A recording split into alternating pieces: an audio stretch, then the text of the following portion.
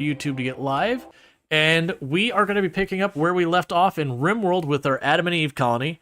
I do think once this colony dies or we hit the point where we're like, cool, we're going to consider this challenge completed, which I don't really actually have a defining endpoint for it. Obviously, if we roll credits, that'd be a defining endpoint. But it's not a thing I've been actively pursuing and all that. Maybe if we do get through and get all the way to the ship, we could have the ship to the stars. Or not ship to the stars, that's the caravanning one. We could build the ship and take it off. I have no idea how we would do that on this map with how little build space. I think you can build under the mountain and it will let you do the ship, even though it makes no sense. I haven't done it myself because I usually don't do that many mountain bases, nor do I really worry about rolling credits very often. Build the ship, send the parents, leave the kids. Honestly, with this many kids, that would be fair. They're like, we're going on vacation. No, we're not coming back.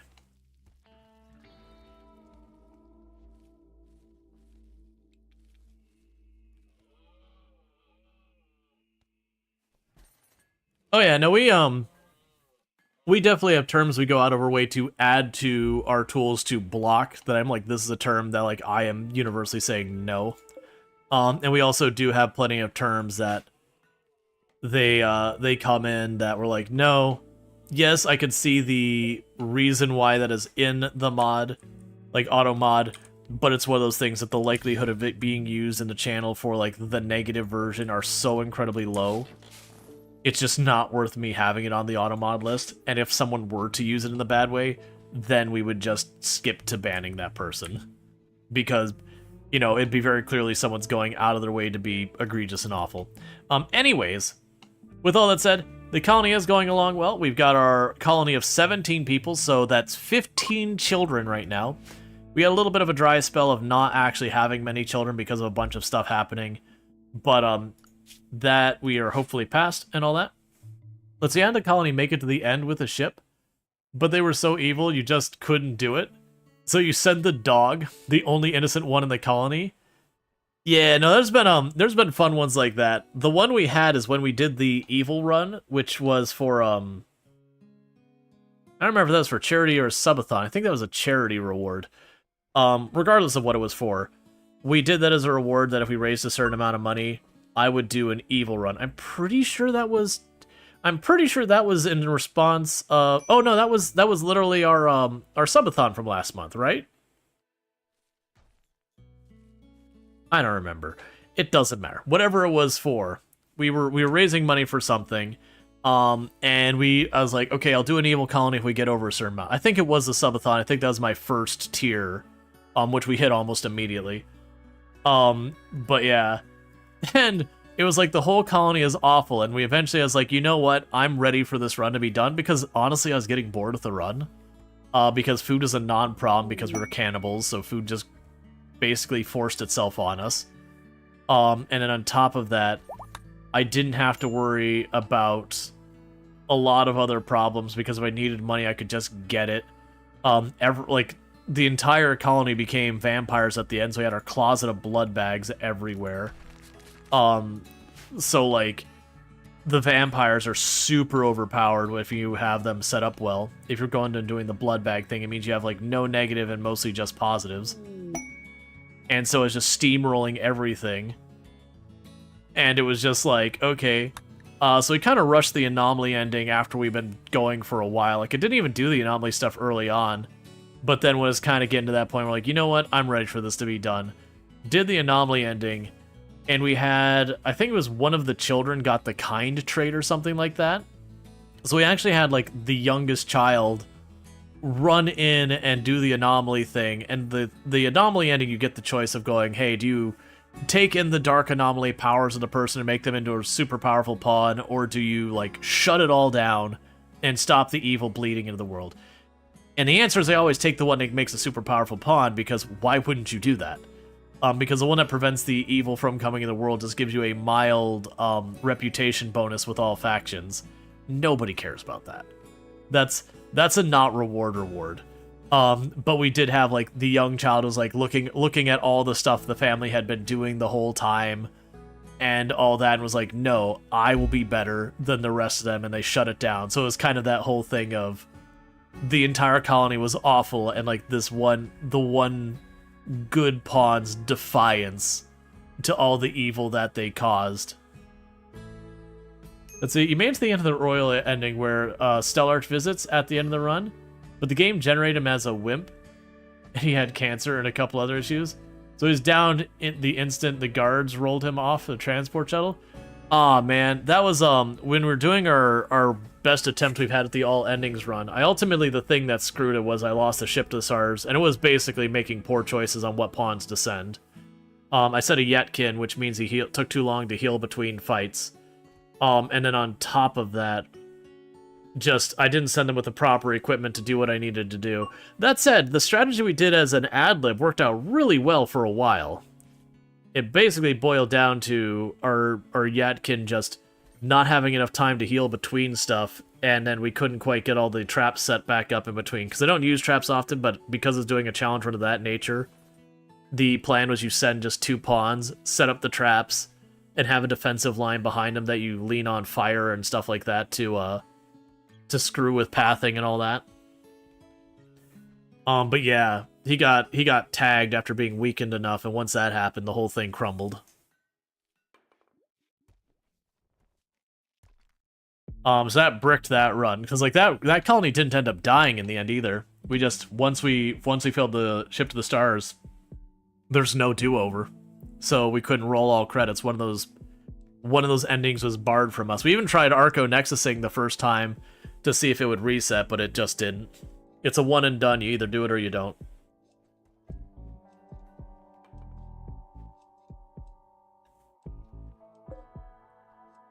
Right. And the very end of yesterday's stream, we did the teleporting obelisk. Let's restrict everyone back to the home area. And we'll void provocation. Because I'm not void provocating because of wanting to, Oh, wait. Not void provocating because I want to do the anomaly ending or anything like that. We're doing the void provocation to get ourselves more things to lock in the basement, because I'm going to need that for purposes of getting more bioferrite, because the more bioferrite I get, the more power I get, and the more power I get, the more I can do with said power. You get the idea.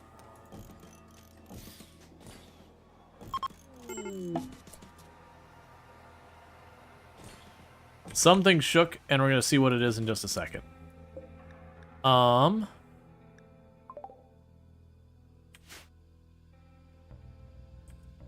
What happened that the screen shook? I guess we'll never know. I assumed it was something like a Boomalo starved and exploded or something, but I'm not seeing anything.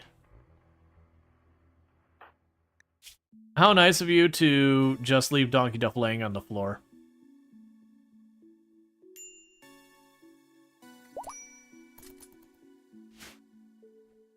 Okay, so some of the things we want to get done that's probably not what it was, is I want to try and get another one of these proximity detectors over here somewhere.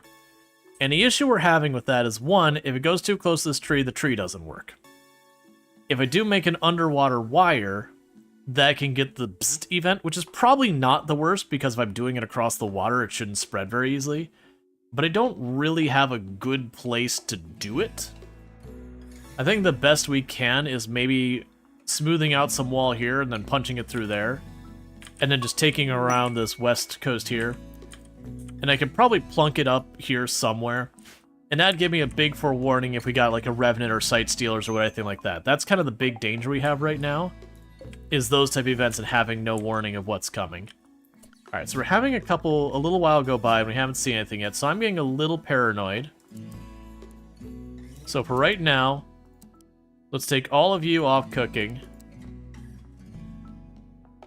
Actually, you can stay on cooking. So we're going to have one person be the cook and all that.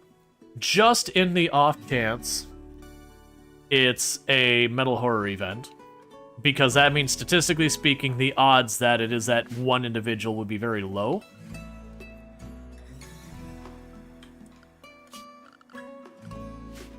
Yeah, so I do think we go... See, I had planned to wire it up there. I actually started digging in that spot. I think this is far enough of a warning. And it could be those things that we have at multiple places. So let's mine that spot, because there's components there anyways. They're not going to do it right now because they can't get there. And in the meantime...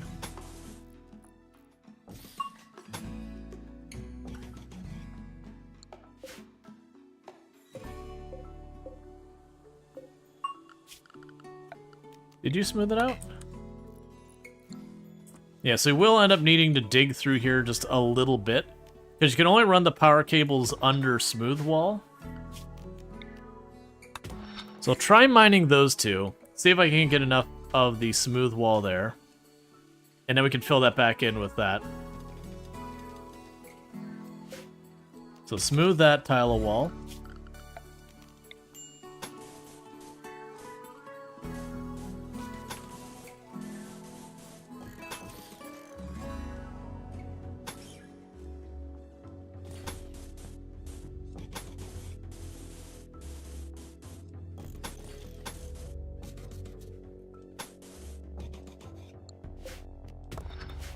Yeah, because we can keep running this up here. And like I said, I'm going to try and tuck the wire in over there.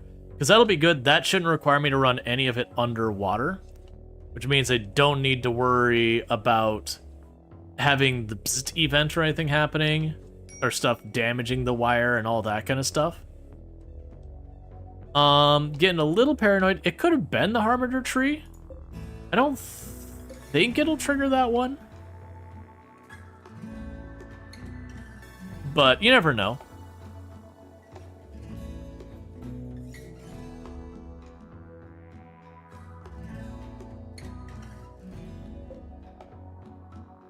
Another side thing is I probably could attune the anomaly to get the more dangerous anomaly stuff.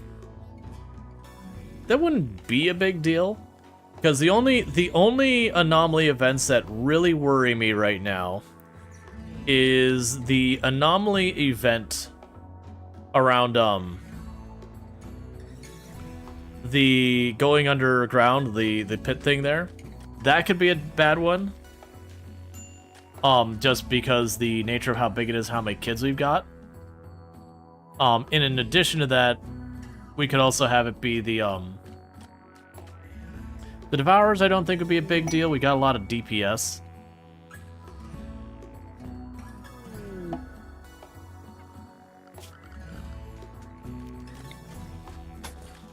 Okay, so when I get that. So Devourers could be a thing. That's not that bad. The Juggernaut, Chimeras, those could be rough. We already had 2 or 3 instances of those, and we've handled them. They get a little dicey. But we do have a lot more melee now. And so that melee should help work to mitigate that a bit.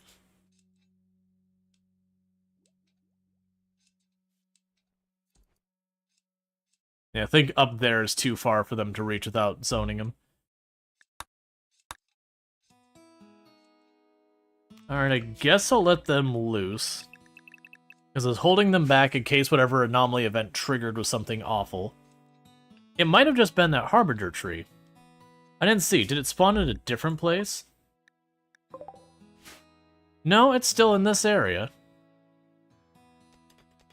If it spawned a totally different area, I'd just assume it was, you know, then it was just that event.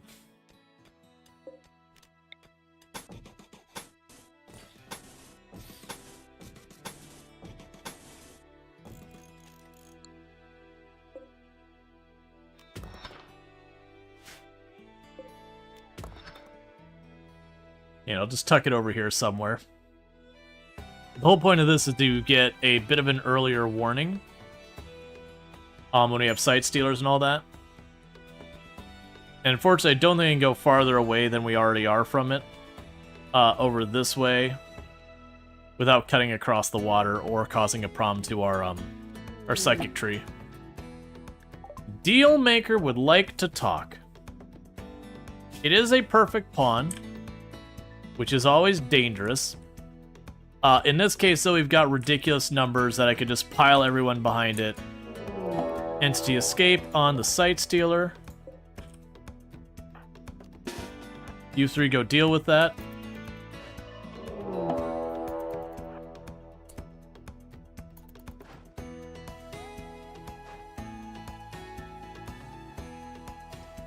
Yeah, so with the deal maker at this stage, I can just, you know, park someone here and take care of it.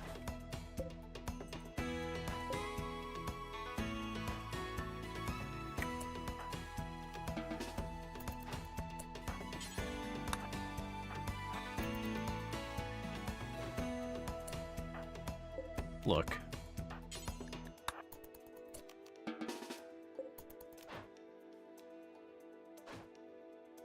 Get out here.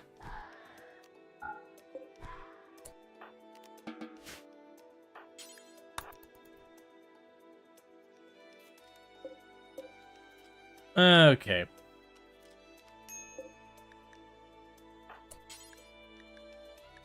Oh, you can't treat them. Wait, you don't need doctoring? You definitely need doctoring. Oh, right, I took them all off doctoring because we weren't sure what the actual situation going on here. Right, that's fine. So deal with that, and then we need to gather everyone. Because too many times the deal maker has caused me grief.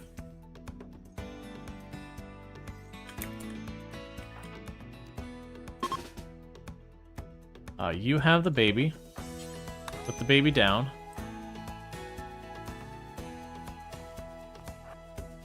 Grab everyone but Server Lord. Because I don't need the flamethrower to talk to one person. That'll just be a problem.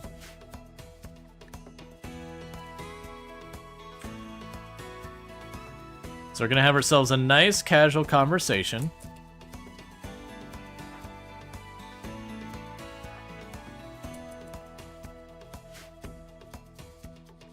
I'm just going to wait till he's not standing directly in the middle of all my people. Come on, buddy. Hey, let's talk. I'd like to talk to you. I don't think you should stay. Okay. And that's just because it is against the rules of my run to accept any outside pawns, so I'm again, like, it's forbidden for me to accept that pawn. Apparently Thrumbo for laying over there for some reason. Okay. It'd be sad if your sites there end up hosting a metal horror.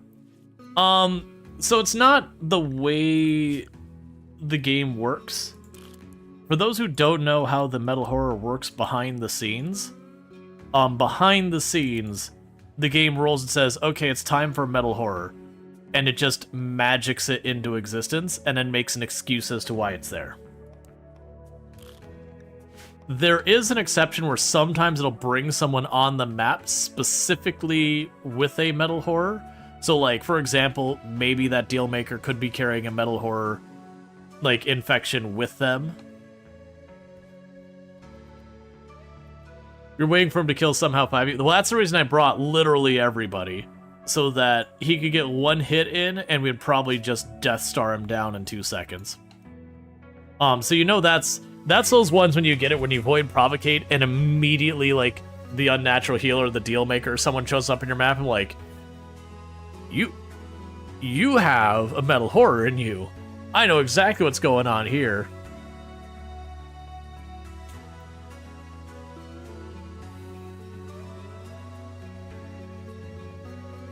All right.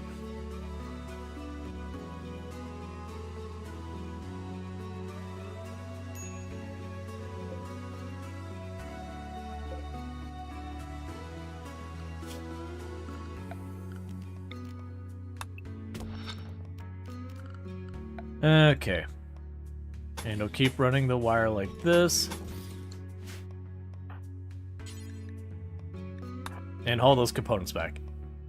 But yeah, that's one of the big ones, is when you trigger that Void Provocation, sometimes you can very easily pick up on if you got a metal horror or something like that.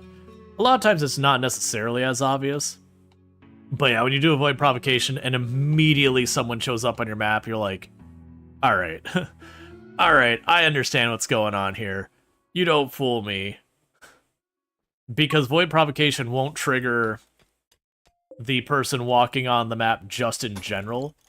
It'll only do it if it's in the realm of, you know, them having a little bit of a surprise for you, as it were. Let's see here. I'll put the proximity sensor there. Yeah, so as you can see, that'll cover the whole entrance. So if we get Sight Stealer, Revenant, anything like that, we will get made aware of the moment that happens.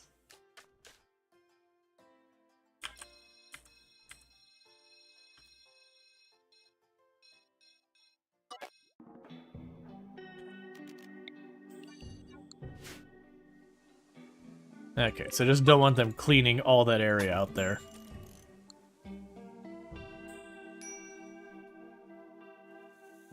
Yeah, we're just putting a couple layers of wall there so don't just have stuff breach super easy.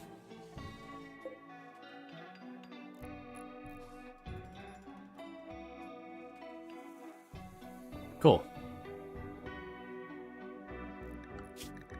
So we'll probably want to put them back under restriction at some point. What are you grabbing, by the way? Burning Apparel. We've got silver ore up there. I do want that. The compacted steel and gold I really don't need right now. We've got tons of it everywhere. Like, tons of it everywhere. The plasteel would be nice, but that's way out of our way. We'll get there eventually.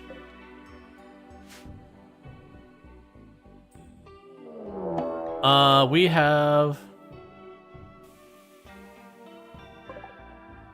a big group of them that are going to attack us. And they're going to summon things. Always has a baby. Always have a baby. Always, always, always has a baby. So let's grab everyone here as quickly as we can. Because they're going to do a ritual that they're going to summon a bunch of flesh beasts. We'd like to stop that. They do have some guns among them, and there isn't a really good angle that I can shoot at them where they can't shoot back. That is just the way it is. The good news is... Oh wait, they're just attacking. Oh, they just immediately skipped to attacking. They probably couldn't find enough room because of the shape of the map. So that's good and bad. Because usually the cultists are really, really strong in melee. And have stuff like Death's Refusal and all that. But on the counter side of that, we do have a freaking flamethrower.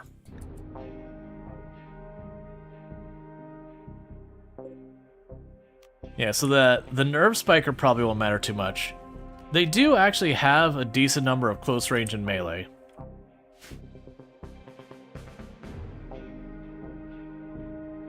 Where are you going?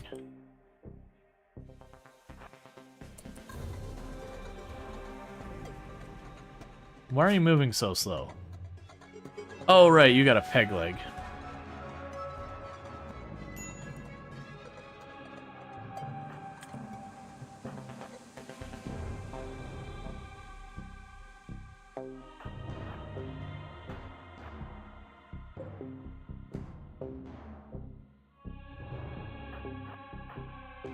That's fine.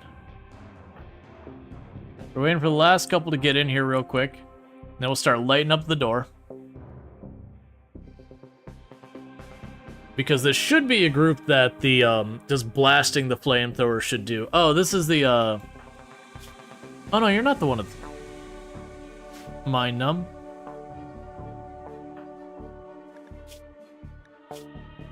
I mean, you're moving at a decent speed. Okay, so get the flamethrower lit, lighting up the door.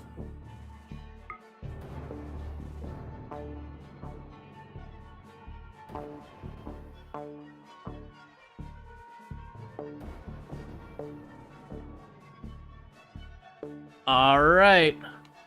Oh, there's no dryads at all out there.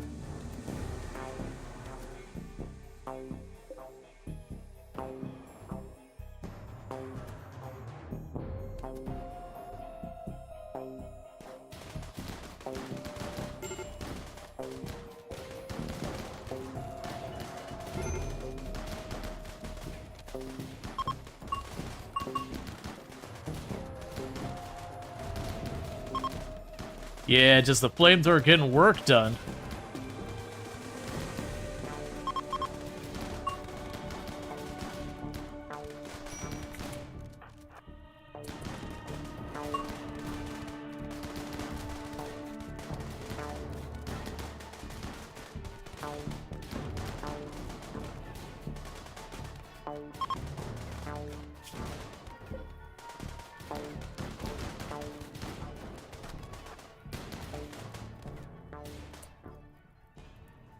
Oh, death refusal.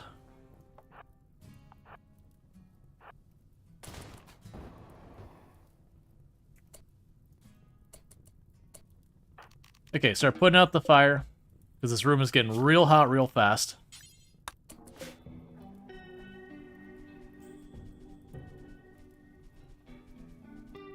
Okay.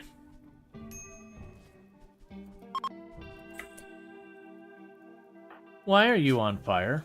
Why would you do this to yourself?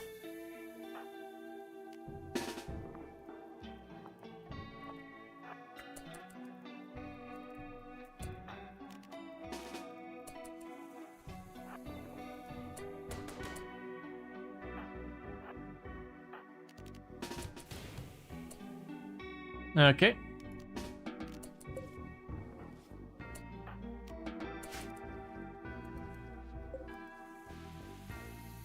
Alright, so the reality is, they're all dead.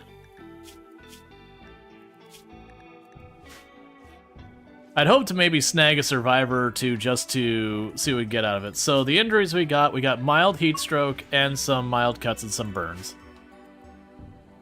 Let's see, would toggleable vent into the trap hallway help get rid of the heat from the fire? It can, but not really. I don't think that'd be that big of a thing. The big problem is I have to vent it all the way out, and the moment I start venting it out there, they will attack the vents and go through there. They'll target it going out of the way. It's the same thing when you put ACs on the outside, they'll target that. We could enclose it in a wall and all that. It's not a terrible idea, but you saw how fast it could typically put out the fire.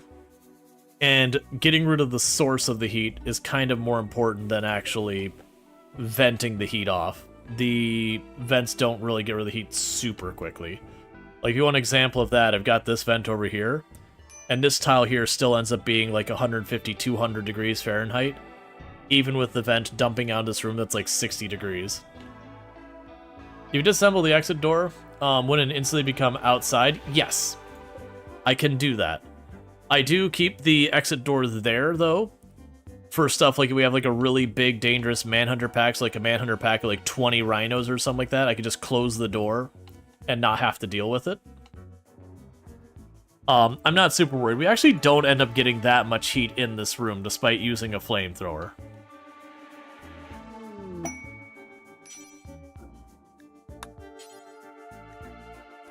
Okay, Steel Mace is probably better than your Equa.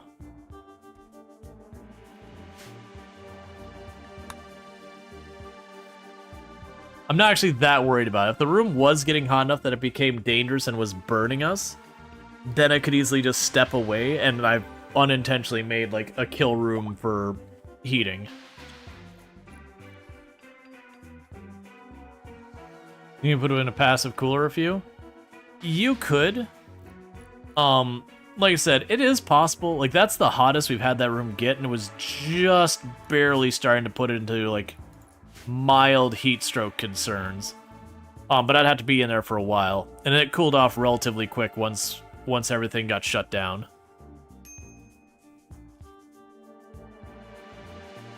Yeah, it's being labeled that way because I've got this bed in here for targeting reasons, for the enemies, and to keep it from people trying to go to sleep in there, is I did set it for medical slaves. I don't keep slaves. So it is seeing it as a medical bed.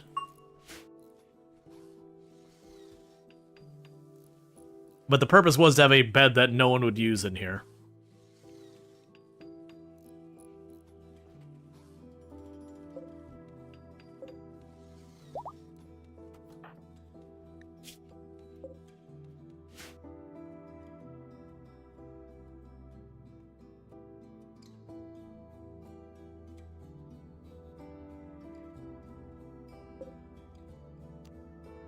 I'm gonna go ahead and pop it. It's not like we're not actually doing the anomaly ending or anything, but that'll open up some of the more dangerous anomaly encounters. And so it is kind of like, you know what? I do want the better anomaly stuff because it'll give me better chances of getting the anomaly bone goop, as it were. So I'll tune that to open up the bigger threats. Plus, it keeps it more interesting to have more dangerous things showing up on the map. Okay, and we do not want to study it. I'm just leaving it that way. Attuning the monolith caused it to twist and grow once more. As it did, Citric Orange got a glimpse of what lurks beyond. He understood. The monolith is a doorway opened wider by your actions. On the other side, Citric Orange sensed an inhuman intelligence, vast complexity, and endless rage. The dark machine god is stirring, and the physical influence will grow. Cool. The big point is, we popped it, so it's doing its thing. With that said, let's get people restricted back to the home area. I don't really need them going beyond that. So we got our early warning detection if something pops in here, because the farthest out my people goes around there, under the setting. So we should get warning all the way if like a Revenant or a Sightstealer pops up here, which should give me enough time to retreat people away. Because that's usually the big danger with Sightstealers, and that is that they catch you way far out and they shred you up, and that you don't have time to really form a defensive line and all that.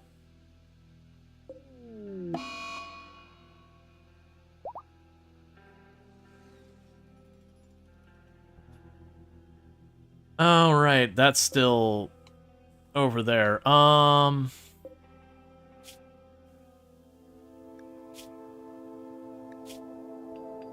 Okay, we do let them haul the human-like corpses outside and dump them here. The big point is that I didn't want them to just sit in here. We do have Anjiru Sensei is a dedicated hauler. He is currently burning all of the apparel.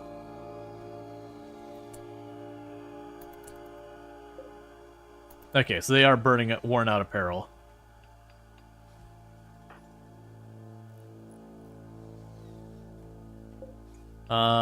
Poor quality, chuck it. Normal quality, okay.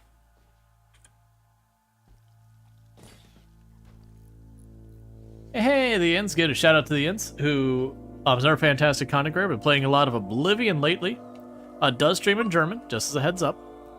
But another fantastic content creator, someone worth checking out and all that good stuff. Does speak English as well, but primarily streams in German.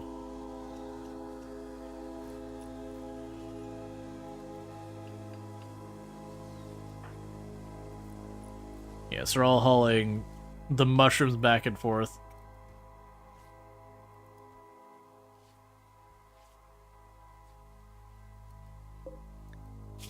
Are your rules? Gotcha. So it is set for rotten only. So these won't get hauled until they start to rot. Because otherwise it'd be that area up there. Let's unrestrict you again. So you can hopefully haul those corpses up to the Harbinger trees before everyone starts getting upsetty spaghetti.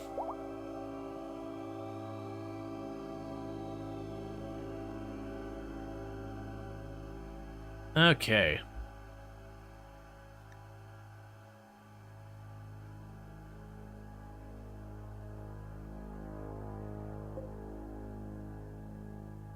Actually, they won't rot because they're frozen. The corpses are in this area are cold enough that's not a situation we gotta worry about.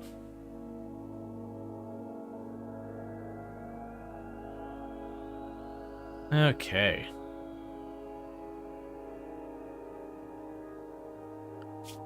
On research-wise, the geothermal is what got automatically picked up. I've got no basic research left for Anomaly other than the Anomaly weapons. Like the Hellfire assault rifle and all that. But I need precision rifle or precision guns and all that for that, and we're not there yet. Leon saying, today you totally killed someone by an axe with friendly fire during the main quest. And the Dark Brotherhood showed up. Yep. Yeah, no, I figured the way you get into the Assassin's Guild and the Witch Dark Brotherhood and the Thieves Guild is you probably have to steal things or kill people, depending on which one you're looking at. That I want to say that's pretty similar to the way it worked in Skyrim, but I'm not 100% on that. Pit gate opening. Oh. That's certainly interesting, I guess. The pit gate is opening in my kill box.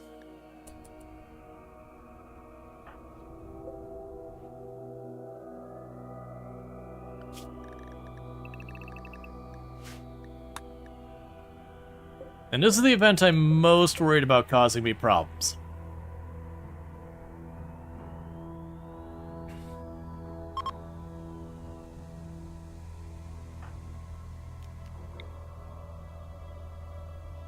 Yeah, you just hold your fire on that. I need you to get over here before that hole pops up below you.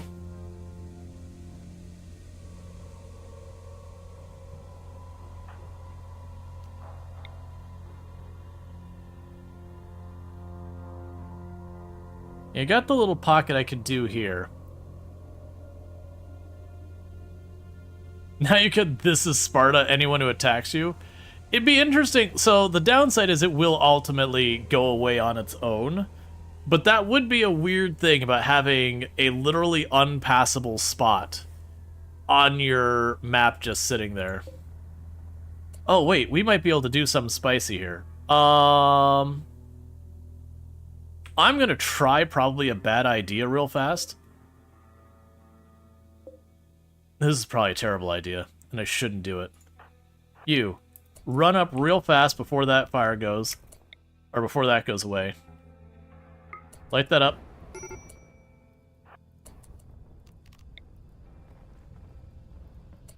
Light that up.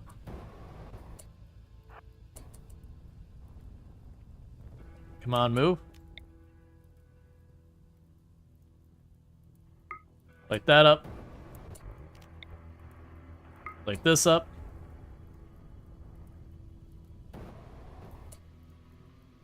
Okay, return to your position.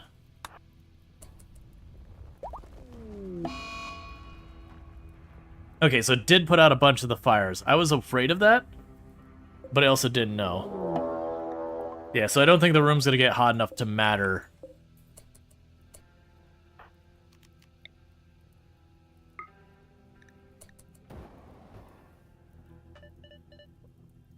Oh, that door's wood. I forgot about that. Let's pop that out of an abundance of caution.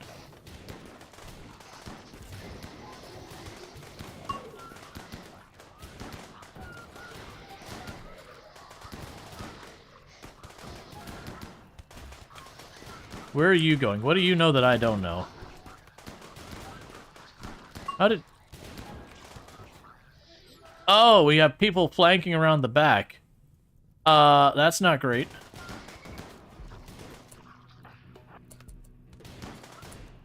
You're just gonna have to stay there and they're just gonna have to hold the back. Yeah, so some of them are flanking around. Why are you trashing my beds up there?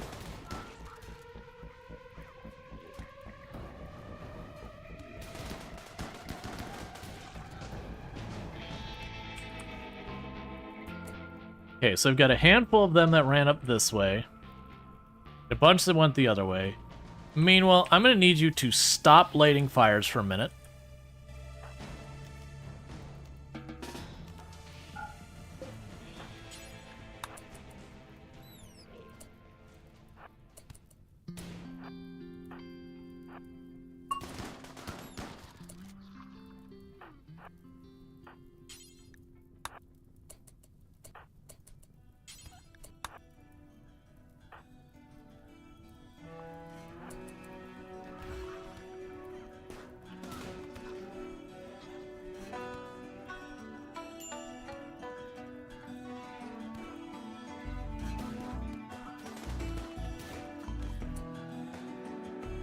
Okay, so we've got one in here trashing my furniture back there, and one up there trashing that.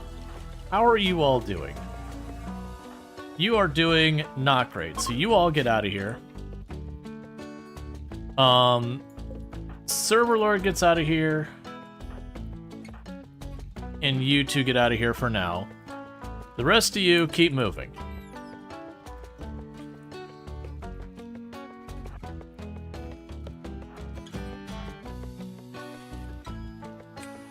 We'll kill the last ones of these.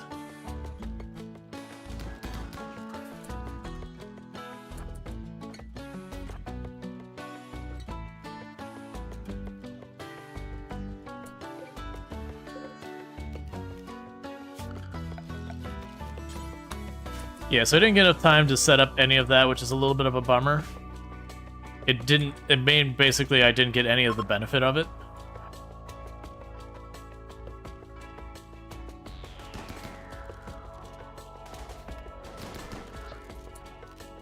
Okay, so everyone take care of themselves. Once we get all that sorted out, we'll be good. Now, we are going to change that door to no longer be made out of wood. And we did lose a chunk of the wall here from all of the fighting. That's not super unexpected for what happened there. And just the same...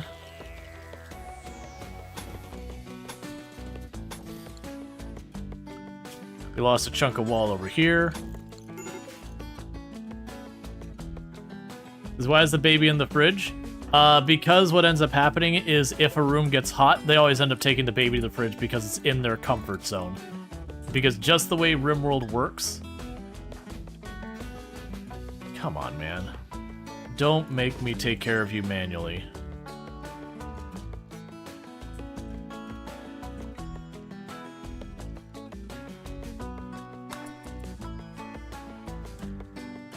But just because of the way it works, if you look at the temperatures that the children can handle, it's only 86 degrees Fahrenheit, but minus 22 degrees Fahrenheit.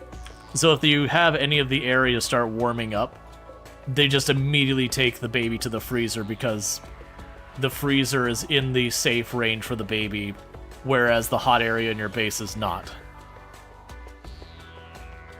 It's kind of a silly and ridiculous thing, but it is what it is.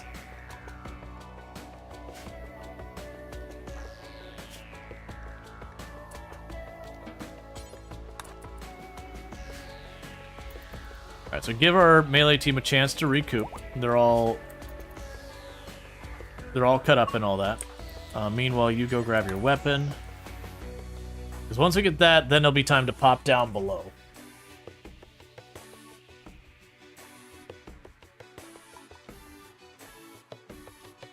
Cribs in the freezer, new meta.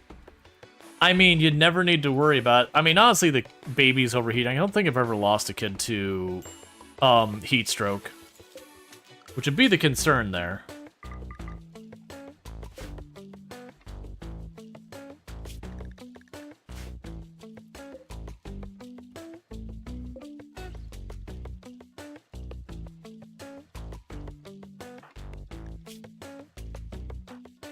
So you are getting healed up quickly.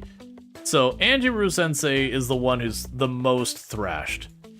We don't want to wait too long. If I don't have anyone go down below for a long while, they will just keep sending raids up after us, just like that one. And this one where I'm able to prepare and know exactly what's going to arrive because it happens immediately after it spawns.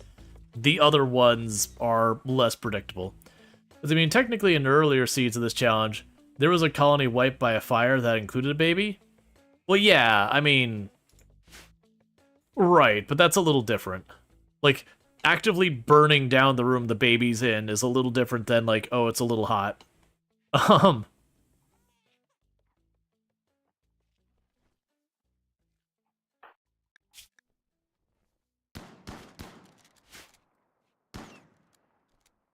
Alright.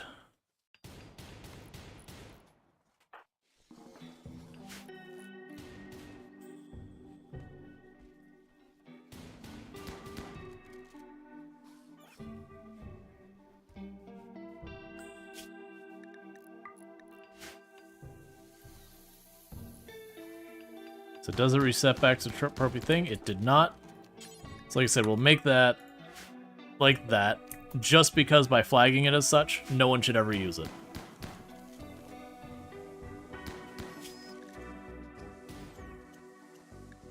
And once these injuries aren't that bad, we're gonna pop down there. So we got shields thanks to our book.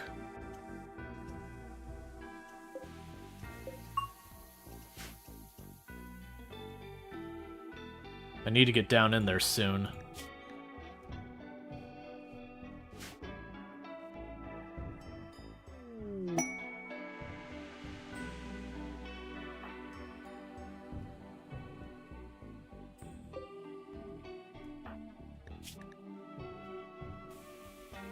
I'm going to go with it and say it's time. Enter the pit. Children, you're going to help out, but you're going to stand back for just a minute, let all the other ones go in first. Okay, so we have adults going down the pit first. That's what I wanted to do, because sometimes I've had to jump down and then immediately be attacked the moment we pop in.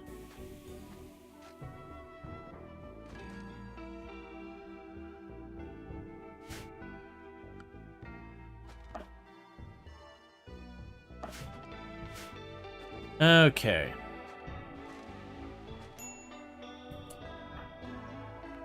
So grab all of you. Meanwhile, everyone other than Server Lord, start blasting.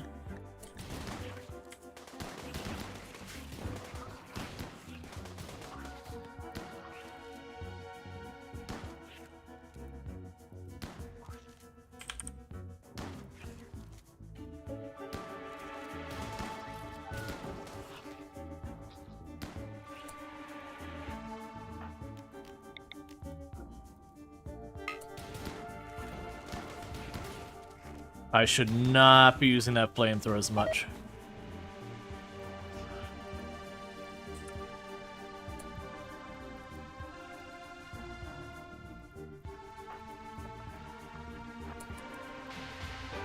What we can do here...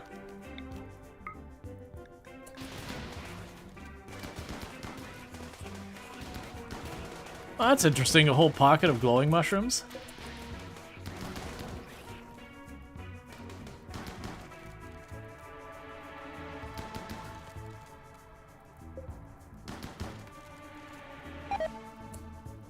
That's fine.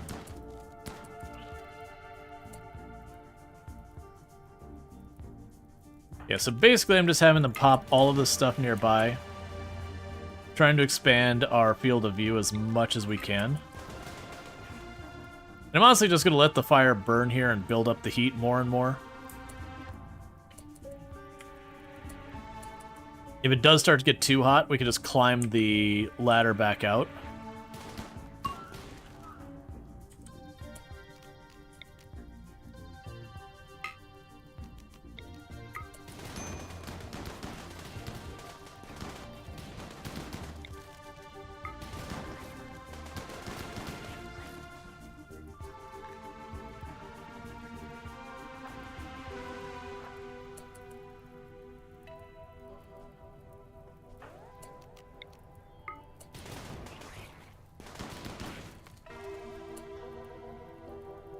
So this is some sort of side mission? Yeah, so we have to go down here and kill, like, the main thing down here. Because until we do, it will spawn enemies above. So the reason we all just popped... I didn't mean to do that one. The reason we all just popped out of there real quick is it was starting to superheat the air, so a heat stroke was going to be a problem. So I'm going to let that burn for a minute. Everyone can take care of their food, their sleep, all that stuff, and we'll pop back down in there. It's not normally how I do all that, but... in this particular case, I didn't quite hold back the underground thing. So we got all this fire burning down here. It's getting to be 200-300 degrees in here. My hope is we can get it hot enough down here that the fire will naturally start lighting other stuff. Like, it'll build up enough to start killing the enemies down here. I believe even these have a heat tolerance they can get to before they'll likely catch fire and that kind of stuff. I don't think we're going to get that hot. We're getting to about the mid-200 degrees. But yeah, as you can see, some of the enemies down there are starting to get heat stroke on their own, right?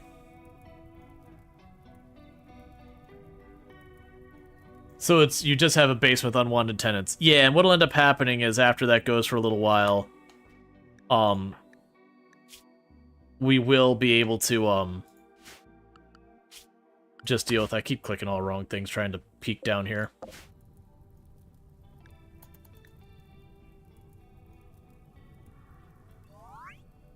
Growth, Moment on Mohan Rai. So you are really good at shooting. You are psychically dull.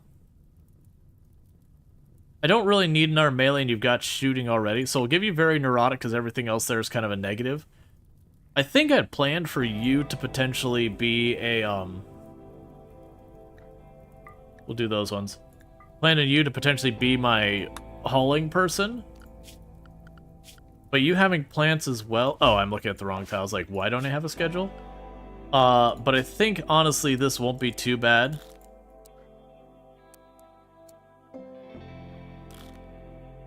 Because I do need another planting person. Yeah, so everyone's taking care of their basic individual needs and all that. Oh, right, the reason why we don't have any dryads is I stopped having them maintain it at all. Yeah, so as you can see, the fire is continuing to spread. So I'm kind of hoping that's going to clear out a bunch of stuff for me and I don't have to put much effort into it. We'll see.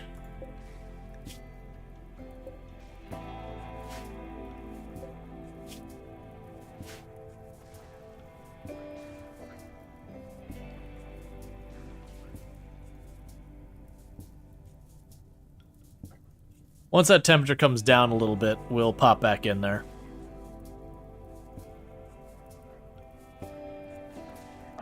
It also gives you a moment to recover a bit more from those injuries from the initial wave.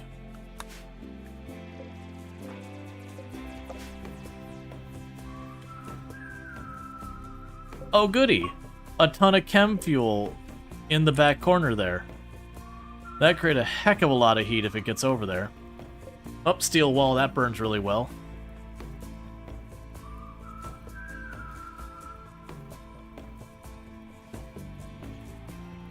Don't say eat of the flamethrower?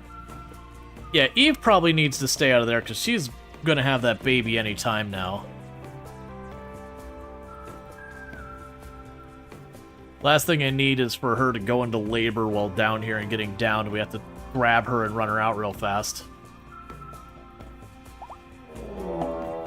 Okay, so we released... That's the thing we were looking for. That's the thing we gotta kill. So let's get everyone down in here again. It's not too hot that we need to worry about overheating.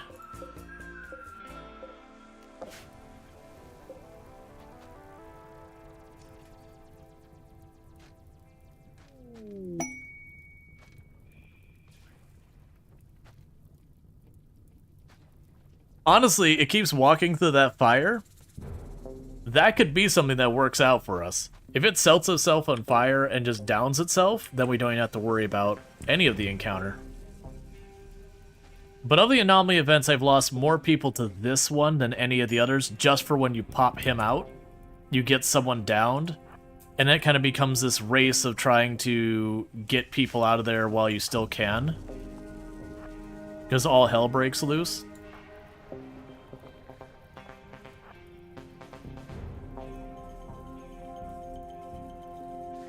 Yeah, there's not really a good choke point for me here.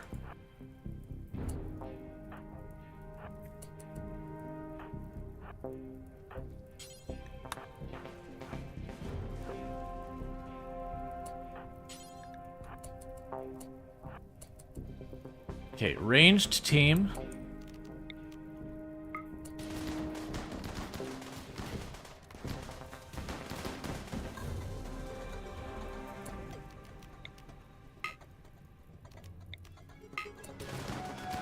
Maybe try and open up a path so we can start getting shots at it.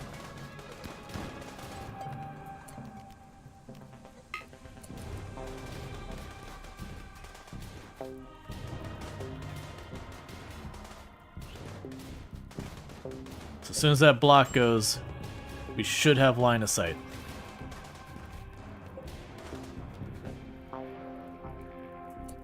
Yeah, mild heat stroke starting to happen down here.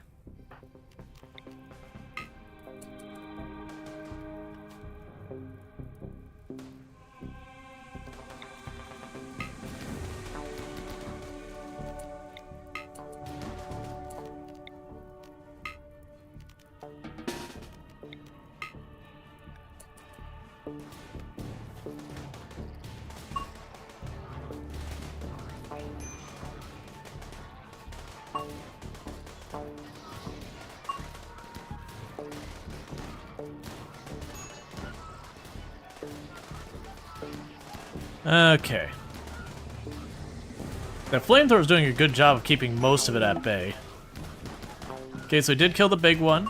Let's not make the mistake of trying to retreat all at once and getting overwhelmed from being attacked from behind. Okay, flamethrower, I'm a little worried about you shooting across the party. Let's keep you firing over there to try and keep the stuff running in at bay as much as you can. Just slow the tide of stuff rolling in.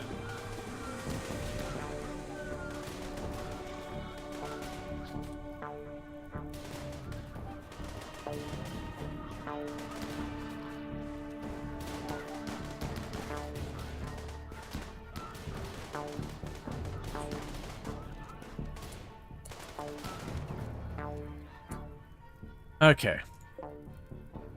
So, I could stay and grab goodies. I've had this go bad real bad for a lot of times, and it will gradually release more and more of these enemies out in the distance. So we're good here. Yeah, I'm leaving some shards behind. Whatever's in there is going to get left behind. I don't honestly care that much. Any of you get hurt real bad? Citric got pretty slashed up, which isn't super surprising, being they were kind of on the leading edge of the melee team.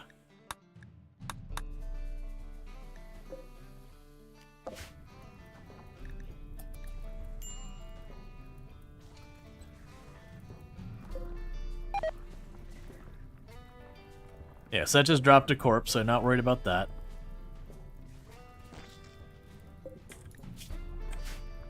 Yeah, so as you can see, it's releasing more and more enemies down here. You can get some goodies if you feel comfortable going down there and just clearing. Like I said, I've just had real bad luck going down there and just, you know, just having someone get downed and then having to go through a whole thing about trying to run them down to take care of them and all that kind of stuff. We have... You should be assigned to doctoring. Okay, someone's taking care of it. That's all that matters.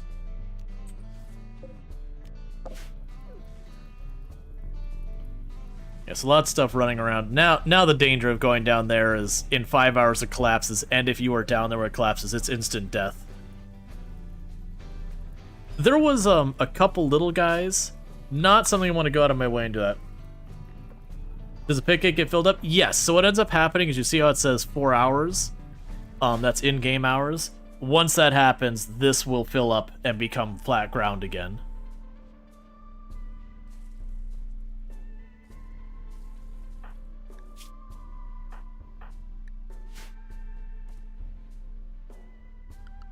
So we can unrestrict all of you.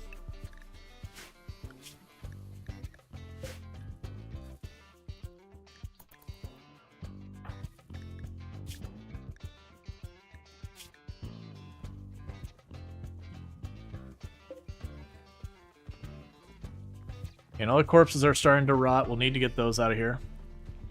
Okay, throw things in the hole. You could. I could go down the hole and set that up. So let's see. Did that break my power connection? Interestingly enough, the power connection stays.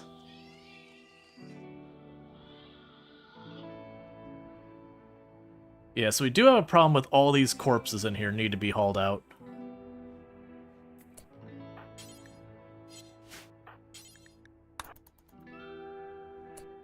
Anyone cutting through here who is not hauling a corpse, like, who's just cutting through, is not a small child, is going to be forced to haul away a body before everyone starts dying of corpse sickness.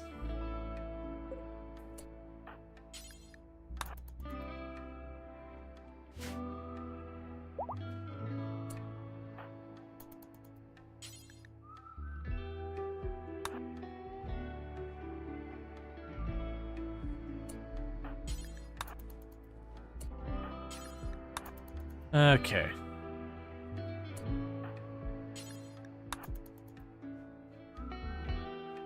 Because right now it's way too many bodies in here.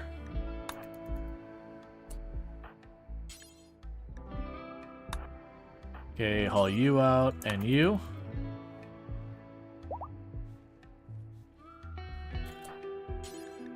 Please don't sweep in that whole thing. Okay. I did see there was a mod that you had a festival you could do.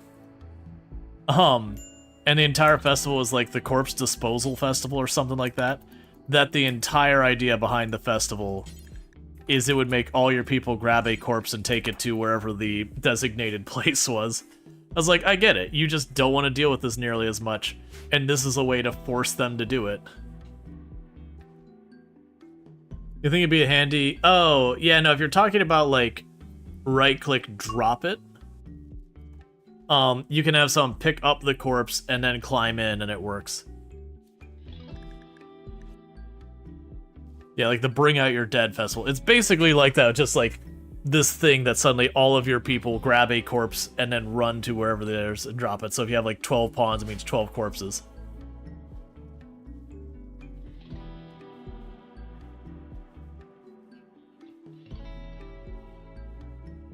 Normally it's not a problem, we just had a lot of corpses in there.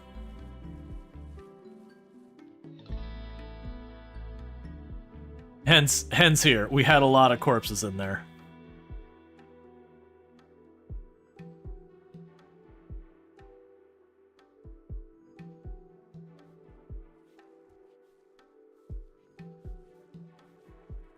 You get to name such an event, you call it spring cleaning. Yeah, no, if you go into when you go to your rituals, at the time you add a ritual, you can name them if you want. I usually don't bother. Like, once in a while, if I'm doing, like, a thematic run, I might lean into the theme. Like, we had, when Coral Island was releasing in 1.0, and it was one of those things I was really itching to play Coral Island, and I knew it was a bad time for me to play Coral Island, because, like, it was just about to release. So we did a Coral Island-themed run, where all of the pawns we got were basically made to be Coral Island characters. Like, each time a colonist joined, we would edit the colonist to be one of the Coral Island characters. It was a fun, gimmicky, silly run. It wasn't, like, a challenge or anything, but it'd be like doing a Stardew Valley run, where you had, like, the one person who was good at mining might be Clint, or whatever. That's it. Could you pick up corpses and place them into the pit gate before it closes? Yeah, so that was what we were just saying, is that you can pick up the corpse on the person and say, hey, put it down, like, go down into the pit with the corpse, and then just leave the corpse down there. You can do that. But you can't just stand up top and be like, huck the corpse in the hole, and, like, have them toss it over the edge. They actually have to climb down into it. I believe you can do it where, with the pit there, you can, like, caravan into the pit. And you might be able to grab a bunch of people and say, grab all the corpses. I've never tried doing that. It'd still be the same thing where they climb down, then drop it into it. So you like doing themed runs? You have done a Firefly theme where all your colonists were sci-fi show Firefly? Yeah. It could be a fun one where it's like, it's just a silly run. It's not really adhering to any type of challenge or whatever. It's just, yeah, thematically, we're going to go ahead and name them these things. Eventually, I'm going to mine out the steel and the components inside my base walls. Right now, I'm not bothering. I have plenty, and it just sitting around will be even more wealth to worry about. But that's fine. How goes the power? I still have 1,000 watts left over.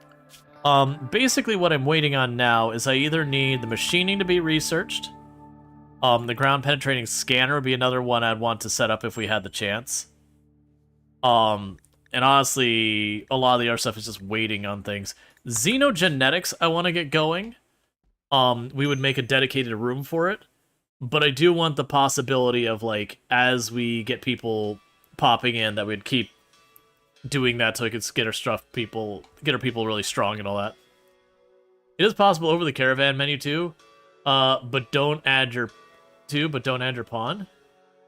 Oh, if you don't enter a pawn, will they actually carry it? Because I thought it was the pawn had to facilitate it. That the pawn had to be the one actually to carry the stuff down or whatever. I need more cooks. I think we're finally at that point where one of our people that was assigned to not be a cook is going to have to become a cook. I mean, you at least know how to give me legendary stuff. Yeah, the only problem with this is the caravanning. We're in the mountains, and so caravanning sucks. Because we go really, really slow for most of it. At least now, technically, I've got some pack animals. Yeah, so we need a cook, we need a hauling person. Yeah, no, I got what you meant, Paw Patrol. When you said courses, you meant corpses.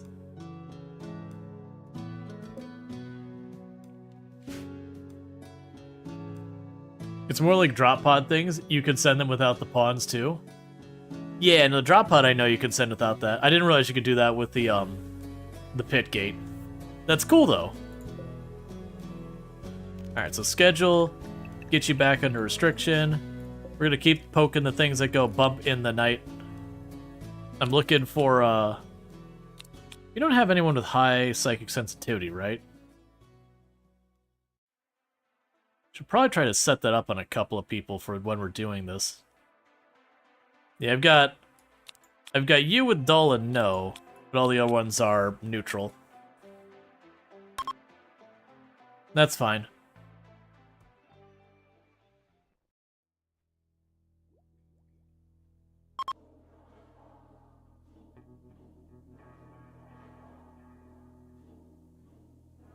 Let's see, have you had off-map problem causers? Yeah. It's not that we can't caravan, it's just really rough from where I'm at. Why am I not centered over my character? Or my town? But usually the way you find your town is just look for the really close to... Well, that's Ship to Stars, which means it should be the opposite side of the planet from there.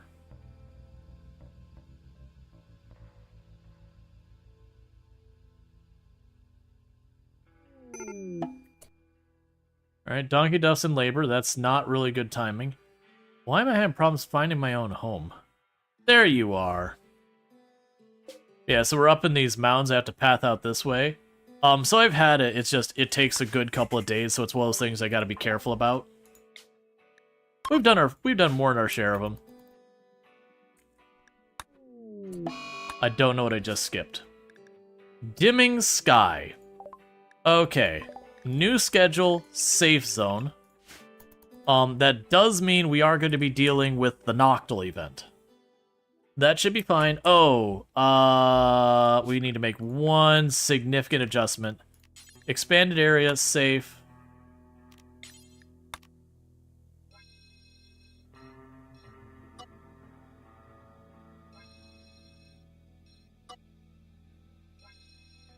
Those don't have lights in them.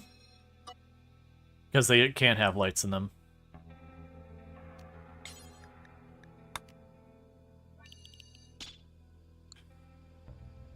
And then same over here.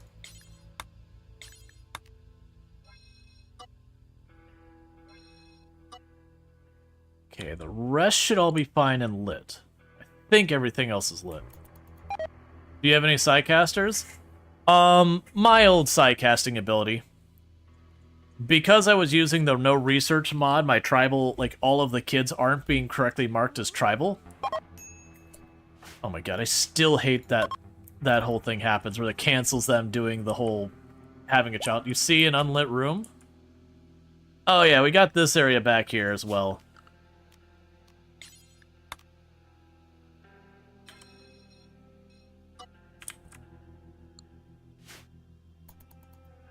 Because this one has a light, these ones have lights, all of those have lights. These all have lights. I mean, it looks like they all have lights. If we have an unlit room, we deal with it. Alright, so we got ourselves a healthy baby in the colony, so love to see that. So we'll go ahead and draw the name there, and that'll be Moriarty. I've already lost track of the new baby. Where are you at? Name the baby. Moriarty. Accept. And we'll go to your feeding schedule. Urgent on everyone but Mom. There's no shortage of people who could do that. Just above the hospital.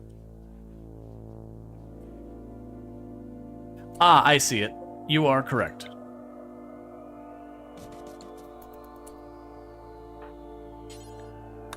So let's get that done real quick.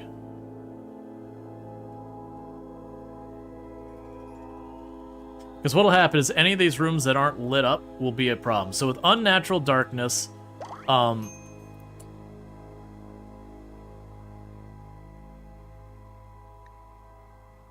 has become a child? Did I miss naming someone? I did. So we'll have Marcos, please. I had totally missed that, and we had a growth moment on... Yeah, that's the same one. Okay, so we can go to you real fast. Full recreation schedule. Restrict to the save zone, work. Get all this set up.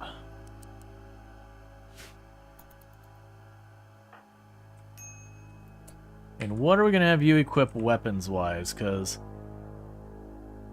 machine pistol will work for now.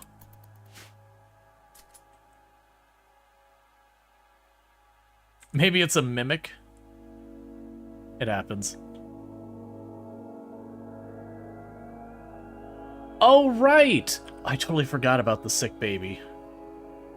I got distracted by the pit gate and I totally forgot. I'm glad the sick baby worked out. Oh, do we have you... Gotcha. So he did set you to use, the really good medicine. Darkness soon. It's just warning me that we need to do that. Oh, Donkey Duff? Where were you when you went down? You're up here, right? You're up here somewhere when you got downed.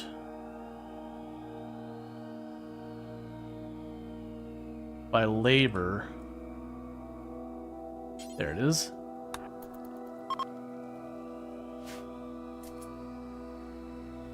Does he do you add your name to the colony list of newborns, or is this for your subscribers? You get your names added. It's on the Twitch side. It's just unfortunately having the bots go between both Twitch and YouTube. I've not found a single one that works particularly well. So it is just a thing that I focus on the Twitch side for that. Because generally, to be entirely honest, when it comes to interaction on the YouTube side, I actually have very few people interact with the stream that much, even when I have a decent number of viewers on YouTube, versus Twitch is a lot more active. Okay. So I've got the darkness going on. So I've got one here, one there, and one up there. So we start that foray. It's probably going to be the whole group running out there as a group, just knocking one down after the other, which is probably what we're going to do. But I am going to wait till Donkey Duff is able to stand up on their own and not immediately collapse. So you were up here. You got down because of food poisoning. Vortis was attacked. Ah, I've got one little room here that doesn't have a light. So go build that immediately. So that's what you're seeing there, is like, if I miss a room like that, while they're in the darkness, they'll get scratched. And usually the attacks are very minor, but they do add up quickly, and you never know when you're going to get, you know, like, you know, cut in the neck kind of thing. The bigger concern is all my food sitting there and I can't get to it. So we're going to have to go relatively quick. You're just starving because you are dealing with food poisoning.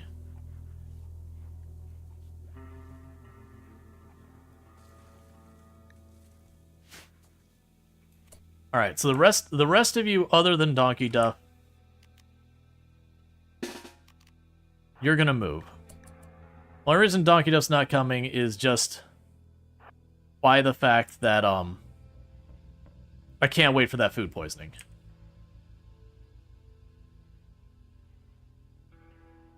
When Octos go for the neck, it's bad. Oh yeah, because it'll hit you in the neck, and then suddenly your pawn just collapses out of nowhere.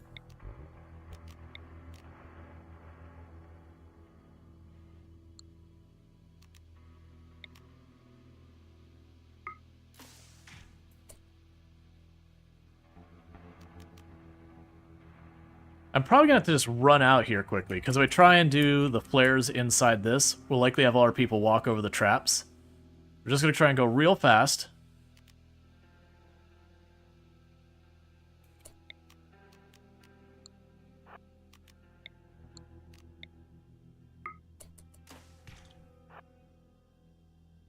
Okay, we got the flare down. Okay, so no one got cut up yet. Alright, so first one's way over there.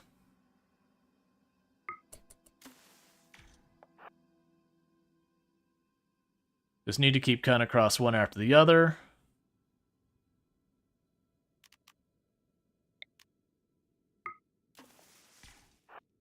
Keep lighting our way.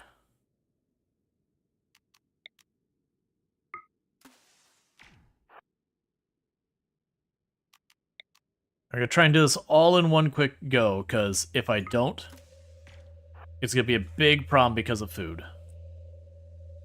Luckily, I've got a pretty unreasonably large size force.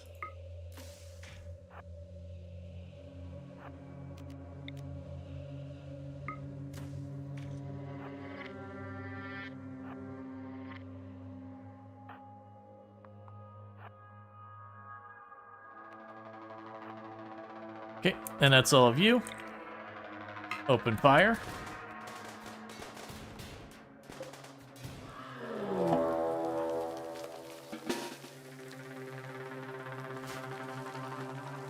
Let's shift you over one. Shift you up one.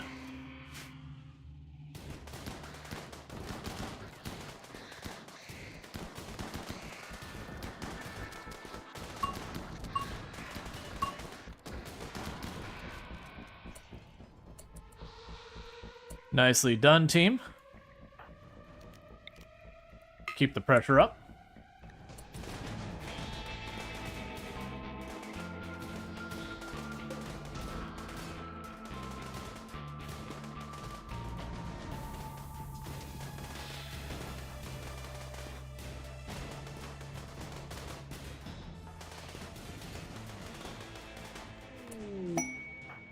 Okay, next flare.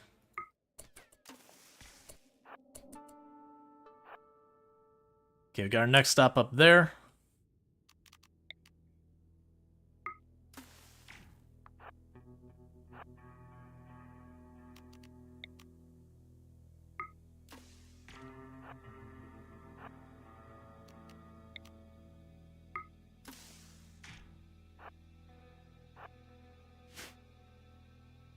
All right.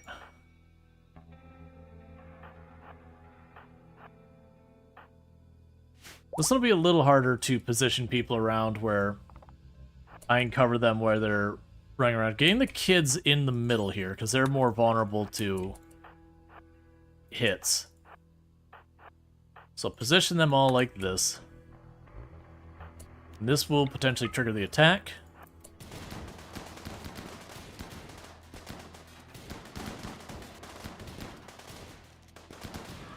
Alright. So, Noctil attack. We do have multiple sides, but they seem to be more focused on the western flank.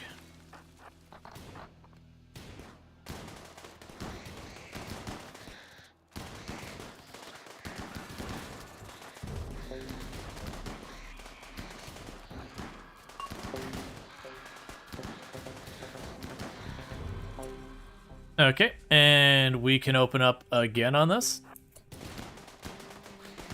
Alright, one more to go. We can start this by popping the next flare right over there. And it's way up there at the edge of the map.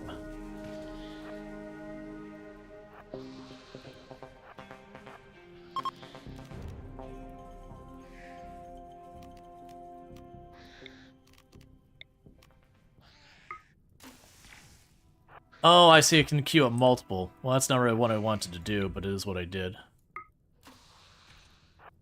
So the good news here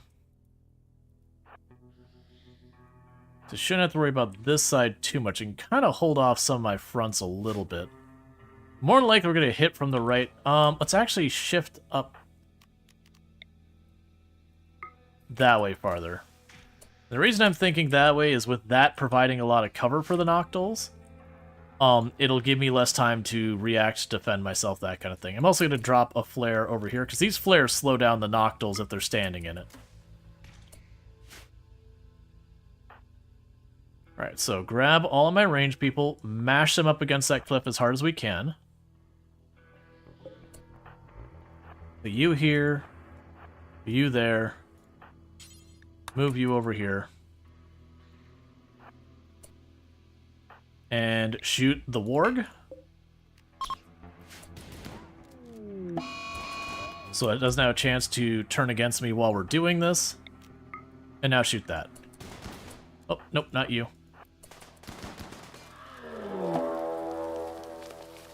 Okay, they got a tiny little pocket all the way on the right. Oh, and left there. Yeah, biocoded. Okay, and how bad does it look? Yeah, so it's mostly on the right. So you run over here to hold that front. We toggle all of you. Let's pop one flare down there. And we can pop one flare right on top of that.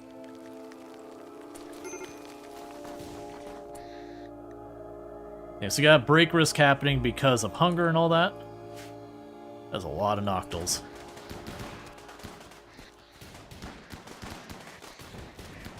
Knock it. Okay. That leaves Mandible free to move over here.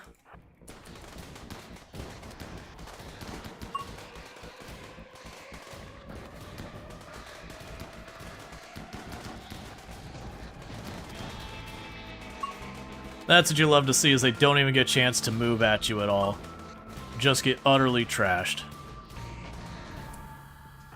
Okay, and with that, the rest of you open fire on this. Melee team.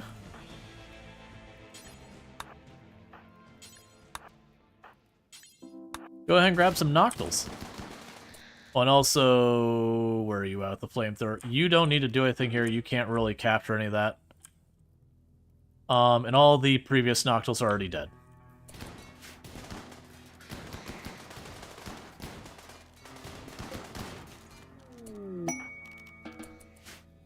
Oh, wait, we got one more here. Basically grab all the Noctils we can. Most of them probably won't survive the way back. Schedule. Unrestrict all of you. Safe area.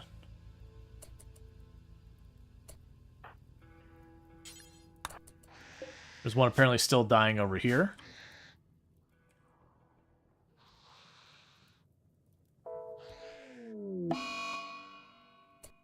Okay, you had dark visions. That's fine.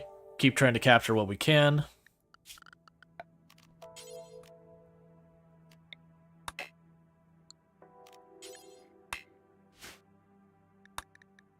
Yeah, so Donkey Duff's the only one starving right now.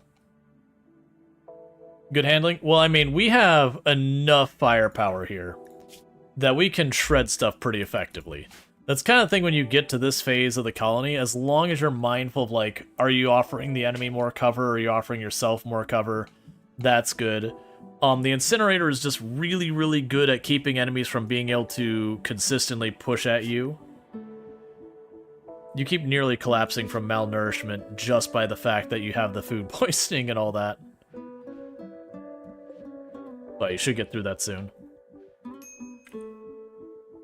We'll see how many of these Noctils actually do get to the hospital and patched up. Honestly, we didn't take a single hit there. Those flare packs are just super important.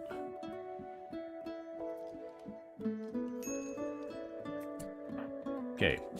You desperately need food. You desperately need food. You patch that one up.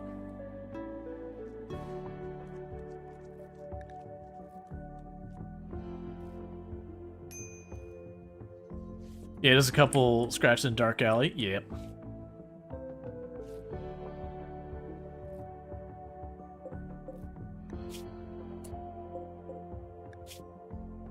It's 11 hours left in you. 12 hours left in you. 3 hours in you. So you switch over to take care of that one.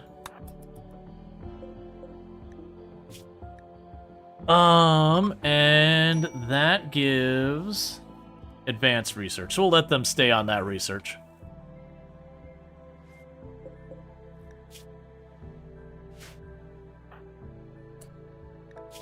Okay, so you need food. Half the people need sleep.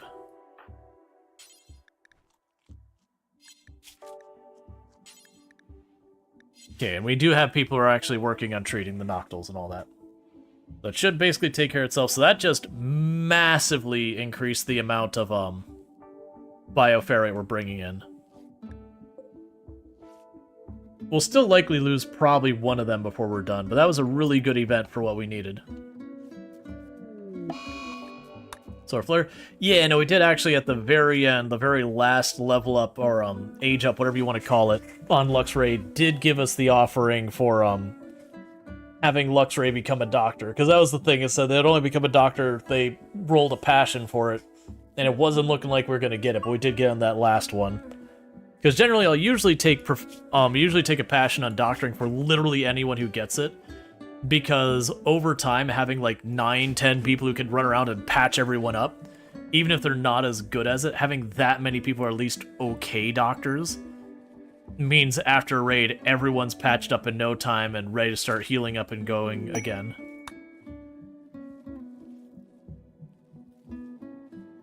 I believe the game is set up so you physically cannot get the Noctil event, the anomaly ending, or the solar flare to stack. Because it would literally just kill your run. So I believe the game, by its base, has a hard restriction on certain weather events during the Noctil event.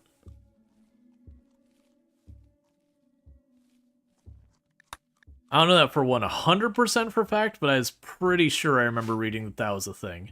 Because, like I said, it would suck to have a giant base like this, and everything is fine, and then suddenly have, like, 2 events that overlap that instantly kill you.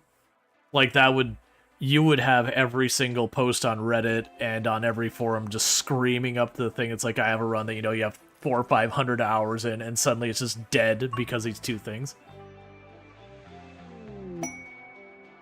It doesn't work if you mod in the Lethal Darkness, though. Ask me how I know. So my understanding was the Lethal Darkness got updated to disable solar flare. I could be wrong in that one.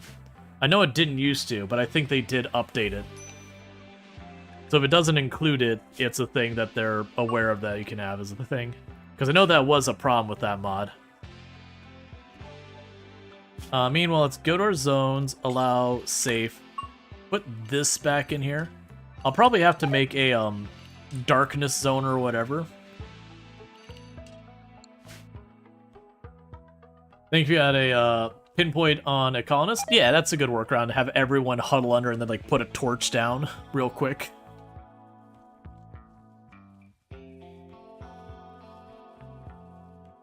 Yeah, so got some people getting some food poisoning. That, even if you like max out your cooking, that'll be a problem. Right now, the issue is more just a matter of we're not getting our food cooked. I've got 2 cooks. Donkey Duff is one, who's struggling to keep up because Children's. Our other cook is Conrite, who's currently fixing their recreation and cooking some meals. We're also at the point that I need to be going in here. You're still set to that. Let's make that 50 meals.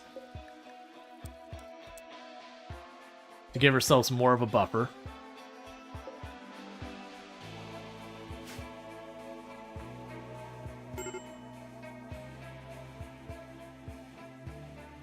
Yeah, because we got all our raw food down there. Need some fun. Then you make samosas? I don't know what that is. You are intense paid because food poisoning.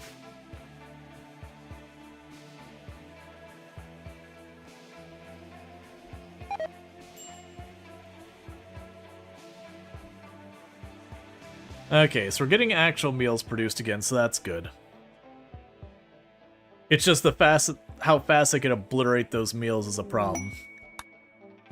I genuinely think I might just need I probably need a hauler more. Because if we brought all this fungus up here, there'd be a lot less walking.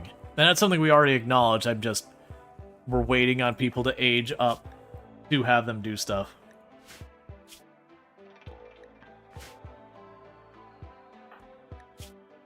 Okay. You should start going into recovery from your food poisoning soon. How's Brain Group doing? They're doing fine. They have crumbling mind, it is what it is. They are doing art. Because with that, they're not allowed to haul or all that.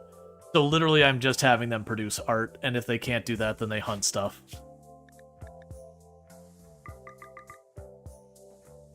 Alright. So with that said, chat, my wife just got home. So what I'm going to quickly do is I'm going to run downstairs, welcome her home. I'm going to throw some food in the stove or whatever, and be right back up. This is the normal thing that happens around this time during stream. It's just weird timing stuff that goes on over here. So this is my quote-unquote long break. It's about 5 minutes. So I'm going to run downstairs, make that happen. I'll be right back here in just a couple minutes, and thank you again for tuning in.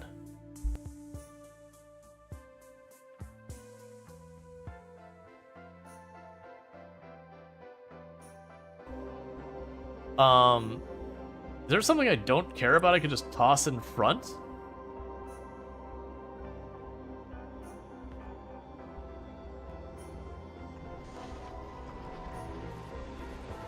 Hurry, hurry, hurry, hurry, hurry. Aha! I have shields!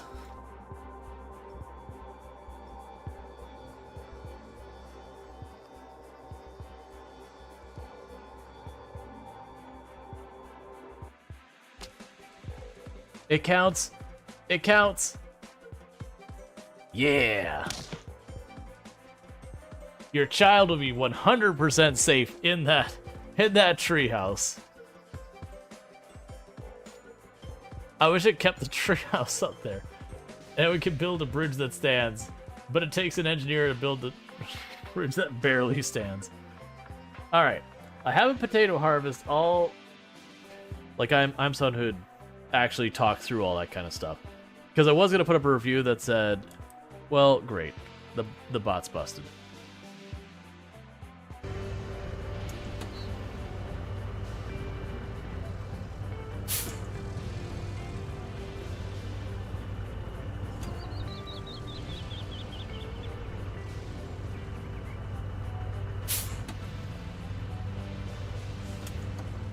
Okay. Now, the problem we have here is I have to move things that have weight. And they're gonna make me want to slide. And as you can see, we're not really on there well, but it is what it is.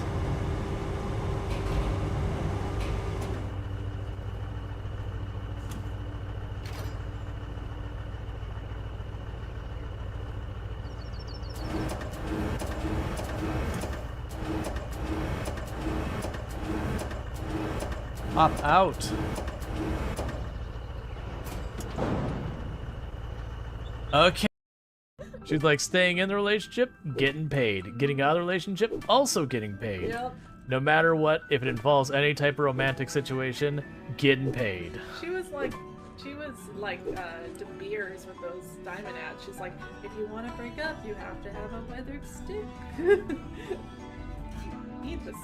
You wouldn't want to break up without a weathered stick. Yeah. Like, I mean, you got to spend at least 2 months' salary on a weathered stick.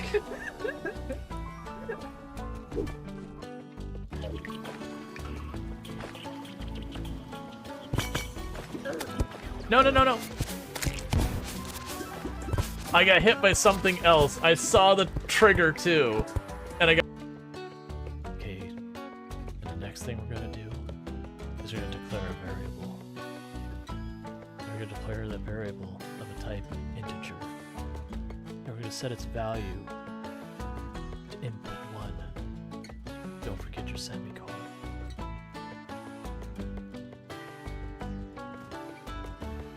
Did I mention the game is jank as we just punted you into the sky? Like, am I dead or alive? I guess I'm dead.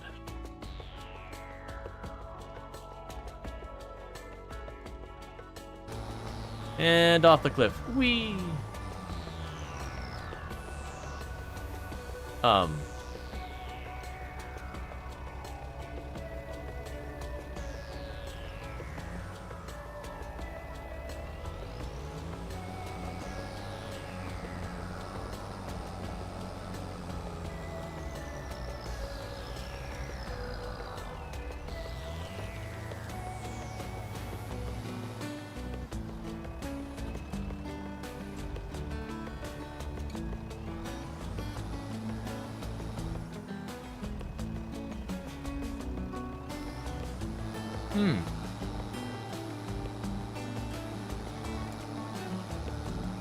Well, that's interesting. And I'm trying to pull them up. There we go. It also feels like it caters to that specifically. Yes, that's... You okay there, Bo? I'll just give you a moment to sort yourself out.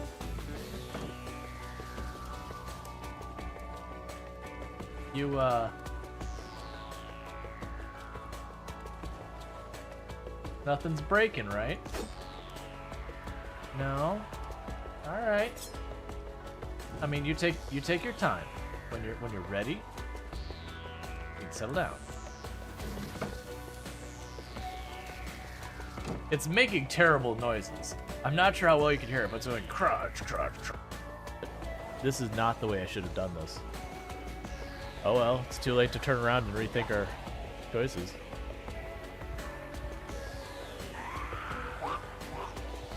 That is death right there. Bully, bully, bully, bully, bully. I don't know if that was a zombie hitting us or if that was us falling down. I am uncertain. We're gonna take our chances with left. So 60% chance nobody dies. They died. Perfect. Magic. The real money is over here.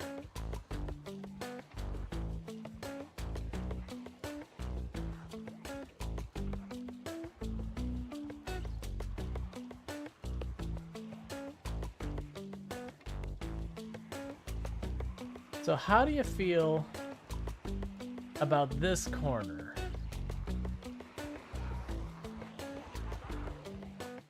More than you know. Don't forget beautiful. I am also beautiful. The sun's coming up. I must go. I shall put my own heart aside and do what's best for the kingdom. I need you to reaffirm me saying I'm beautiful. Don't leave me hanging here. You're supposed to agree with me and help me. No. My feelings. Your not answering my question or not reciprocating is not unheard.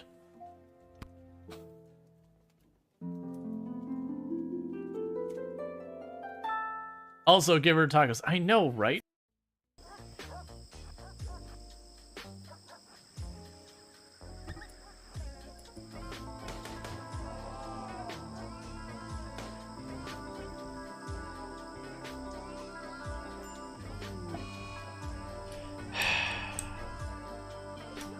Well, at least we did enough damage, it's gonna die. No. No, no, no. What have you done? Why would you punch a warhead?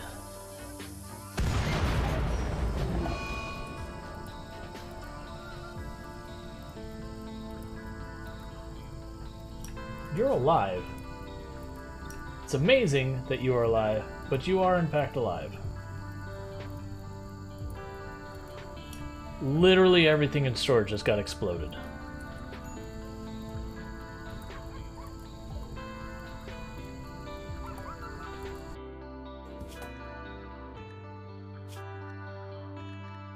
I don't know how to make you take off your pants. Okay, sorry about that. I am back. Let's see, did I miss anything? We got people enjoying. You always look like it. Why did you punch a warhead? Oh yeah, no, that was and that's a really old clip. Like, I still have push to talk turned on, the noise cancellation's not properly set, so the whole time you're hearing every single time I push a button. But it was a solid clip, because it was just all those moments I'm like, what was this? I think it was like a panther kept, you know, manhunting my people. I'd go to deal with it and run off. And so I finally was like, all right, cool. I got enough hits on it, so I'm gonna finally die.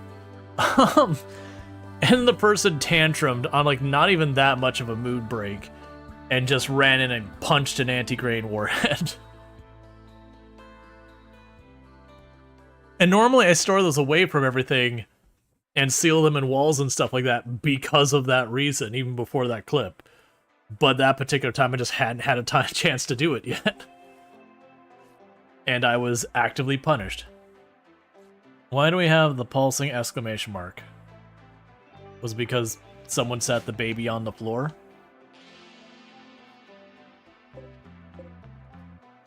Okay, so got all those getting their research. Let's make sure we have our advanced research going. Yeah. So we only got the advanced stuff, but as you can see, we've got a lot of stuff I can research now for advanced research, so that should go real fast. Because that one event, we picked up 5 Noctils. And each of those Noctils is giving me about 3 Bioferrite a day. Which means these 5 represents 15 Bioferrite every single day, which doesn't sound like that much. But it is a pretty significant amount. We consider the Sight Stealers, I believe, what, like 1? 1.6. Oh, actually, it's the same as the Core Hulks. I wouldn't have expected that. Yeah, and then the Flesh Beasts are 1.2. Needless to say, that's pretty good. And that's where we're going to need to continue to expand our power production and do other stuff down here. Because I'm still going to need at least 1 more of those to make a grow zone for hydroponics. So that way you can grow medicine inside our base. A little bit of cotton for... Because you need just a little bit of cotton for doing certain armor and all that requires cotton specifically. So you can't get around it. Make a little bit of the dye so we can slowly make the base look nice. A little bit of Psyleaf. Psychoid, whatever it is.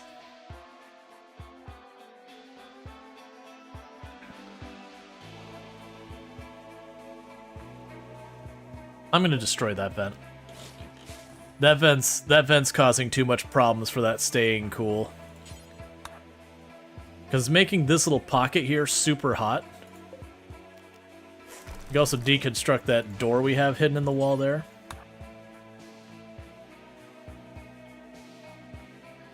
So basically, we do have a freezer. It's just dumping the hot air out into this hallway, which then can dump out in the rest of the base.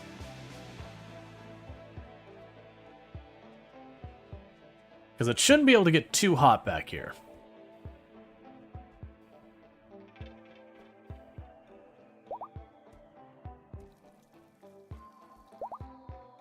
Or maybe it will. That's actually just climbing. Huh.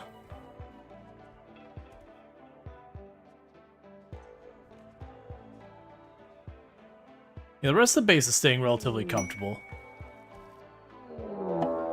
Entity escape on one of the Noctils. I want to bring everyone. There's no room for them. We'll grab a handful of people. Once we got the melee team in range, we'll pop that door open and just make sure it's not going to be still a problem.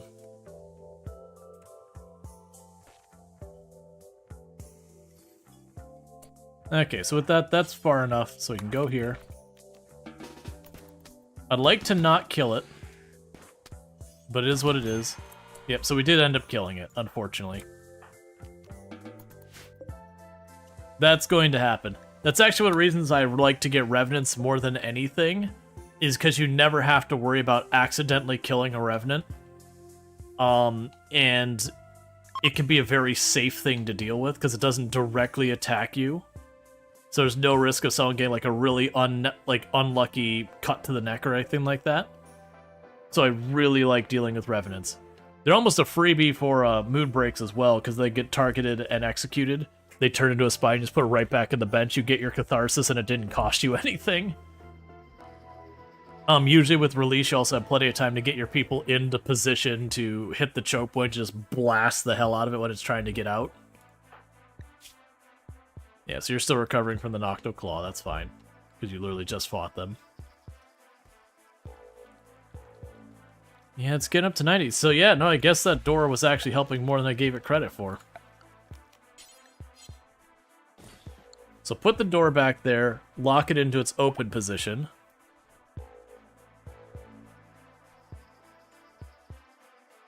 Because like it seems to be staying just about stationary at right around 80 degrees.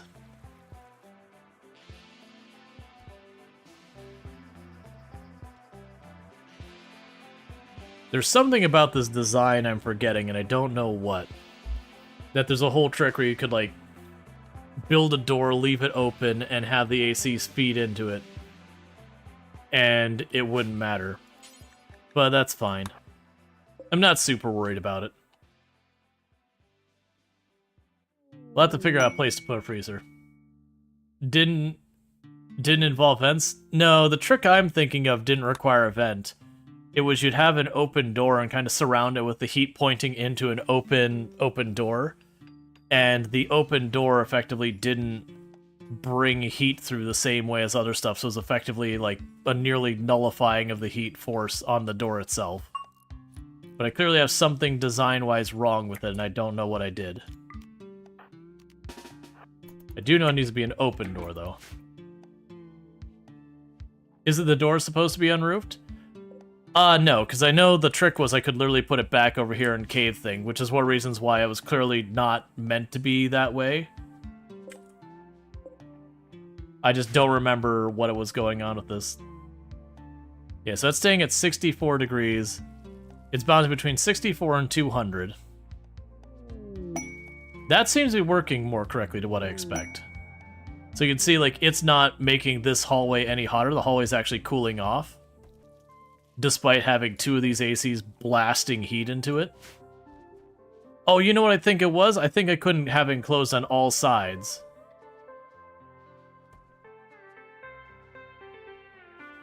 And set up your building now matches what they're using in the hot potato. Yeah. Thank you, wifey. Enjoy. I'll do my best. Yeah, no, I think the problem was I think you had to have one side that wasn't blocked to the door. Gotcha. So that was my mistake, so I was sealing that in too much.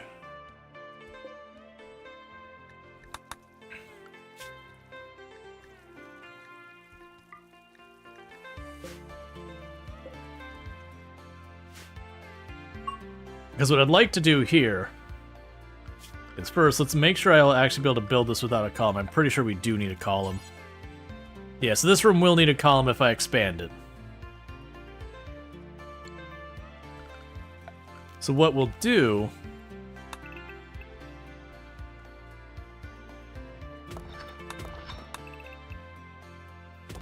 Yes, that was 6. That's 7.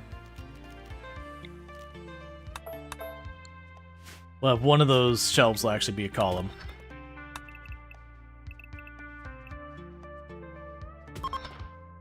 And we can expand this a little bit. I actually don't need to do that. Why am I even bother doing that? My instinct is just like, make it bigger. But it's like, oh yeah, there's nothing getting in there, so it doesn't need to be bigger. So you would like a bunch of my money. How dare you? Who do you think I am? Asking me for money.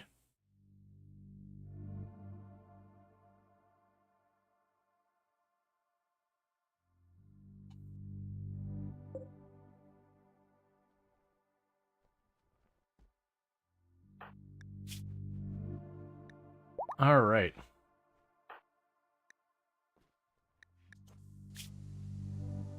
Cool. All right, so we got all that stuff done. We got these already shut down. We can void provocate again, because that's all been going buttery smooth this whole time. Insufficient containment on the noctile because the person was standing directly in the door, smoothing out the walls. Cool. That's fine. How many bedrooms? So we're up to 18 people, and each one of these is a pack of 4. So let's see. 8, 16. Yeah, so I actually have plenty of extra rooms. I also go up here to this batch.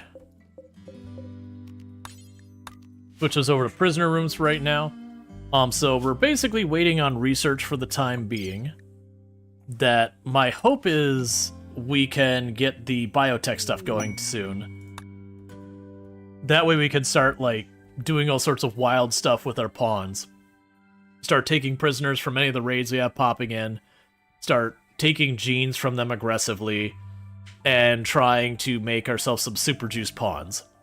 Or at a minimum have the stuff set up so as we get exotic trades goods, we might get lucky and get something like Deathless or like the Coagulating or Fast Healing or one of those really good ones. Try and give ourselves some really hard to kill pawns. Because a big part of this is going to be preventing deaths in the first place. So with this, let's restrict everyone back into the indoors area. And go poke the things that go bump in the night yet again.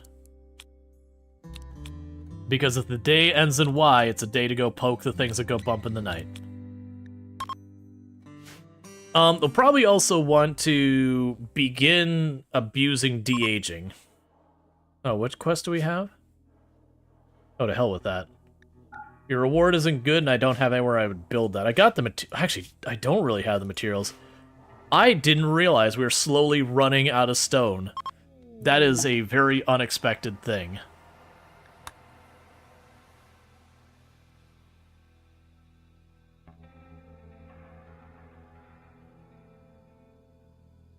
You're on board with poking things that go bump because you go slam. Let's see, is there a reason for not using the last spot when void provoking? You can only have 5. Something from below. A small circular terrain has begun to shift and crack apart. Something is digging upwards towards the surface. Rhythmic pulsations shake the ground from underneath. Is that... Oh! It's the heart. I was just blanking on them, like, what? Is that not just the Flesh Beast event? No, it's the hearts coming up. I'm curious if that'll actually be able to spread over the water. I've never had it try to go across river. I've never had the opportunity. I imagine it's got to, because otherwise it'd be trapped in this little spot. Regardless, usually the way I approach the heart is I utterly and completely ignore it until it has all of its nerve clusters. Oh, hi, Exodus Empire.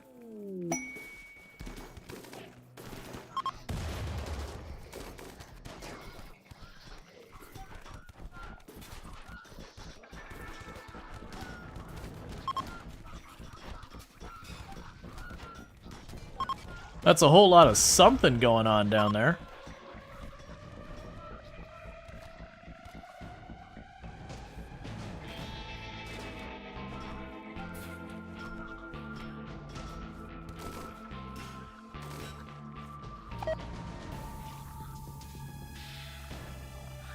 Not really sure what you're doing, actually.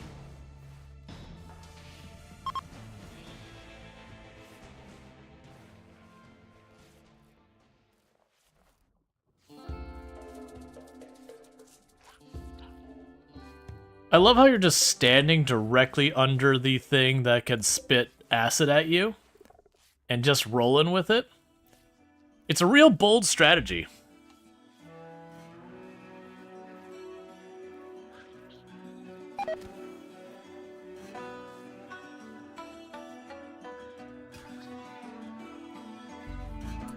You know what? They're over there.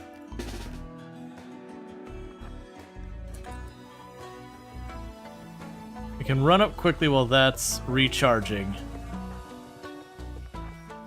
And see if we can at least get rid of the, flesh mass. Genuinely, it's kind of interesting that it could potentially just leave that there and let it get all the acid spitters. You know what? I am gonna just leave it there. So we can just leave it alone and let it just keep getting acid spitters. Because I don't think it'll trigger to attack me again and again if I remember correctly. Oh, go bring that home.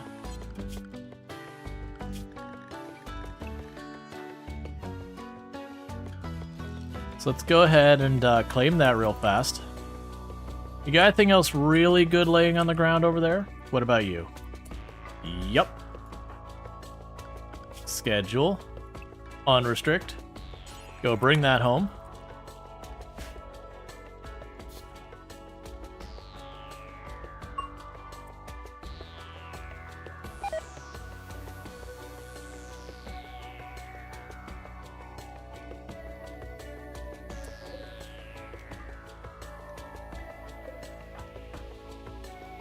and go bring that home. I'm honestly surprised they're not bio-coded. Alright, so we're probably eating this one blast of acid.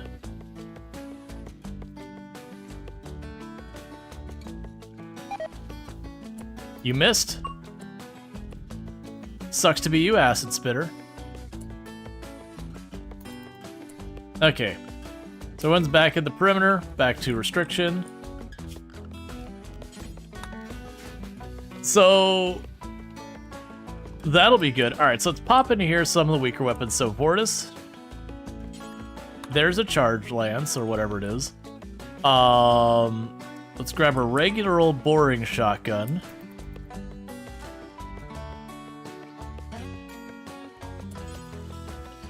There's the assault rifle. And there's a chain shotgun. Nice. I also just realized I probably have the smelter, don't I? I do. We can plunk the smelter down there and start smelting junk we don't need, like all those knives and swords and all that are garbage material.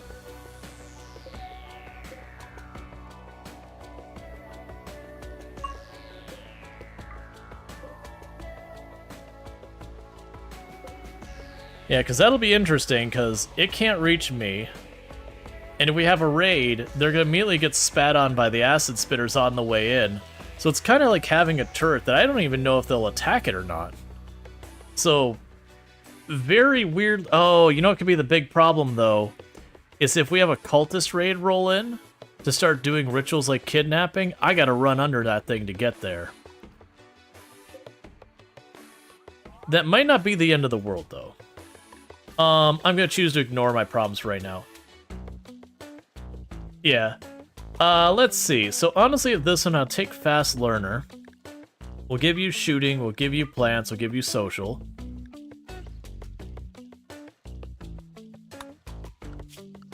And we can go to your work.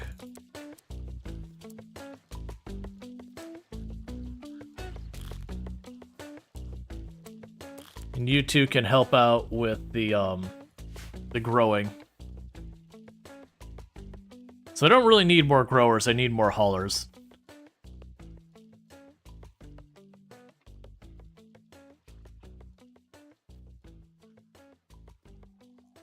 That'll be curious on what ends up happening. Regardless, I'm not going to do anything to the heart until we have the 3 nerve bundles up, because you can't finish it off until you have the nerve bundle.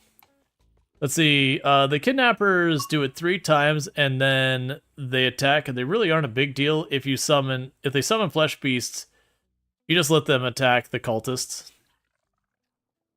Gotcha.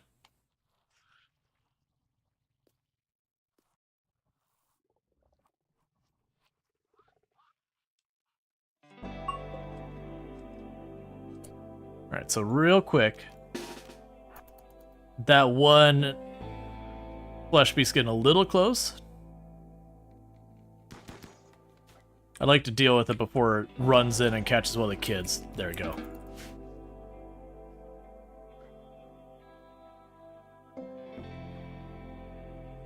You wonder if you get a siege if they would attack the flesh mass? I honestly don't know. One of the things that's nice about the base, the way I've got it set up, is they can't bombard high mountains. They can only hit this area and then these 2 spots here. So they could attack that and do damage. They could attack my telescope and do damage, and they could attack like my traps. But there's really not much for them to hit with mortars. Can we even get normal raids? Yes. At least I'm pretty sure. I think you can. Okay, so we got our second nerve bundle and a second acid spitter. Okay, so quick adjustment of our home area.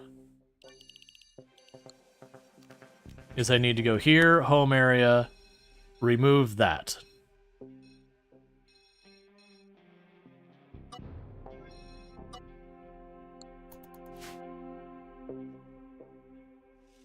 I think we can get regular old raids.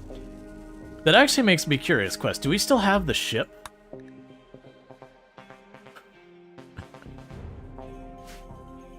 Oh, these are both nullified. We had the cloning and the twisted flesh one, but they're both disabled. Because of the nature of the challenge one, I can't really take advantage of the cloning one. And then same with the twisted one. It's more of a liability than a help for me on this particular challenge, so we just disabled them. So what I'm curious about is if we call in that shuttle that gets attacked and I drop it down here, it drops down here or over here anywhere, then that'd just send one raider in after the other to die to this. If it drops over here, then they just destroy it. I'm genuinely curious if we're gonna do that. Oh, that'll be perfect. Okay, we'll let this problem sort itself out. Because it looks like the flesh beasts don't care about it.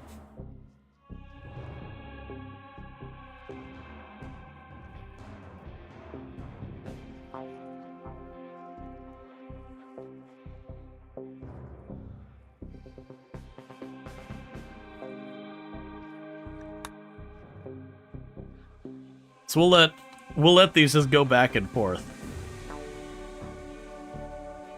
Because it is possible I might get something really good out of it where I just run in and grab the downed pawn while all this is going on.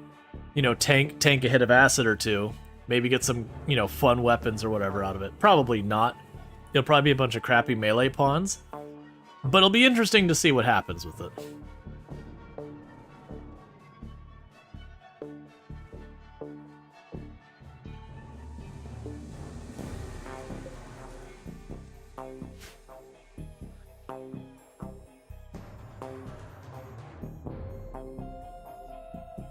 Just acid and stuff splashed everywhere over there. Alright, first raid. And we have one Neanderthal with a club. How does it go? First acid handled. And swarmed. Took down a number of targets, but ultimately succumbed. And left me a little bit of silver. Ooh, so are they gonna rush down here? No, okay. I wasn't sure if they're aggressed to me or not. Alright, so it looks like it took down one or two of the finger spikes. And otherwise tanked two, well, actually dodged two acid spits by just running real fast.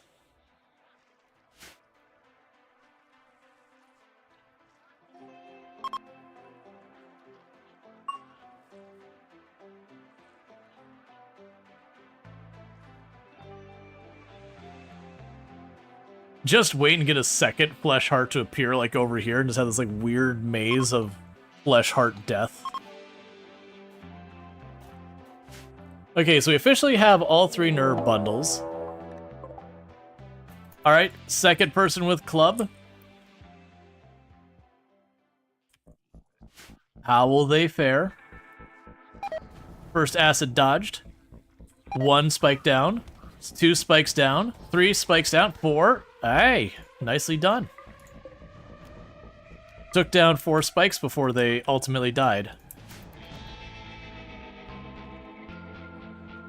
I wonder if they ever escalate. I've never let those just run for a while. Because they're getting nowhere near their target.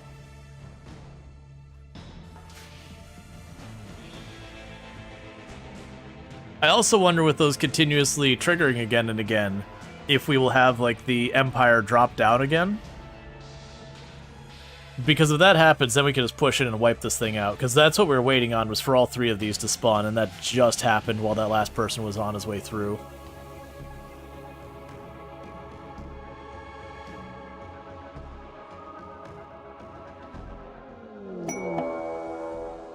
Alright, so we got another raid.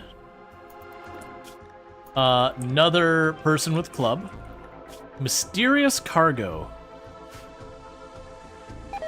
Dodge the first acid. First one down. Ate the second acid. Ate the third acid. And only killed, like, 1. Is downed and alive, but, you know, that's the whole thing. So, the problem we have with the mysterious cargo is I want it if, in fact... So the challenge is, if it's a golden cube, that's going to suck for us. Because I won't be able to get it off the map that easily. If it is the corpse, that's an easy, like, that's a freebie. If it is a Revenant, that's also freebie.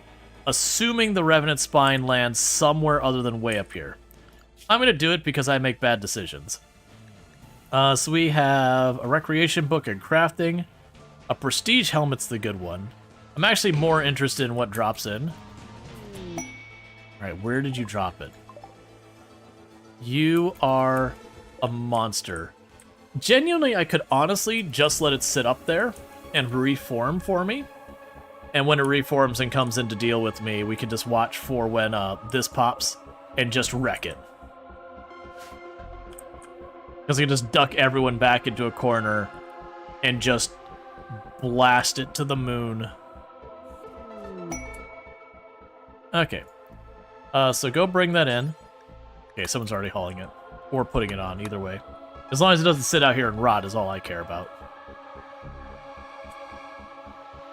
Yeah, so we're just gonna let that Revenant reform and then murder it.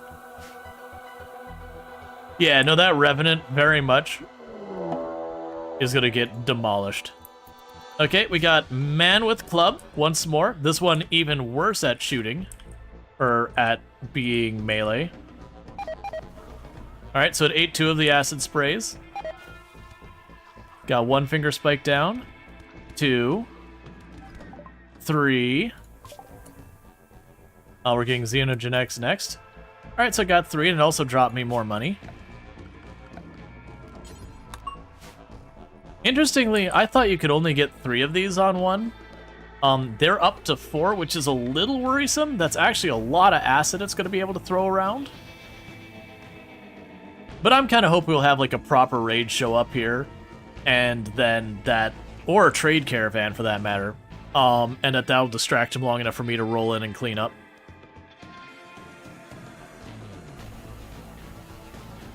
Because almost all of this, other than that one, is right on the outside edge. So I should be able to pick those off real quickly. And honestly, if this goes up, it'll probably kill these 2 right off the blast from the explosion. This one will be fine, and that one will be fine. They're behind rock, but...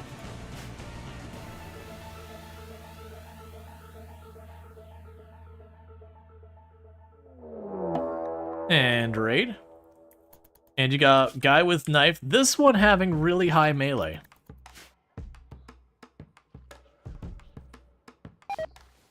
First dodge. Second is a hit. Just single-handedly took out 3 finger spikes. 4. 5. Took down a flesh beast. Still going along.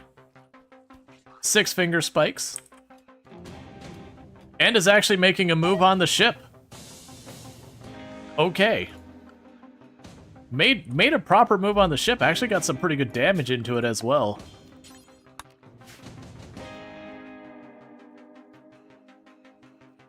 I might just let him actually blow up. You like how this event right from shooting gallery to betting pool?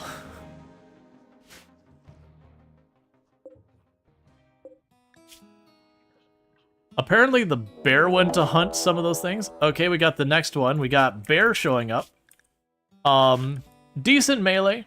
Not amazing, but decent melee. I'm genuinely waiting for that to explode, and then we'll probably make a move. Dodging all of the acid. Solidly getting in there, getting some hits in. Yeah, it only explodes when you research it. Well, that is not what I was really hoping for. Well, are you gonna get acid spit on the way out? Yep, you took a hit. Second hit. Well,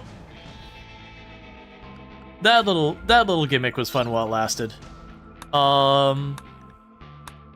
None of the other ones matter real fast. It's cool to watch different parties trying to challenge the heart. Yeah, I did like the one who managed to push through. Like the one guy, so that gives you an idea of how much a difference melee skill makes. We had a bunch that were like 2 and 4, and that one came through, and I think they were at 7. The one who got down here. 9. So they're at 9. And the one with 9 managed to fight their entire way through all of it to the ship, and they basically just got sprayed by acid to death. Mech cluster with toxic spewer. That is not great. But, side note, I don't actually care, because I'm indoors, where I don't have to worry about the fact that there's a toxic spewer. So, you know, we might lose our stuff out here, but I'm not really using it anymore, so... Do flesh beasts get sick? I think these ones can. I don't think it'll affect anything else out here, though. Did it say how long it'll take? Yeah, it says it spawned. There it is. And we're in the radius. I'm not seeing the clear sky say toxic spewer, which is the thing that's confusing me.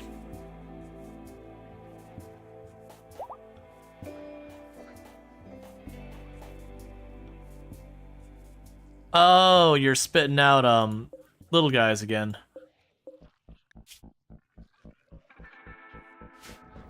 Yeah, no, we're getting clear skies, which makes me wonder if maybe while this is going on, the toxic spewer doesn't work. It's something I never worry about. Alright, we got a new baby on the way. Yeah, so it looks like the toxic event is not actually happening. Like, it's there. It's definitely on the map and everything. But I think maybe we can't have toxic fallout at the same time as the flesh heart. And so while it is present, the weather effect is not taking hold until this is resolved. Which is an interesting curiosity.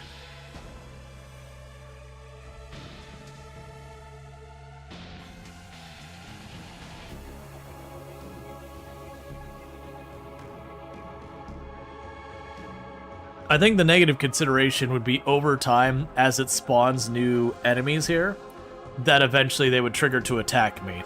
I think that's a thing. I've never had to worry about it just being up running like that. So it is a curiosity. Because the only times I've had a heart that's lasted for a while was like it boxed itself in where it couldn't go anywhere, so it couldn't spawn anything until I started trying to destroy tiles of it, which they'll do.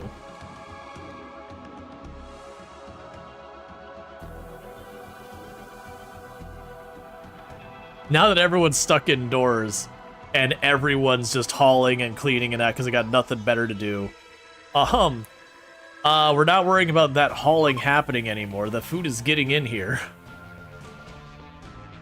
I'm just waiting for a trade caravan to roll up.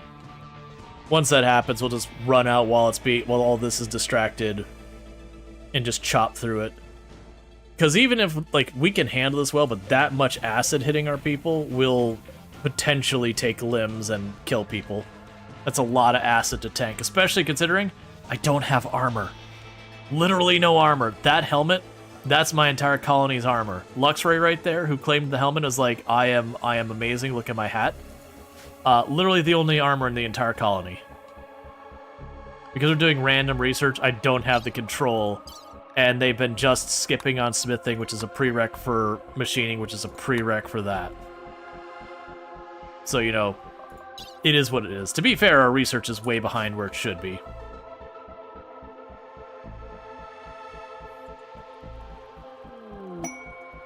Speaking of which, that suddenly reminds me that I should be going to... Oh, I don't have Longblade yet. And Kalaria Star just became an adult. We all make bad decisions in our lives. None of that's particularly exciting. I guess I'll take our first Night Owl. Okay. So let's look at your schedule here. You're now wide open to do whatever you want there. Kalaria Star.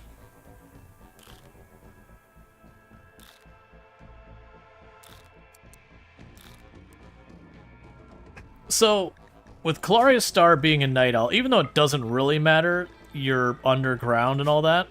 So what was the Night Owl's hours? It was 11 to what? 11 to 18. So go to your schedule. So you sleep from 11 to 18. And then you have anything for the rest of the schedule. You're our very first Night Owl. Which is good. That gives me someone to work on the alternate schedule, which is something very desirable. Not sure there's a choice of whether to become an adult or not. I mean, there is an alternative, but generally frowned upon. Yeah, well, you just stay young. That's all you gotta do. Just stay young forever. It's that simple.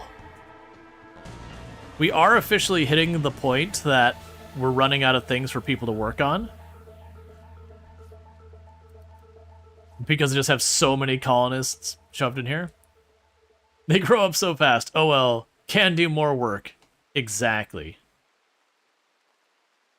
I have so much food now. Good problem to have. Let's see.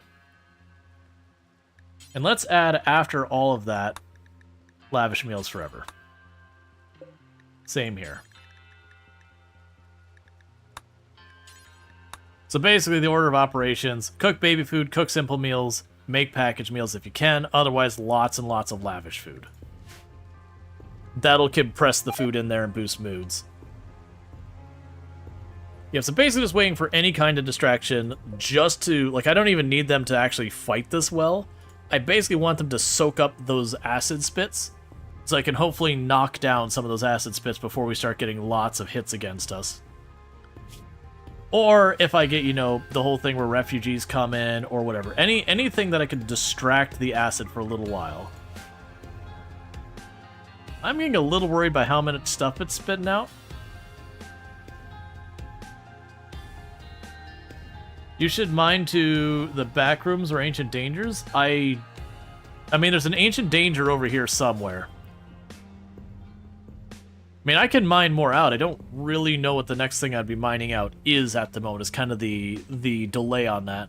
Because I don't really need more grow space. That we're doing alright on. I could make more room for more anomaly stuff. That's actually not the worst thing I could do for right now. So 4, 4, 3, 4, 4. Do that, do that. Clean that up.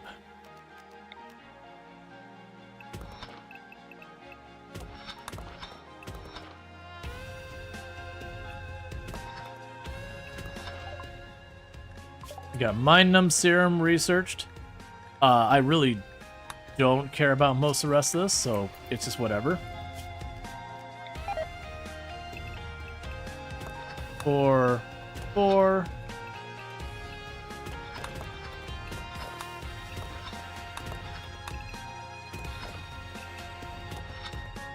That's more things going bump in the night. Locked back there.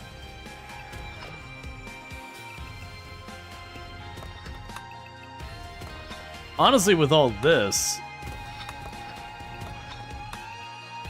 I could even go down here and give ourselves like a second entryway to circumvent stuff, because we're getting close enough to that. I've been avoiding, for the most part, making 2 doors, because the more I open this up, the wider it goes, the more likely stuff like siege raids and all that we're going to try to circumvent my defensive position. But we're eventually going to outgrow that anyways. Yeah, so a substantial increase in this whole area down here. So we keep more and more things that go bump in the night locked in the basement. Mostly I'm kind of almost doing like a whole tile thing with the family. Just be like, alright, how much of this place can I actually put to use?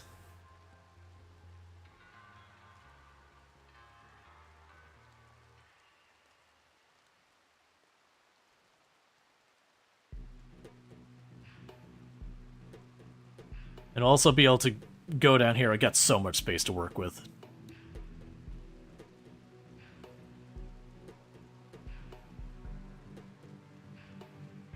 I actually feel like this freezer is probably all I need. It's one of those things like, I could make a bigger freezer. I'm like, man, this is literally thousands of food in here. I don't really think I should make the freezer bigger. I could, and I could certainly store a lot more in it, but it would just be wealth that's just sitting there, which I don't think does me much good. We could potentially make, like, another room for equipment. The other one we'll probably end up doing is we'll end up needing to expand our hospital. I think what that might end up being is this might be our forward hospital, and then we just make a bigger hospital just tucked away in a corner somewhere. for when we do overload our hospital.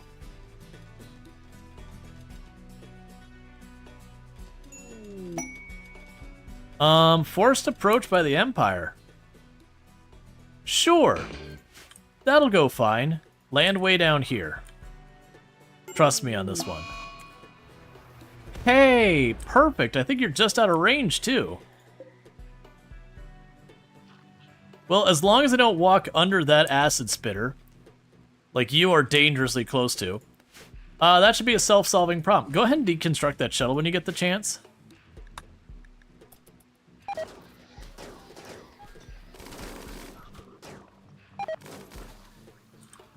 You shouldn't push forward, you should fall back.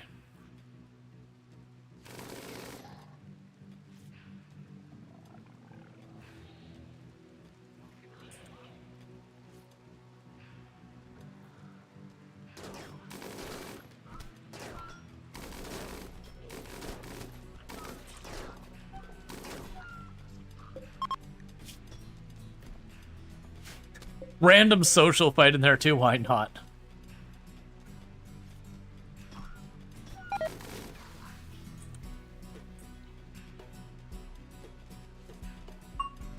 But that wall in particular is the perfect to meditate at. None of the other rock walls will do. Exactly. Alright, so, okay, this is what I want to see. Alright, so this is probably our time to clear this crap out. Let's grab everyone and start moving them into position. Because that's enough that they'll probably be able to get in here and start doing some proper damage. And we're going to want to go in here and take out the acid spitters and just carve through this as best as we can. The first priority is get rid of the acid spitter. Well, I mean, get rid of the random enemies, but get rid of the acid spitters. Then we can grab the nerve stuff and literally just shut this whole thing down. Yeah, because you're bringing a lot of short range and a sniper rifle or two.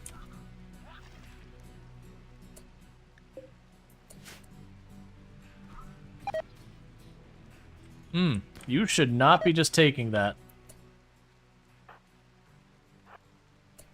The big thing is we want to stand back until they get far enough that all the acid spitters are engaged.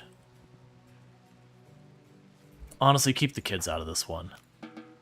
That random spray from the acid spitter, it's not a ton of damage, but it's not a small amount of damage either. Okay, what's your range? Ooh, we're like right on the edge of it.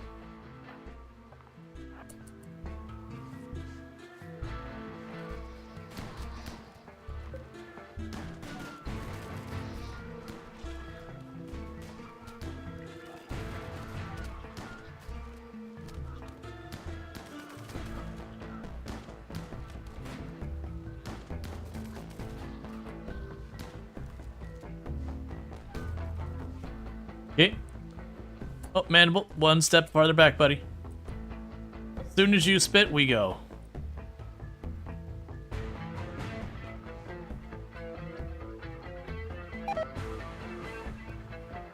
Maybe not. I wasn't expecting them to be able to just push through. Well, that creates a weird problem.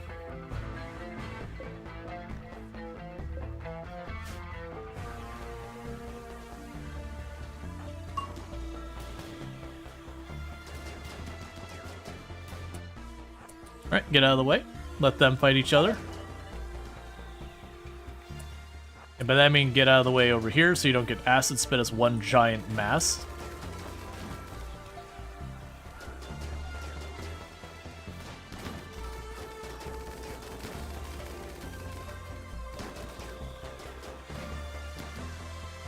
Come on.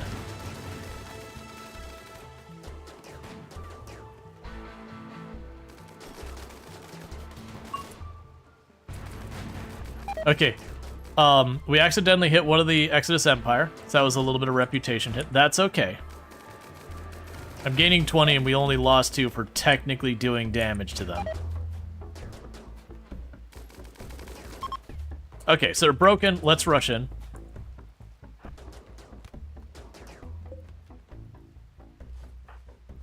Because if we're quick, we could take advantage of this.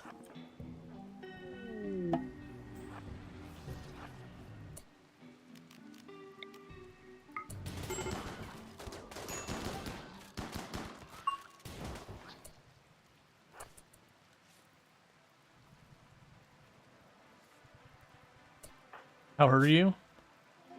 You get out of here. The rest will keep pushing. Kill it. That's on me. Cool. Keep rolling, we don't have much time.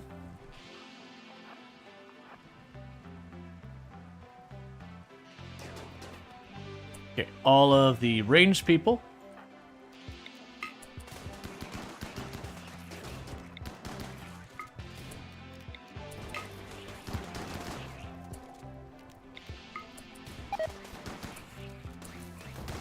That was a solid hit on the entire group. So that sucks. Hey, Sim, how's it going? For those who don't know Simcopter 1, absolutely fantastic content creator. Someone I definitely recommend checking out in a big way. Plays a lot of simulation, strategy games, all that good stuff. Been doing a lot of like board games as well recently.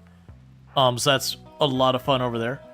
At the moment, I am playing a little sweaty try-hard here thing with the RimWorld, because we let this escalate. This is my opportunity to deal with it. Please get back here, server lord.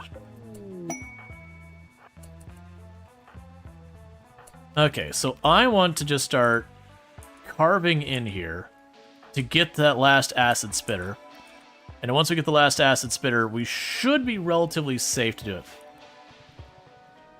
No, you're totally on board with the board game learning? Oh, yeah. No, I'm playing stuff like Ticket to Ride, Catan, a bunch of those classics.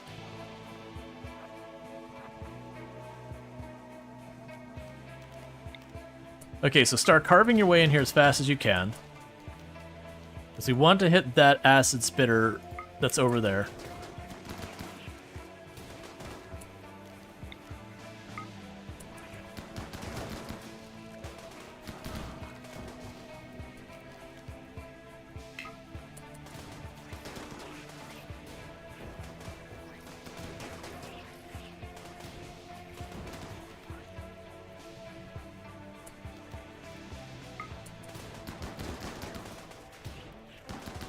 Alright, so it should trigger defense on it pretty soon.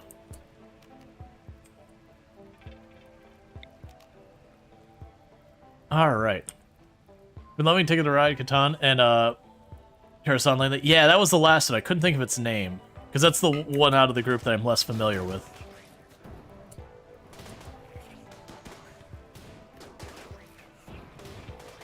So you are destroying a bunch of the random bits all over the place. So it's interesting that normally it triggers a response where it fights back against you when you destroy it. We have destroyed a lot of the bits of it, and it still hasn't triggered its defensive response. Because what it'll do is it'll spawn just a bunch of enemies.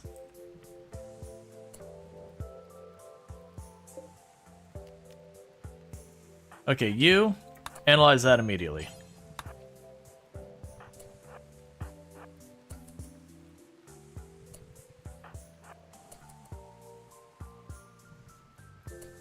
Meanwhile, all of you except the flamethrower, which is here. Pop that. And you, go start analyzing that immediately. And I got one more of those nodes to pop. And after that, we'll be able to kill the heart.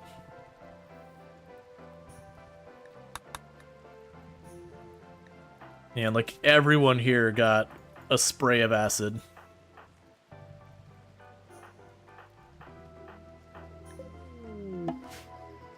Alright, so we got that.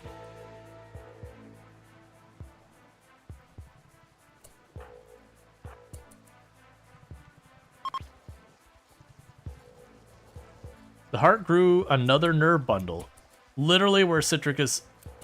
Oh, all of you need to shoot that right now. Do not wait. That must die.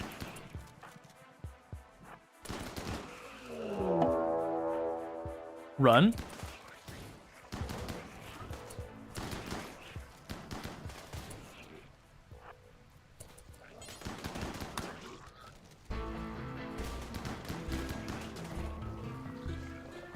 Yes, it triggered growing really aggressively.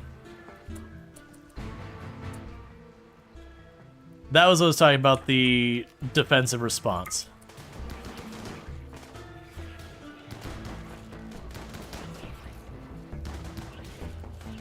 Okay, so it should stop aggressively growing here in just a second. It kind of goes through a phase where it goes back and forth. Major break risk on you because you're getting hungry. Yep, so trigger defensive response again because I've destroyed a lot of tiles. Who is not here who's getting flagged? Okay. Are you still not treated?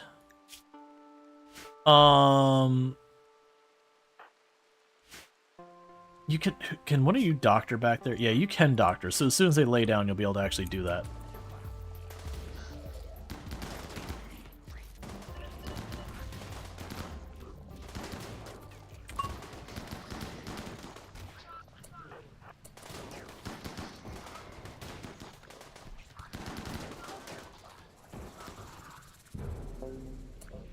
Okay, so what we could do is, how are you doing?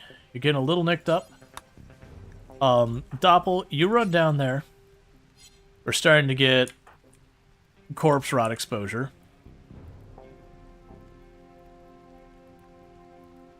So I've got my 2 flesh mass lumps to do. So pop up here for a minute. You run down there and analyze that. How are you doing, Sunshine? You're fine. You analyze that.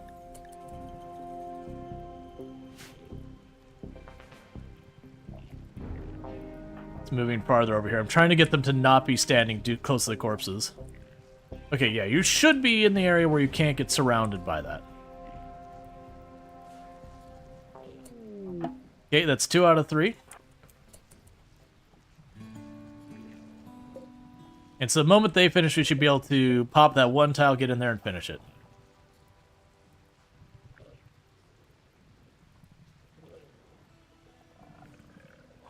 Was everyone else you headache you've been playing Dinkum? Yeah. Alright, so what we want to do is we don't want to clear out the whole area. I want to pop that spot there. Okay, so grab all of you except Groot. Toggle, toggle. And kill the heart.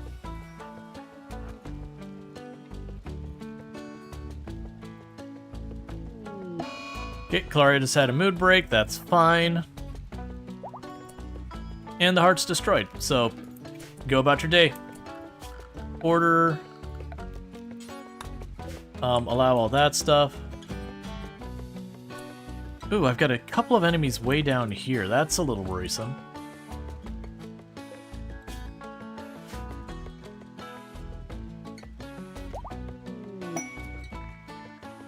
Okay, so the flesh mass heart was defeated. Doppel, you can go capture that real fast.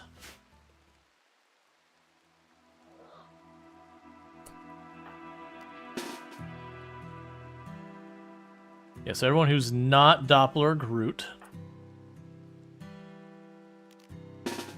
Gonna run you down here and deal with that real quick.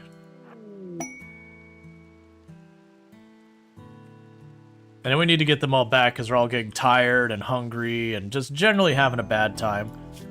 Schedule will unrestrict all of you to stay in the home area. I'm mostly worried about this one enemy back here.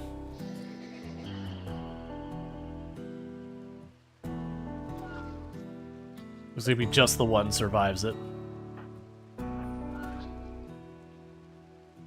Yeah, you carry on with whatever you're gonna do. Or else you can just pop in here real fast, pop that, and then you're free to go get food and whatever else you gotta do.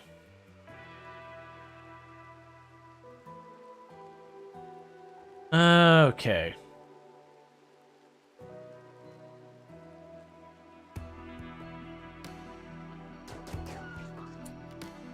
Alright, with that, all of you undraft and start taking care of yourselves. Okay, so that was a bit of a thing that we pushed our characters way farther than we should have. They took a couple splashes of acid, which wasn't great. But all in all, once they eat and everything, as long as no one has a really bad break right now, we should be fine. We did have a lot of junk get dropped in the ground. That's pretty good. I got one enemy up there that's still loose. That I'll take care of. Not a whole lot of other weapons. Entity Slayer. Well, that is unfortunate. I'm going to let it happen, though.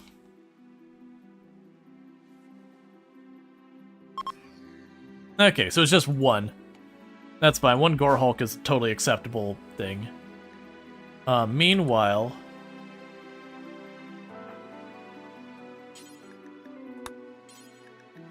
Get to tending people, please. And that's just because everyone is grouped up when the acid slapped them. So every single person has... Not everyone, but the vast majority of them has a bunch of acid spots on them. But that usually doesn't end up in that bad of injuries.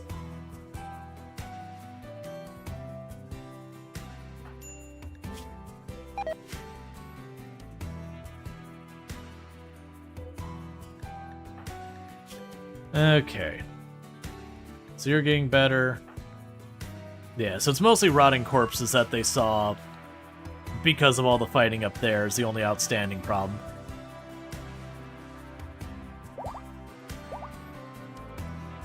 Okay, so it looks like we have one of them has aggressed us.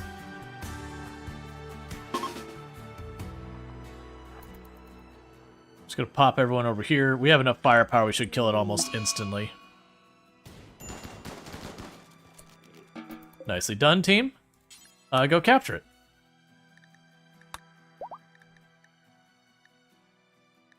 Yeah, so Kalaria still has medical to have done from a burn. And all that. Oh, you left the nucleus out there? Why did you leave that out there? I really need you to not leave that out there. I don't want it to trigger popping right back up again. Entity, maintain only.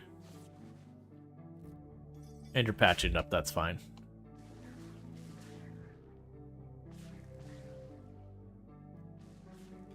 I probably switched zoning or something on him while I was up there. May the 4th be with you all. Yep, and don't forget Revenge of the 5th. AKA Cinco de Mayo.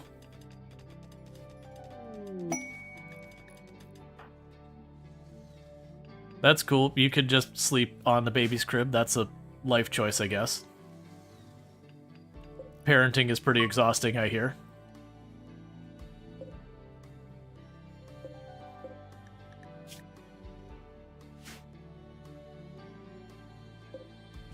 Okay, so we got the flesh mass nucleus, which is really good because that gives me another 3 bioferrite.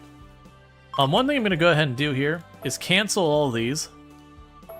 We might end up regretting doing this, but honestly, those traps, I'm running low on the supplies for doing that. 45 bioferrite. That is potentially a risk, because that's a lot of bioferrite.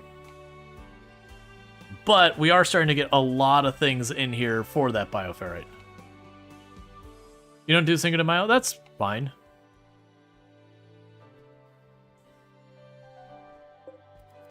You don't have to celebrate everyone's holidays.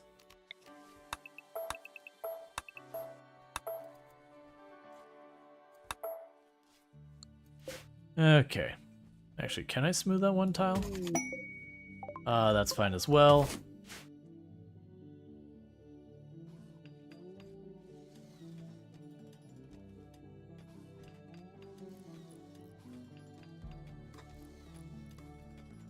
All right. You do because it's a reminder to call your sister?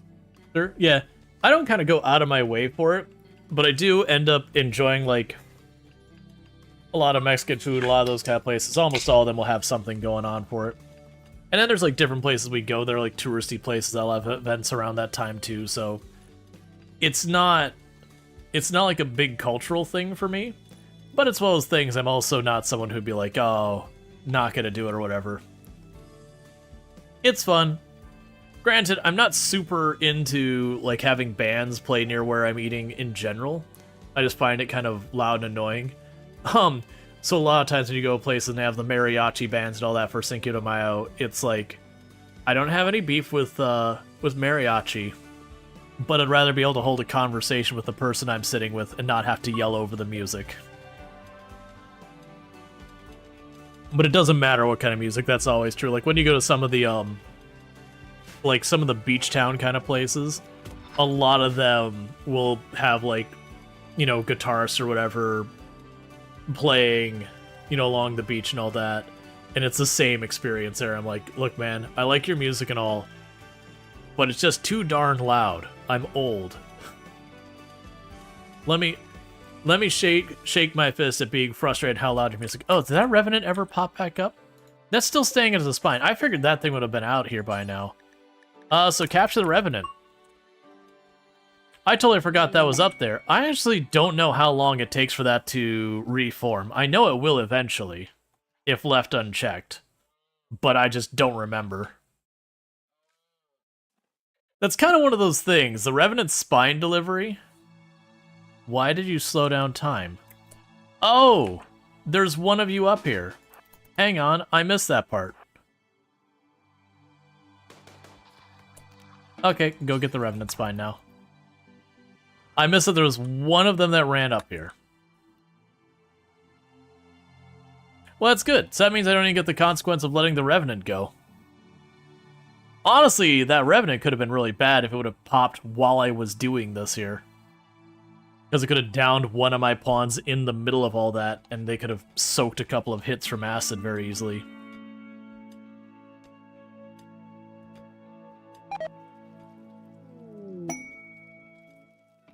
Alright. Revenant has reformed.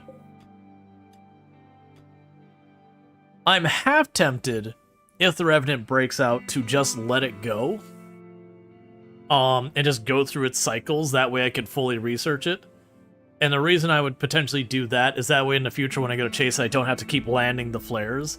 I just literally walk up and be like, there you are, and just kill it real fast. There's a calculated risk there, though, because if the Revenant's out there and you have, like, a proper fight coming in, you got 2-3 people knocked down because of Revenant. Or it could be I let it knock down one person and do the research on it. I don't know. No, because then I gotta do enough damage without actually knocking it out. I don't actually think I want to go through the effort of trying to keep that level of fine-tuning control on it.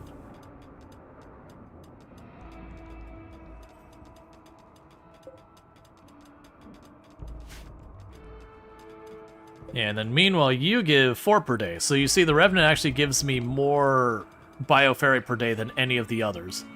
That's one of the reasons I really like Revenants. They're like my favorite one to lock in the basement. They give you good Bioferrite. Once you're past early game, managing them is super easy. Even if they break out at an inconvenient time, about the worst they could do is knock one pawn. They only get dangerous endgame if, like, you're already really on the fence when one pops.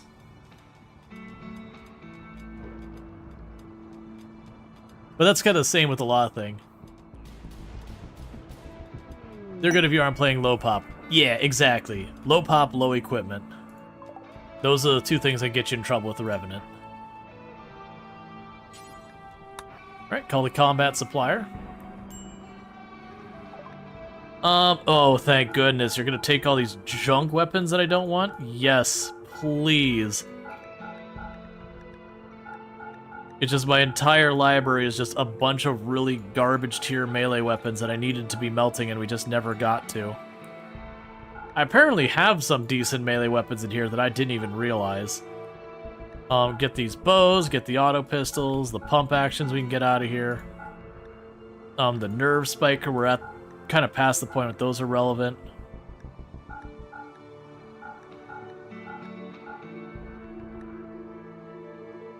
Alright, we got a bunch of Molotovs.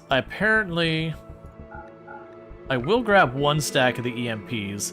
Those can be really useful. Personal shielding, we've already read, so you can have that. Now worry about jump packs. The medicine would be really good for us.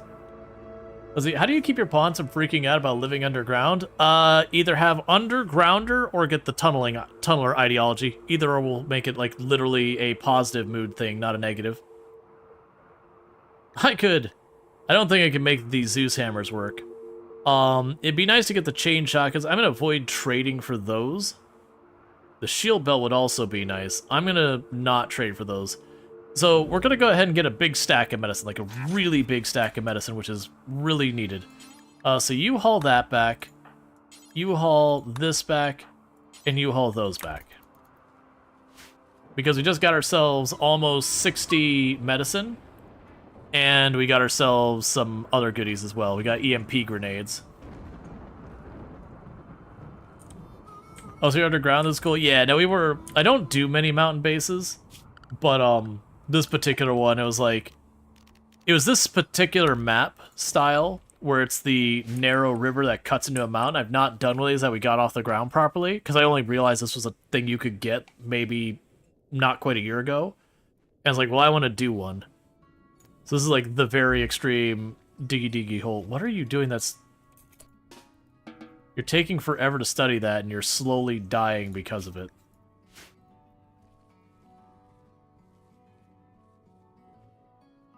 Alright, so we got all our bioferrite traps. Yeah, so bioferrite traps actually do a lot of damage. They do 130% damage for there. The only problem is I want to say they're very flammable, so that is a concern.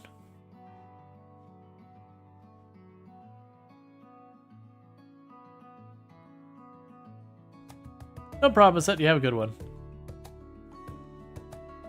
That tree is so stifled.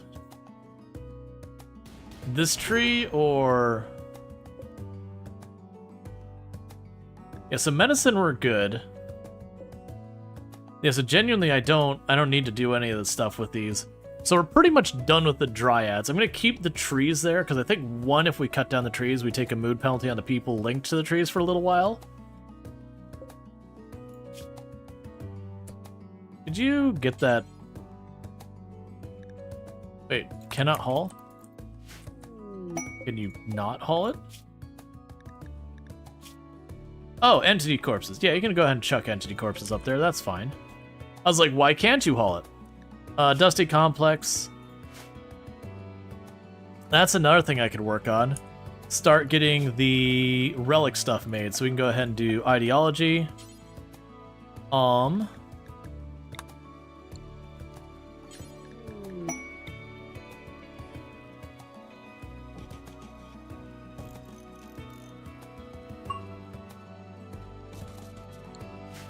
Because we'll get our different artifacts eventually. And that's good. That'll take a bunch of the slate and we can put in there. That's fine. Yeah, we should have enough slate for those.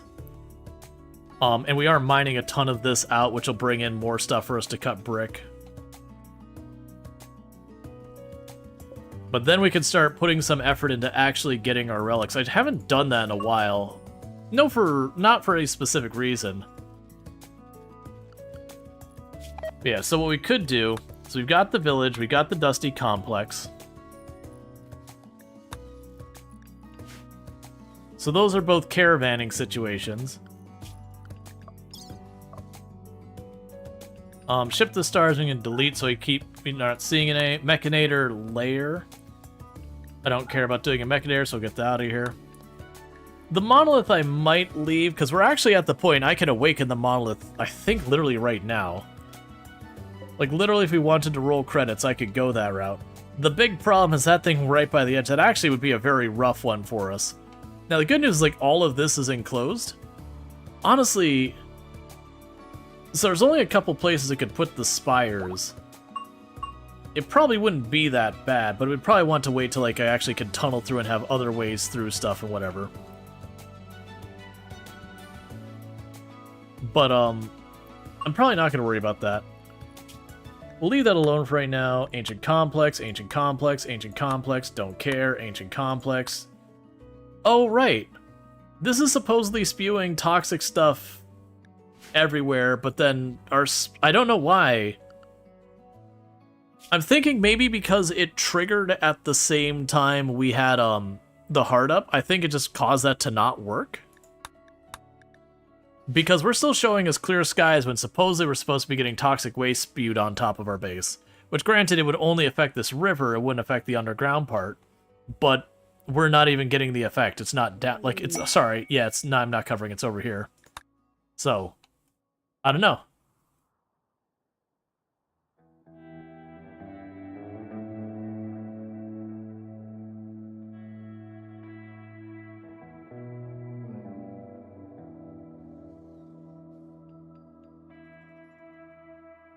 Is it weird that you pretend to eat your parrot and let him clean your teeth?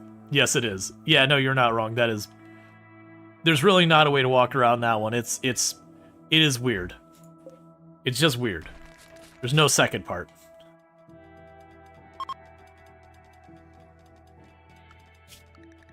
Alright, so I'm going to unrestrict you a little bit. How long has it been since our last proper, like, raid event?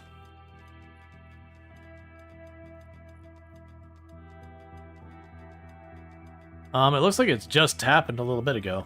Less than 100 days. Now, we're honestly probably about due for another event. So avoid caravanning right now.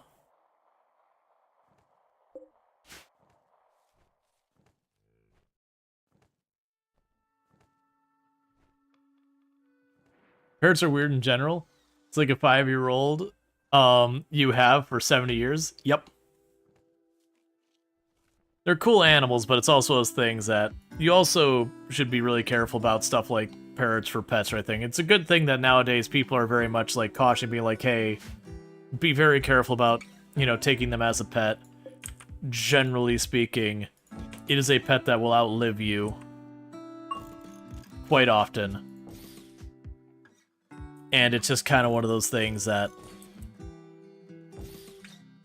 it's a pet a lot of people like the idea of, and then they get it, and they find it to be utterly obnoxious, and they're stuck with it. So there's been a lot of pressure to not offer parrots specifically as far as pets. They have a very, very high frequency of being pets that people get and then just try and get rid of or set free or whatever because, you know, they are a bit of a pain of a pet. So now you can't have parrot and be good and all that. It's just, they're just one, like I said, that a lot of people like the idea of, and then they get it and it ends up not being a good thing. That's actually a big problem with a lot of pets in general, whether it's cats, dogs, parrots, whatever, is a lot of times people will get them as pets, and after a while of having that responsibility, just don't really want to keep having that responsibility. It's a real big issue. The cricket parrot, he loves being on your shoulder, and if you don't take attention, the little squawks loudly. Happy headbutts you, tries to eat your mustache. Yeah, no, and that is a lot of people with malaria all at the same time. Let's wake everyone up and have the people who need medical treatment rush to the hospital.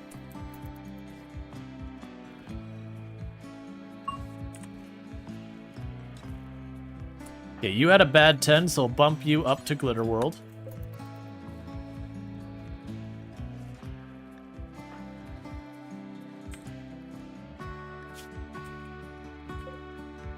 Please start actually... Child, you have malaria. Go to bed. And to keep them well and happy, they need a lot of attention. Mental challenge each day? Yeah. It's just one of those pets that, like, a lot of people get them. And it just has a fairly high frequency, you know, of people not really having the capacity to kind of take care of them. I'm honestly just going to bump all of them up to Glitter World who have it.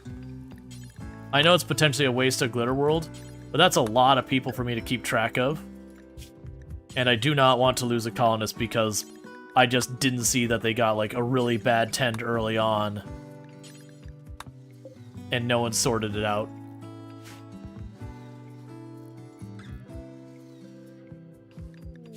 Yeah. Protecting a knight. Okay. Persona Monosword. Traits Fast Mover. This weapon's persona has a sense of motion. It confers the wielder, making them move 15% faster as long as the weapon is held. That is a real solid weapon. And I also don't even think that'll work. So, sure. I'm willing to do something reckless. And meanwhile, let's go, have you... Yeah, you're already being rescued. That's fine. We'll bring you in here. Because I don't think the mech cluster will have room to set down. And if it proves me wrong, then I'll probably regret that almost immediately. This is one of those cases where, like, man, if I was willing to screw up my reputation, that's a lot of good stuff I could pull out of this person. But that's fine.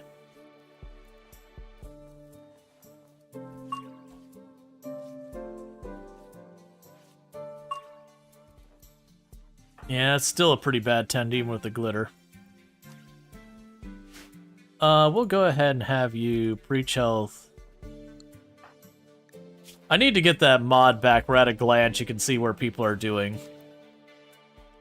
Yeah, so you are going to be the one to get the preach health. Angie here will get the preach health because they had 2 bad 10s back to back. And you just aged up Earth Rush, so you have Neurotic. We can get you Fast Walker, and Fast Walker will be universally good, so you're gonna get that. I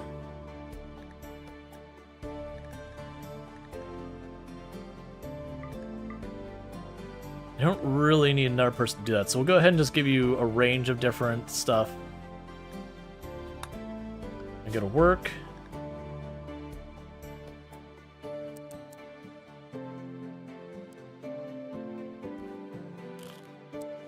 Okay, and we're going to keep you on doing your crafting.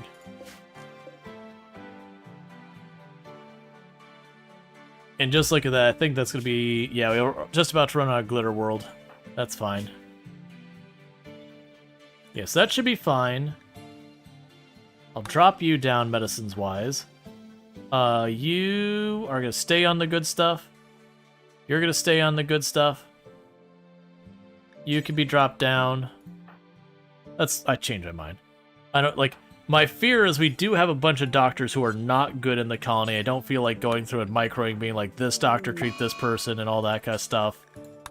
I'd much rather just leave it alone. So like I said, we'll let all the ones in malaria get the good medicine, whatever we got. And then what we could do is once they're on the other side, we'll reassign it back all down to the crap medicine.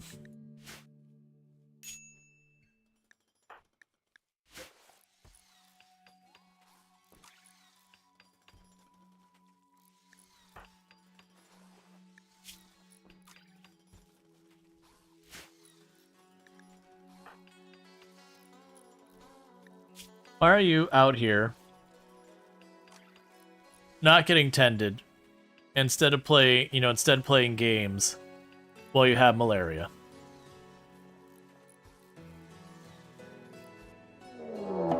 Entity escape on a Noctil.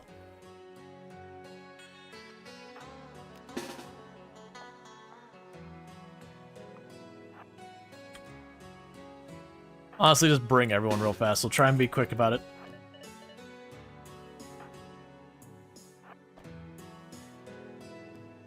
I just want to do that really fast because otherwise I'm going to have to figure out who doesn't have malaria and all that. First, we just pop in here, knock it real fast, and move on. Oh, except for you. We don't need fire in this case. Get out of here. Fire will just end up destroying the body and everything. I don't really need that. Okay, so open the door. And then all of you shove yourselves in here wherever you can fit yourself. Doesn't really matter.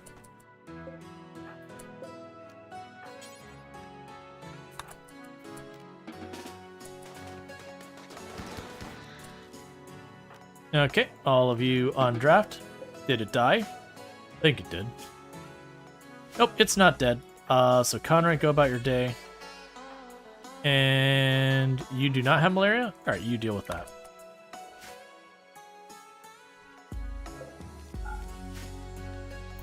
Cool.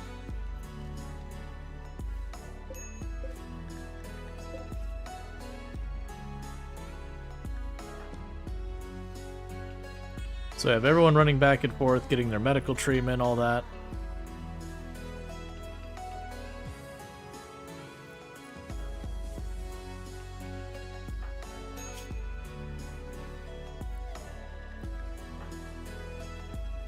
Yeah, that's one of the problems is the doctors keep not waiting to get themselves treated and instead run around to take care of things. At least, fortunately, we don't have a shortage of people who can do medical. Our colony is practically teeming with them. It's just we got some, like, Mohanrai that don't actually have high level in it and all that. Yeah, so some of our herbal medicine is starting to rot away. Because we haven't been getting it for a very long time. But that's okay. We're getting there. Okay, so how long till 7 days till that shuttle shows up? Once the malaria is resolved, we will probably... Oh, high psychic drone, that sucks. Luckily, high psychic drone usually is short. So it hits really hard, but not for long.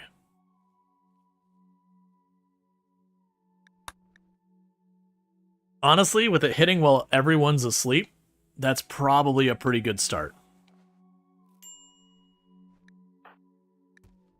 Means we'll spend less time getting all that messing with us.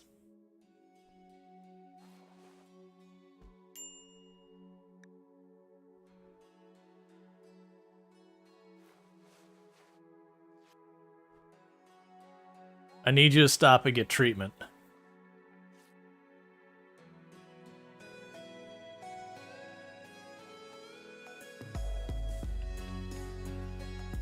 I'd love it if we got the research for, like, the penioxylin, but it'd be really hard to keep that up. I need to get the Nutramine, and with how many colonists we have, it'd need to be a lot of Nutramine. It would definitely be a really strong wealth sink.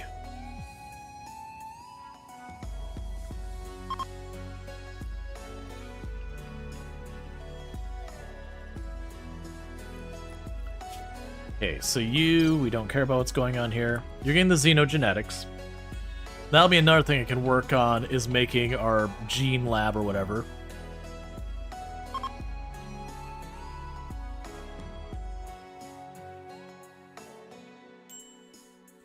That'd be another one that'd be kind of fun to just slap way back here. Have the kind of hidden medical gene lab in the back of the base. I say as this is going to be supposedly the back of the base when there's so much more. Honestly, actually with the prisoners, I should put it up here.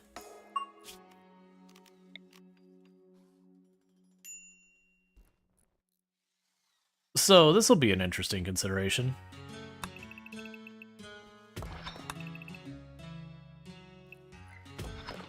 So if we had that whole area, you'd be 23 by 17. Needless to say, that'll cave in if we actually allow it to be like that.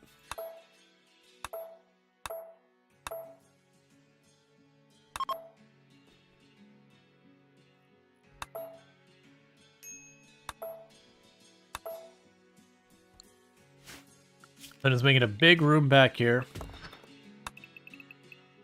Oh, the whole thing's off by one. I hate it. Okay. Just don't look straight at it.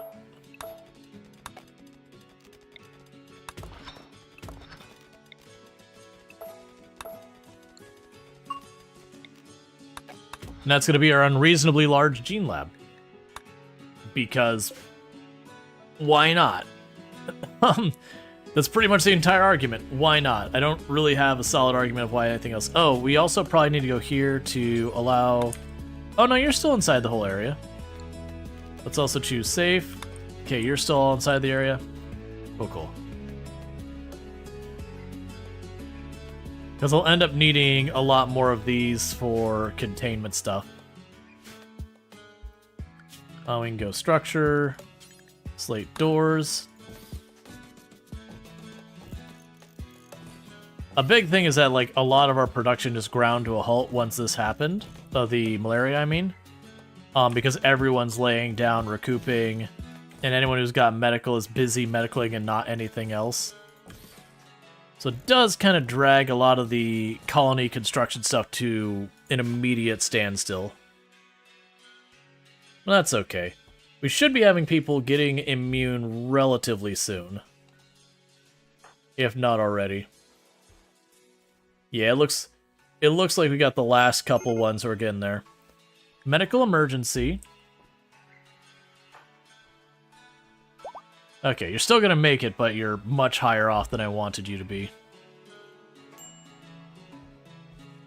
Yeah, so you can go here at this point, go to assignments, get everyone back into normal medicine. Because we shouldn't have to worry anymore. Everyone's either immune or about to be immune.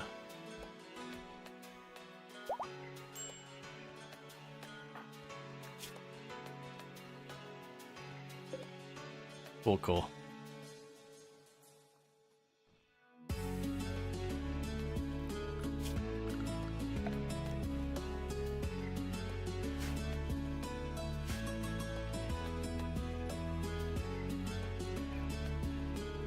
Why did those two not have power? Did we overwhelm our power grid? Yes, we did. Insufficient containment on you, really? I didn't realize that was that low. That's a problem.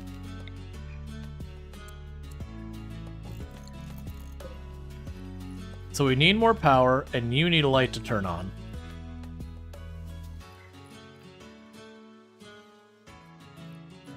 Now it's containment's back. Oh, because the light came on. Right. So that's a little bit of concern that we actually are kind of on the limit of what we could do. Let's go ahead and drop a shard inhibitor. The shard inhibitor will boost the containment a little bit. So we got Flesh Beast attack right by the entrance. Why are you up here? So we got a couple problems with that. One is you don't have a melee weapon for some reason. And two, you have to run by where they're popping up from here. Where is that actually coming in?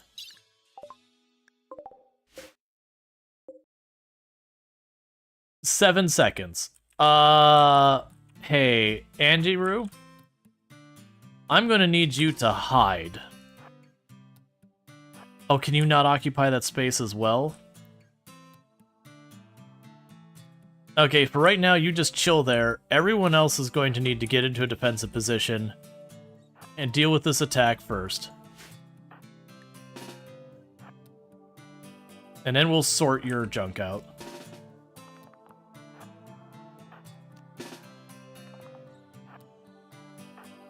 I also need to get, like, the defensive positions mod or something, because we're getting to that point that resetting up where everyone's going to be holding after each fight just takes kind of a minute to get everyone drafted and put into position.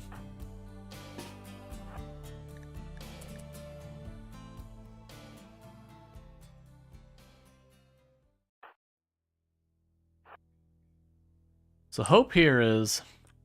Oh man, there's some way up there. I'm really hoping they go towards the base. So far they are. But if any of them turn up, Angie's by himself. Alright, light it up.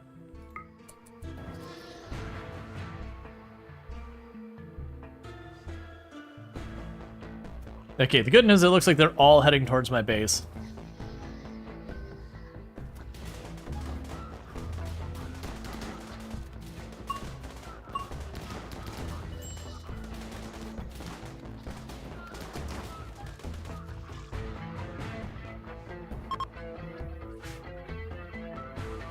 Okay, you're still fine up there.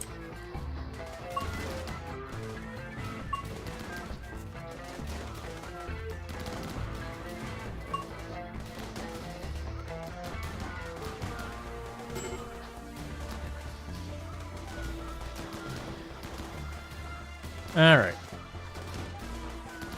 We're getting a lot of them running in here now.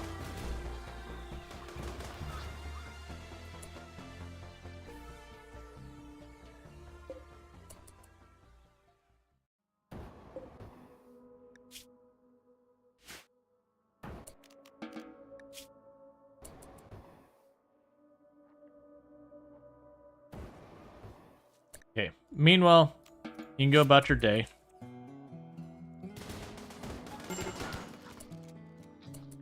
And then the rest of you who are all drafted, you can go do your things.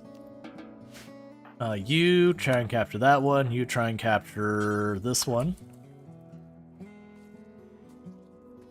And see if we can't get ourselves some more things to lock in the cellar.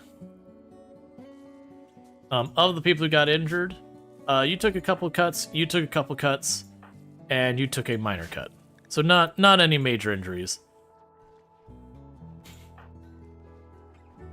And I don't know why you didn't have your mace. You must have gone down and I missed it. Alright, so you get restricted back to the home area. And honestly, everyone else gets restricted back to the home area. I need to have it where if I'm not actively working on stuff like that, then I need to be in the home zone. Entity, maintain only, maintain only.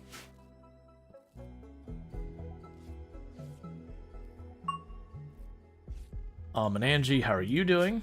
You're doing fine. I'm going to manually have you build that bioferrite generator real quick. Keep that power rolling in.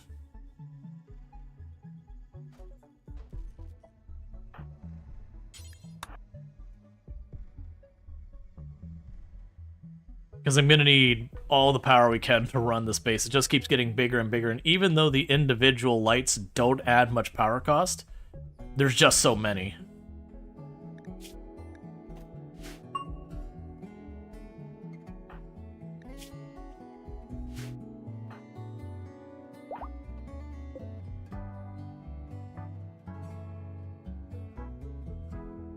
Okay, how are you doing with this?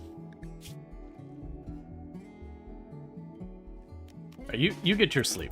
Someone else could take that over. The big point was to get that stuff moving. We've got this being mined out here.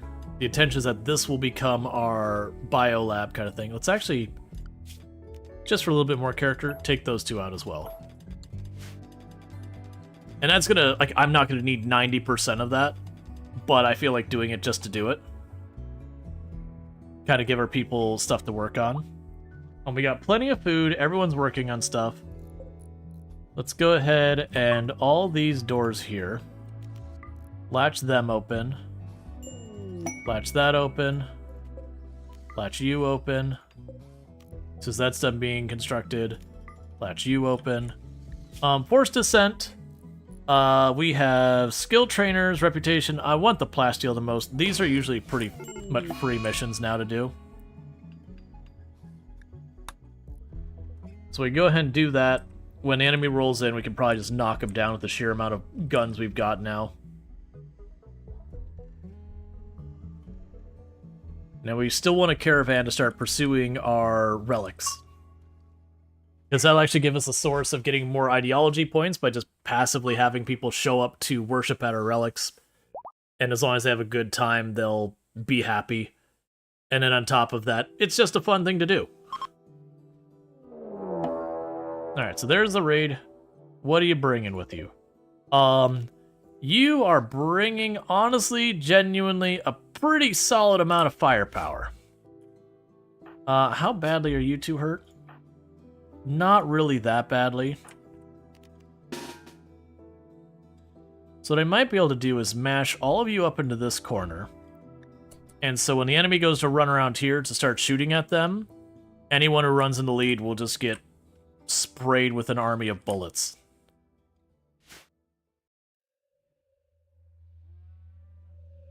And it'll probably be enough.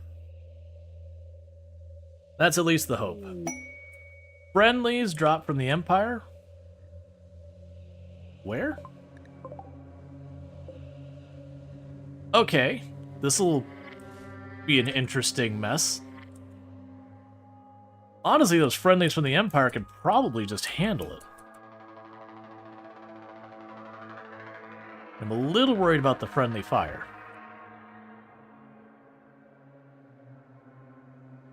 That's okay, they can rush them.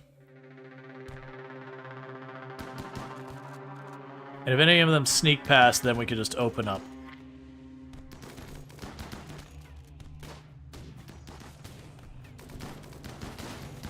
I honestly feel like I'm really not needed here. Which is ironic, because this is their defense. They're like, please help us, and it's their own people came to save... Sure. So literally their own people came to save themselves, kind of thing. We were really just not needed here. Alright, orders, allow all. And for the time being, unrestrict all the adults.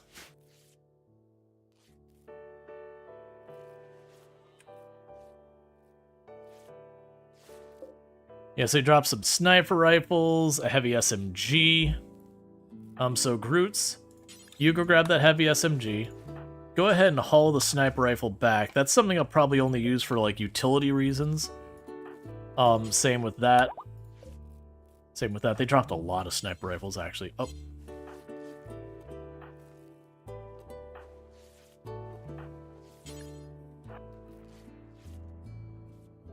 Anything else really good? We got a bunch of regular old shotguns laying around here.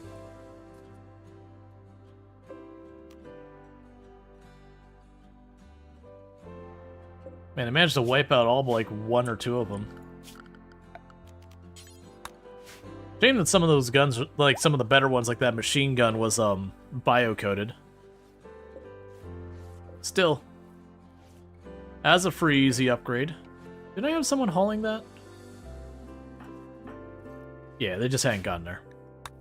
Cool. And with that, we get more components and steel. And then pods arrived with the plasteel and those. So we got mining, intellectual, and all that. And before we get into that, chat, I need to use the restroom real fast. So I'm going to quickly do that real quick, and I'll be right back. But thank you again for tuning in. I'll be back in just a moment.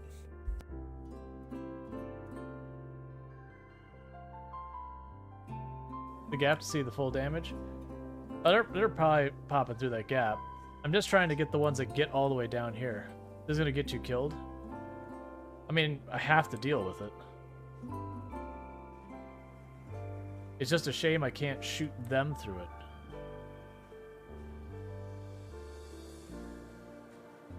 Actually, tens of thousands.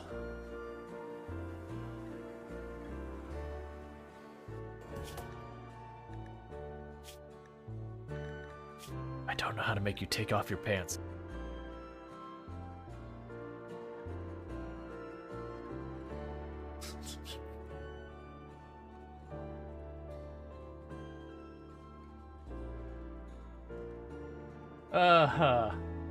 That is a fun sticker placement.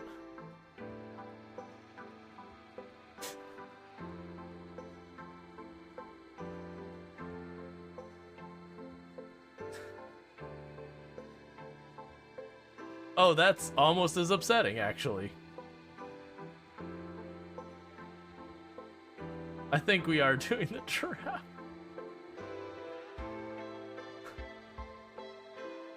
Like...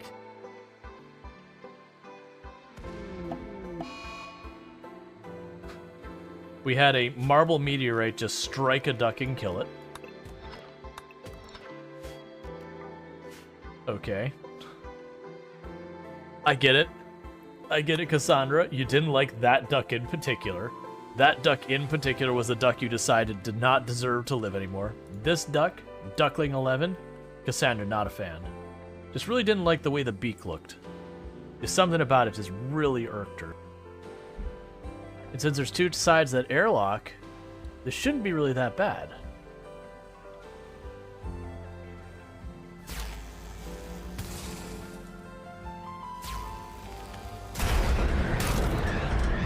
Well, we've lost.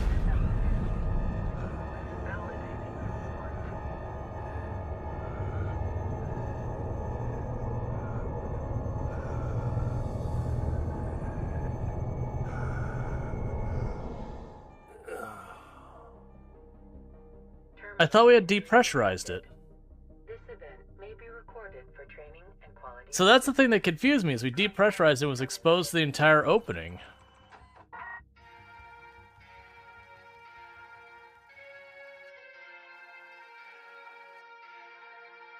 Well, and that brings the end of our hard space shipbreaker run. There is our winner. Hey buddy, I need a volunteer. Do you volunteer as tribute? Okay, do not instinctively stab. Fall over. Alright. So we make our salad.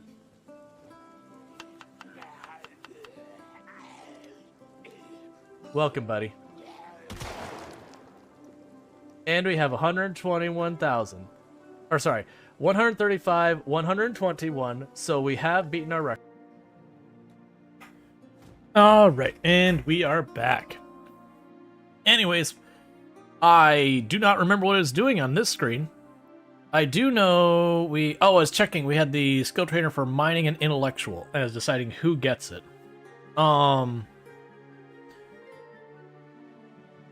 Groot's Twig looks like there'll be the one to get the mining one.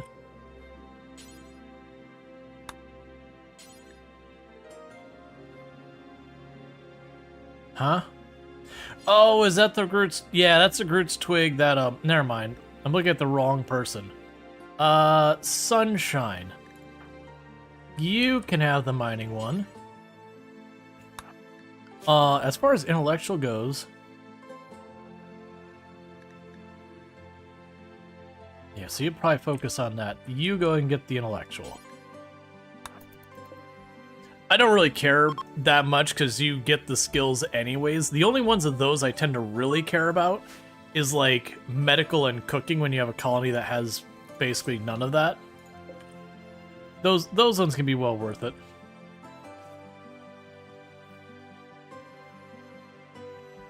Honestly, allying with the Empire has paid dividends for us. Yeah, free XP is free XP. They're never bad.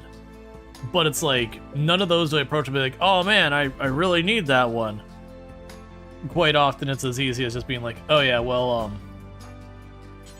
I'll worry about that later. Alright, so let's manually get them to build that real fast, because that's still sitting there waiting.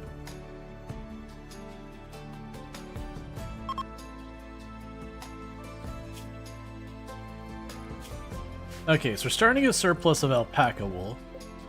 So what that does mean is we can start going in here and getting our nicer chairs made.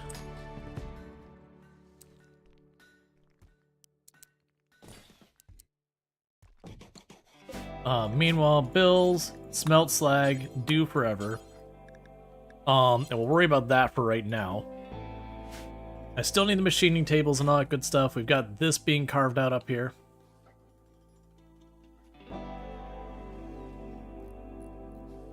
Medical skill training being offered right after your only doctor's died, but it's a giant mech raid. Yeah, no, that's even then I would take it. I'd do it. Like I said, it's one of the reasons I do try and go out of my way to have several doctors in my colony, if possible. Like, obviously, early game, that's hard to do. But when I'm having kids in a colony, if I have a choice of medical, they always get it, every single time. Having extra doctors is never a bad thing. The only time it becomes tricky is if you're dealing with the gray flesh event. It means you want to turn off all but one of your doctors to at least reduce the odds of a bunch of people spreading stuff. I keep trying to grab you. Let's get those components back. Oh, hey. That one did die.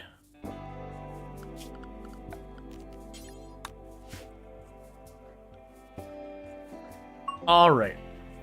So, with that, we got everything going. Oh, we got a problem. Hey, stop. Don't do that. Yeah, so we're already running into a problem where I'm going to need to change what I'm making my traps out of. So we're going to switch those over to steel now. I'm not very happy about using steel about this. Steel tends to be a little bit of a thing to struggle to get a lot of. Oh, I just realized that they got that section knocked out. So put a chunk of wall there, because that'll force them to walk around the whole way more. Starvation, that's a you problem. You're having a kid right now, right? Yep, so you're pretty close. So we don't want to send Donkey Duck. Alright.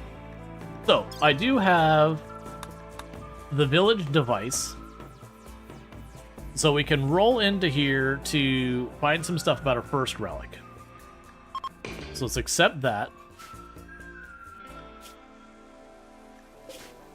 And the village is over there, so you'd form a caravan, have to walk the whole way around. Form a caravan, walk the whole way around and back. Except. So, let's send Citric Orange, Luxray, Sunshine, and Groot's Twig. Because I feel with 2 chain shotguns, an assault rifle, and a Zeus hammer, we got ourselves a pretty good setup here. And then on top of that, let's grab a group of alpaca.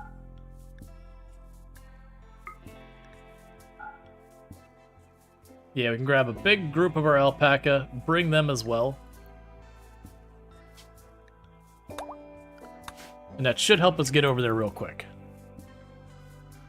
What happens if gray flesh infects the whole colony? Time to slaughter more villagers to steal Holy Relic? Oh, so what ends up happening is it'll never infect everybody. There is, I don't know the exact math behind it, there is a thing that once a certain amount of your colonists are infected with gray flesh, the idea is the metal horrors kind of feel like they can just simply overwhelm you with numbers, and for the record, it's ended up being more than half your colony, which isn't an unrealistic thing for them to feel like they can overwhelm your entire colony.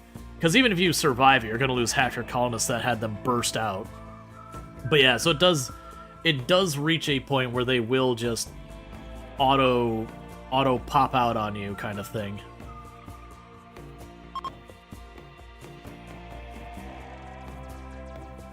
Alright.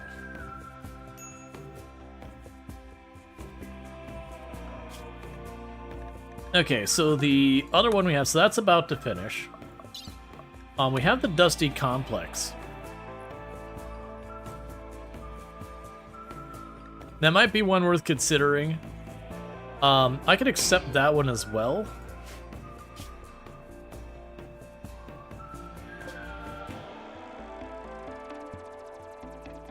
So there's the village to worship. I don't know which one of these complexes is the one. That's a toxic sputer that's supposedly working, but doesn't seem to actually be working, which is a big curiosity. I'm totally content with just leaving it alone in the meantime, because honestly, the toxic sputer means basically nothing to me now. We live entirely indoors. So Dusty Complex. Okay, so it's that one. So what we could do is potentially drop by that one on the way back. Let's see.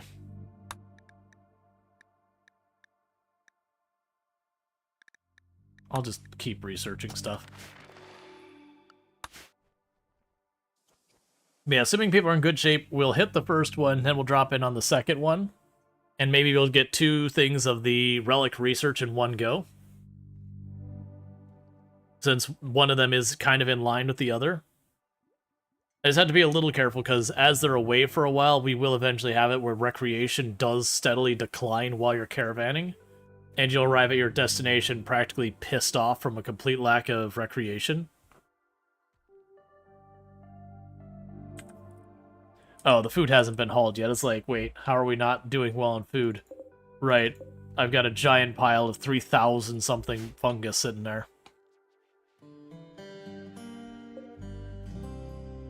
Why do I have a bunch of dead alpaca? Oh, are you still, like, not catching up with the butchering? Okay. Because that's not our alpaca, because it would say, like, alpaca 1, alpaca 2, or whatever. And I don't have any population restriction on our alpaca, because I don't have... Like, they're all male alpaca, so... I don't have to worry about the concern of, the concern of having, like, the alpaca breed out of control.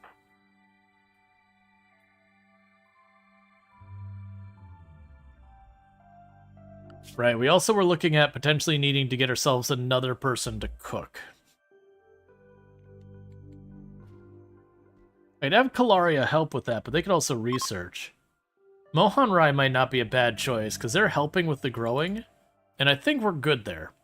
So I'm going to have Mohan Rai also jump on cooking.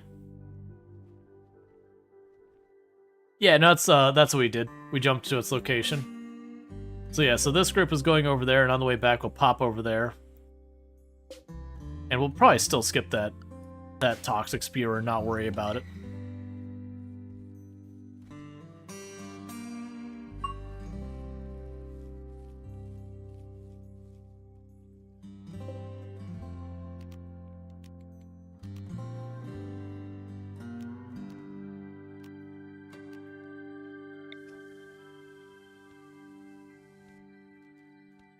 Cube.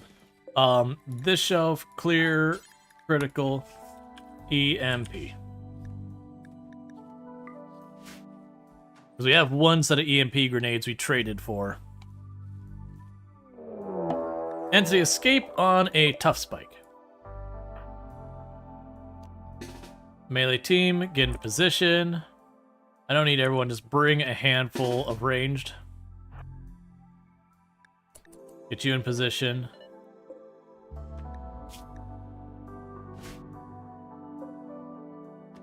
I can pop that door. Most likely we'll end up killing the tough spike. Oh. Yeah, you just get out of here. You get out of here too. This will honestly be fine, what we got here.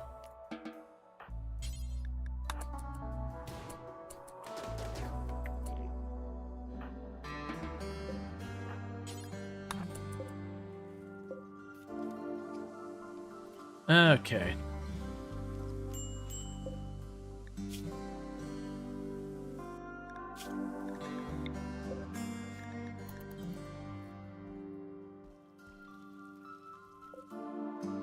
And meanwhile, I'm noticing you're putting the twisted meat in there. We're going to put a stop to that real fast. Because we're not going to be running ghouls at any point in this one, so what will end up happening is that twisted meat will slowly pile up more and more and more, and I don't want it. So we'll just let that sit in there, and the twisted meat can just rot in the closet there.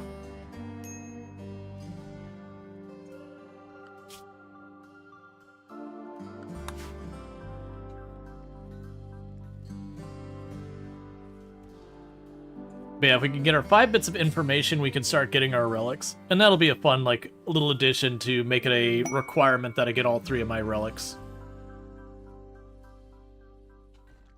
And you're probably right about to have your baby, right? Yeah, literally any time now you're going to have that baby. And that'll be another net new colonist to the colony.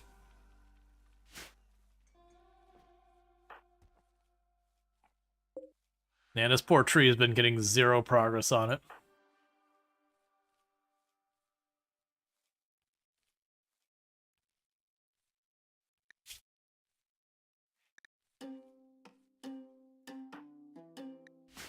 I never apparently did get any of the psychic stuff on it. I just don't have enough time allocated for it.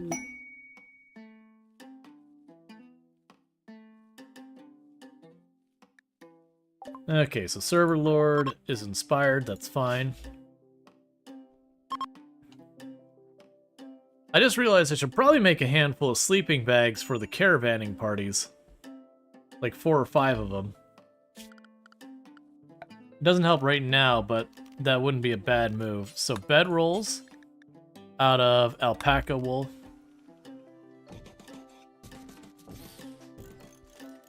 We'll make 5 of them, and then what'll end up happening is I'll pick those up for future caravans. Oh, toxic buildup? Oh, that is impacting them caravanning. That is something I didn't think of before. So weirdly, that's not impacting us here. So we definitely need to destroy the toxic spewer. So rather than do this other complex, I might need to drop by, deal with the toxic spewer, because they're getting toxic built up in this group. Thankfully they had those face masks. They could have actually been in serious danger otherwise.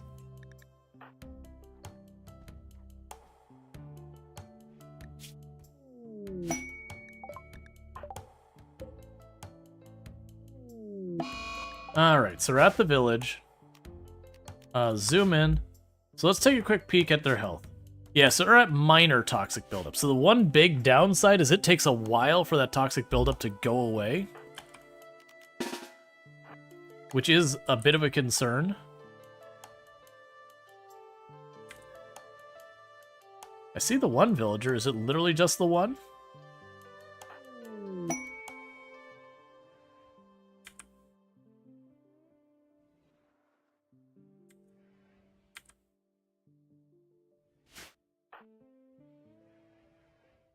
It's just literally just the one guy. Okay, I mean...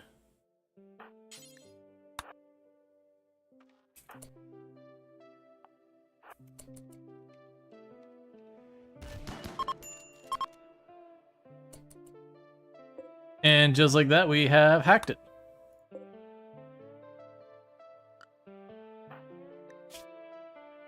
Alright, so I'm a little worried about the caravanning to the toxic spewer. But at the same time, there's nothing here for us, and I don't think we want to stay here either. So let's reform the caravan, go for the toxic spewer. Travel supplies, grab the pemmican, grab the poor quality bedroll. Leave the rest of that crap alone.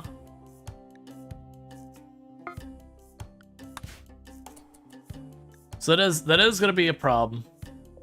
Luckily, we're only, I think, a day out.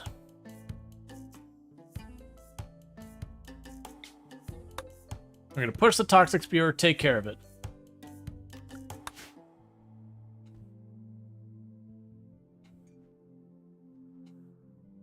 Yeah, such a cookie. The Oblivion Gate's constantly popping up. Yeah, so Luxray is the one in the most danger. How bad is your toxic? Oh, whoa, whoa, whoa, whoa, whoa, whoa, whoa, whoa. Change of plan. So we're gonna do something that's probably not a good idea. I'm going to split Luxray off onto their own. Oh, man.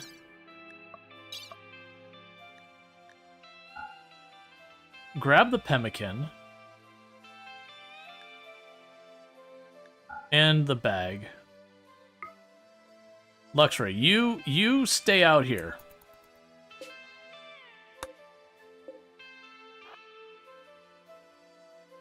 You just chill there for right now. You collect food and all that. Right, because you have the helmet, you don't have a face mask. That's why yours is so much worse than everyone else's. So the rest of the party is going to carry on, take out the toxic spewer, and then everyone will return home. I didn't really want to split it up that way. Move on. But Luxray is, like, seriously gonna die if he spends that whole time just laying out there in the toxic buildup. Yeah, so that's interesting. So that's the lesson of the day for us. That's actually a really cool map. That's kind of lesson of the day for this, is that that toxic spear, even if it's not affecting my home tile, it does mean everywhere inside this radius, caravanning is dangerous. So we got to deal with that right away. And then we'll pop back out here and start dealing with some of these ancient dangers and all that kind of good stuff. We'll probably make it a point for a little while till we catch up on that. That we'll knock out an event, retreat back to home, wait for raid to happen. After the raid happens, go on to the next one. Till we've got them all caught up and dealt with.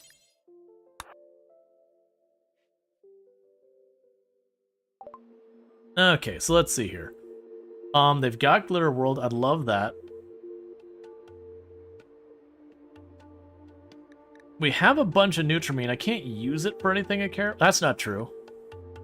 We actually have stuff I could use that. Pollux Tree is certainly always interesting. Oh, I apparently have a plants trainer in our stuff somewhere. I don't really care about the beer brewing.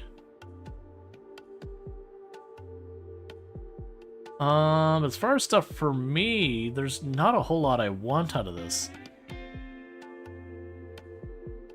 We have a lot of biofare right now.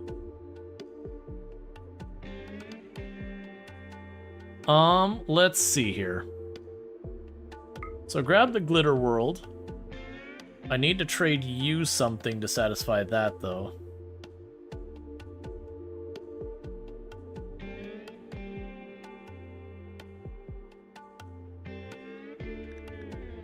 Honestly, take the plants trainer.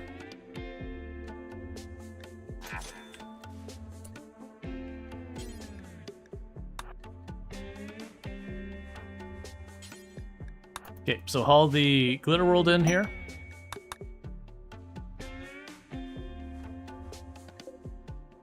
I also see that there's components lying on the ground outside. Let's get those in here. I really need you to wake up and get moving. You're laying down in toxic. And poor Luxray's just chilling back here by themselves. I'm a little worried about Luxray being attacked by something. Like get hit by a Neanderthal or something if it can't land a hit to slow them down. I mean, that actually a Neanderthal would be no problem, but like a Yatkin. If it can't get a slowing hit on them right away and they get caught up in melee, there's a good chance Luxray would lose the fight. But it was either have the entire caravan sit here and wait for several days till Luxray's toxic went down, or send the others to fix the problem and have Luxray catch up. And I think this is the lesser problem. Hi. I had to give you kisses. Yeah. Would you want to live in this colony where all we eat is mushrooms? I like mushrooms. Nothing but mushrooms? I like mushrooms. Hi, Leonard. We also have our cave alpaca that live inside caves. Why don't you eat your alpaca? Because that's where my wool comes from. Yeah, that's fair. I'm sending you a cookie. I do like mushrooms, but I don't think I'd want to eat exclusively mushrooms. Are delicious, and there's a bunch of different varieties. You can have like the portobello mushrooms or the other ones. Portobello or the other ones. Yeah. Hi, Darth Strider. Okay, this might be an interesting one. Yeah.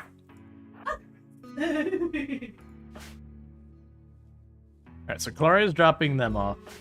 This won't be too bad. There is a proximity sensor, but it doesn't seem to be covering any of the important stuff, and there is a lot of line-of-sight stuff, so I should be able to pop in here, destroy it, and then walk off the map.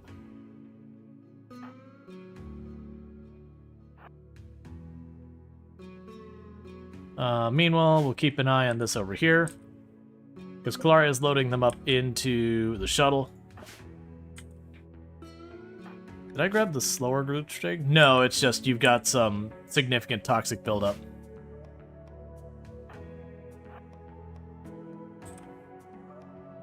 Okay, so pop that door.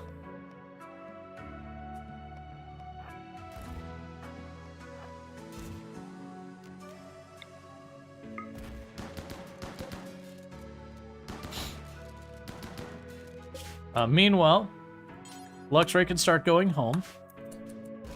Because by the time they get to that one, this will be solved.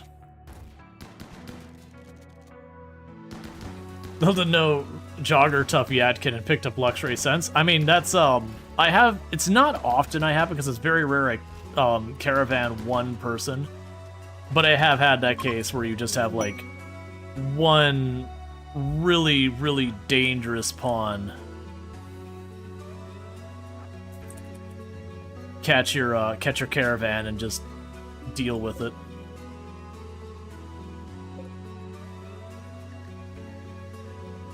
Actually, what I could probably do is have this group meet up with Luxray once they leave the tile, and then go as a group, because that'll be safer for Luxray and it'll be faster for Luxray.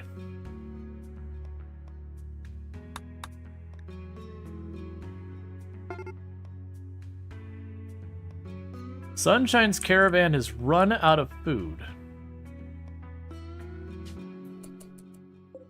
You should have several days of food left. Alright, so you go there, you go here. Actually, judging for the speeds, you both work on going there. Meanwhile, Calaria should long since be done. We can send the shuttle.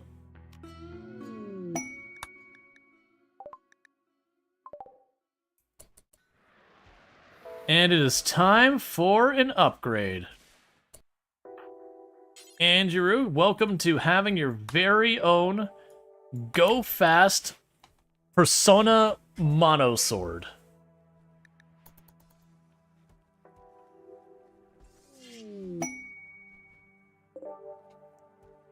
So it can speak sweet violence into your brain.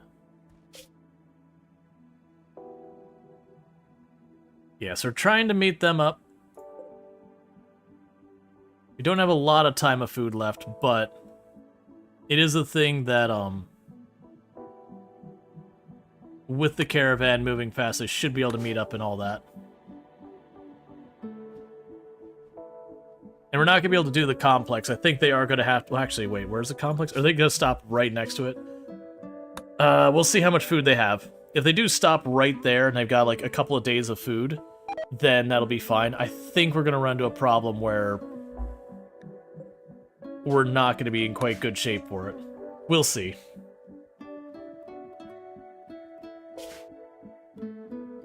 It says you have 2 days, and you have unlimited days.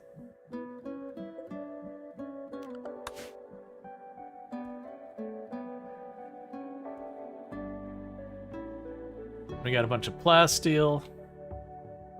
Oh, you're missing a light back here.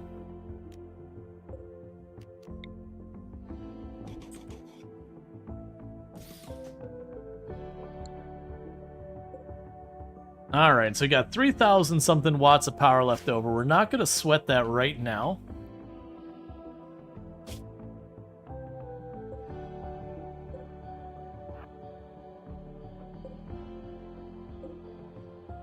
Yeah, we might be able to do that complex while we're out. Royal Tribute Collector, we don't have anything for him. Alright, once they get close enough they can merge, we can see how much food we'll have left. And the Ancient Complex I need is, I think, that one. We can check the quest in a second. They should be able to merge any second now. It's whenever they're considered as being on the same tile.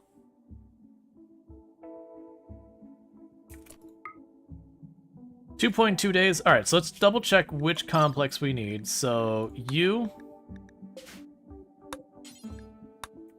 So pop over there, because that'll only take 0.1 days right there. Deal with that. Groot's got downed, and Groot's is downed because of food poisoning, I believe. And minor toxic buildup. That is fine.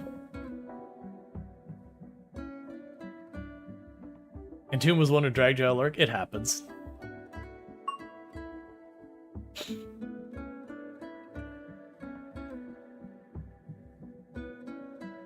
Okay, so zoom in.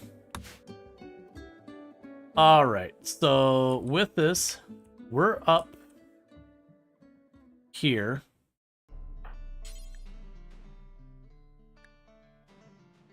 So pick up the chain shotgun for right now.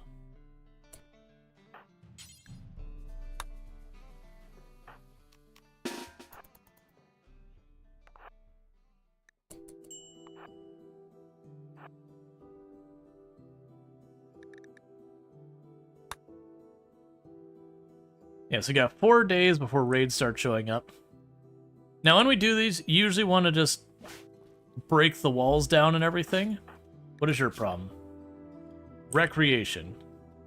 So you're all getting upset because of lack of recreation. Oh, that's always a concern when you have long caravans.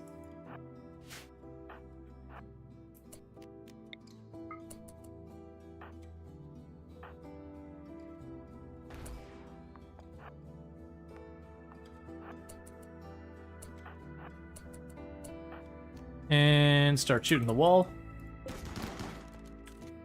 We're gonna try and be quick about this.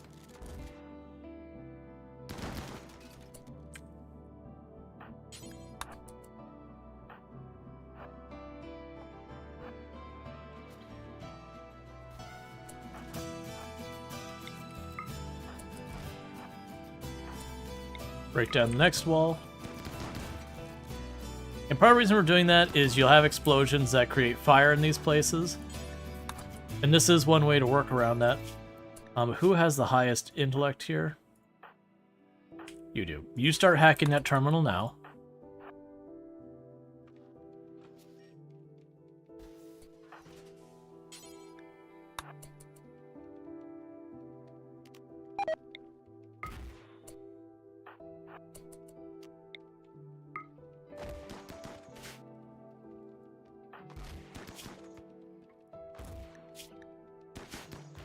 Pretty soon I'll have to go and send someone back to feed you, I think.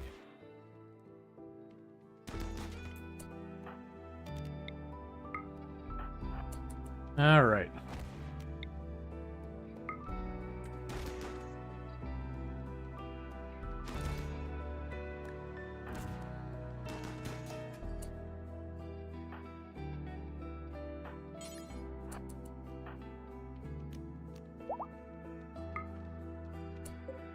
Alright, so I'm gonna actually do...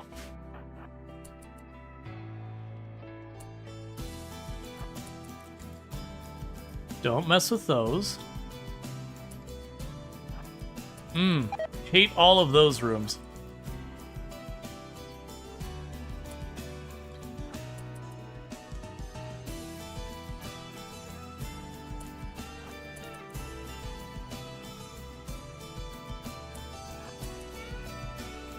So it seems like this one isn't having a bunch of the explosives.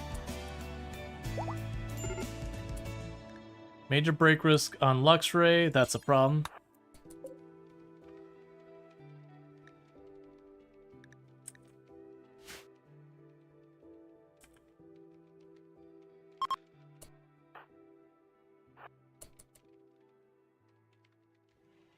Yeah, so there's 5 of them, so we're working on it as fast as we can. I'm being pretty aggressive around this, which is pretty dangerous. But I'm kind of worried I'm at a little bit of a timer before we have a major problem.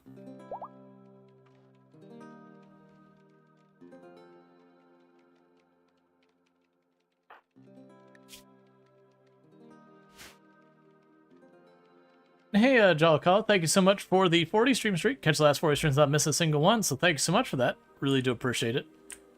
I really need you to get over your food poisoning. Cool, you are over your food poisoning, have yourself a snack, do all that type of stuff. That's fine.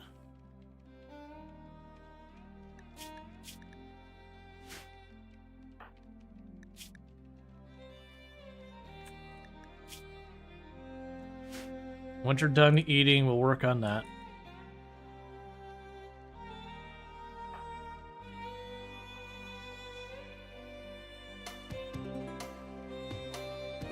Come on.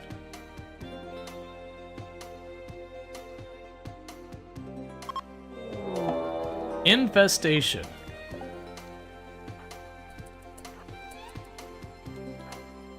So you're gonna pop up with the mechs. This might be a real problem. Gear, you were the one holding the... Who was the one holding your shotgun? All of you. So, Luxray, get down here. Have you eaten? You have eaten. Get down here as well. Go as fast as you can.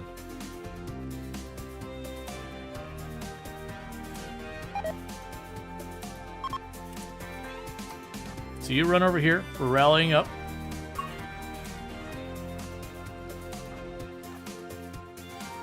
And one of you is holding the extra chain shotgun. You. So drop the extra chain shotgun. Fruits here, go equip that as fast as you can.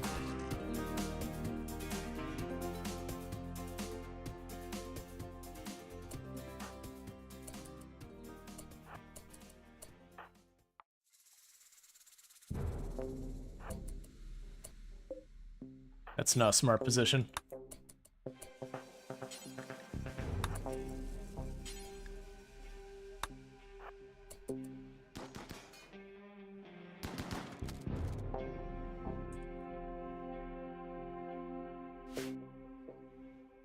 Don't go after one person by themselves.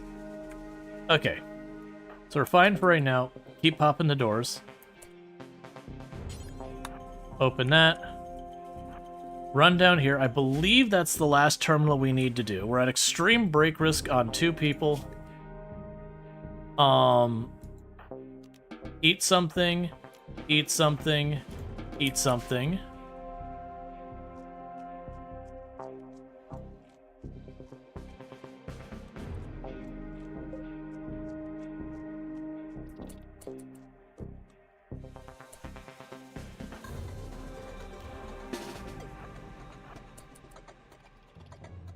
Don't hunt me.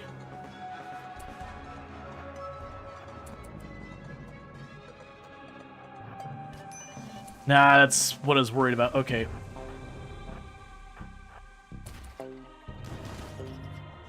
That's pretty bad because it's all balled up. Can you get to your side to get that chain shotgun in?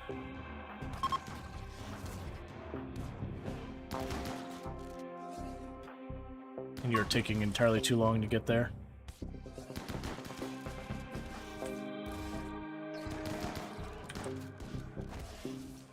Oh, don't wake up the mechs, buddies. Okay, so start tending with the medicine. Ooh, actually, who's worse? So you're actually better off. You start tending to them. Now get you out of the way. Get you up here. Hold that line. You go there, and you start tending to them. Don't go after Groots. Don't go after Groots. Don't go after Groots. Please. Groots could do nothing and your help isn't coming fast enough.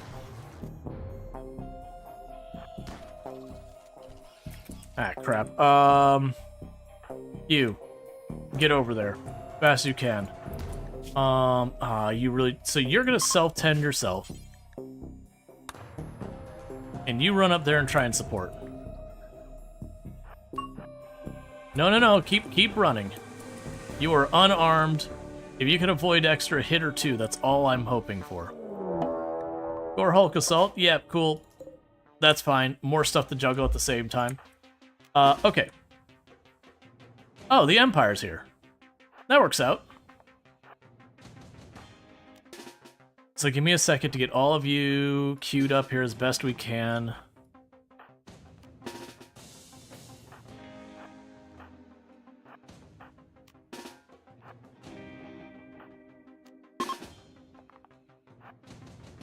You put down the kid.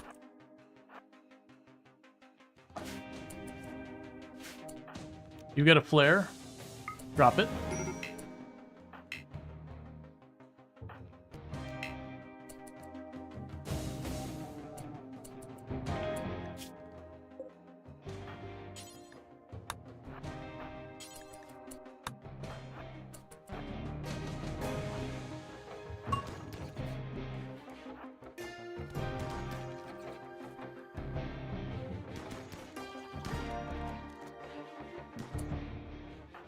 Oh, the mechs came after you? No! Alright, well... Please die.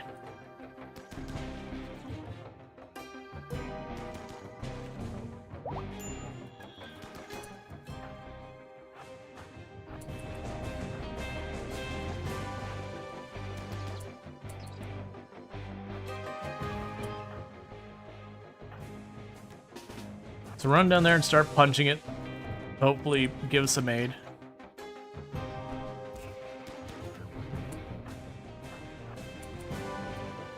And honestly, you start tending to yourself. Kill Lancer, kill Lancer, kill Lancer. Just kill it. Get on it.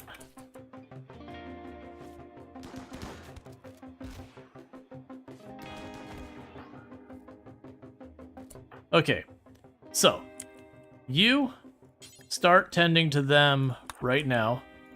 You self-tend, just do your best.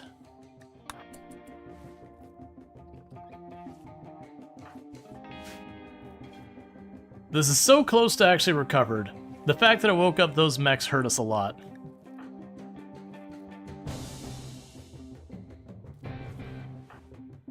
Okay, now back to what's going on here.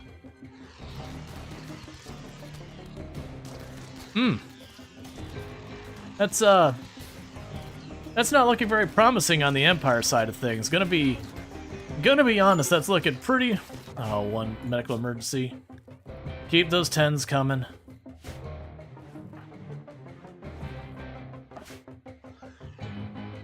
Empire's not doing good here. Definitely got properly wiped out. And really only knocked about 3 or 4 of the Gore Hulks. Okay, so with that, it is time to light it up.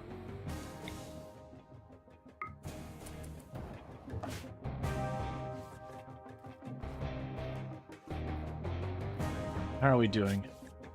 Okay, you're almost fully patched up. You're getting there. You're doing your best to save this person. You surprised none of them have broken from the pain yet? Yeah, no, this group is in bad shape. Starvation on Citric Orange. Go deal with that.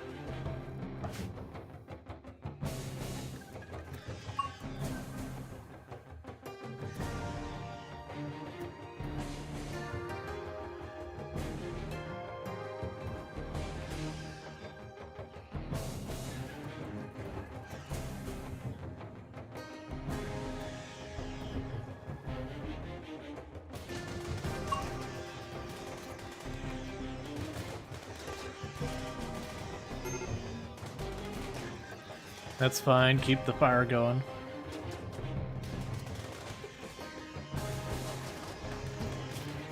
Only minor hits here.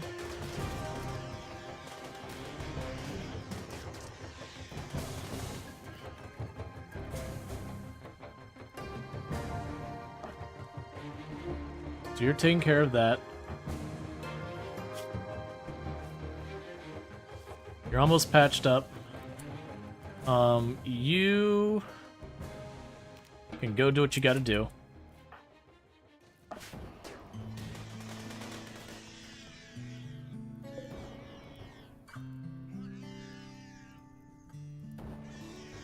All right.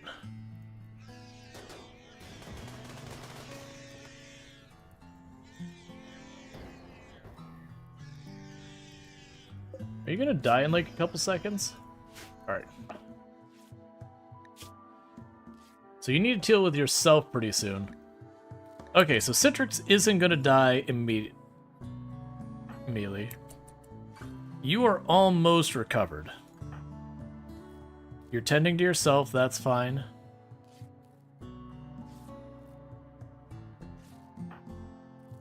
One more 10, and then we need to get you some food. Everyone's getting minor heat stroke from all the fire.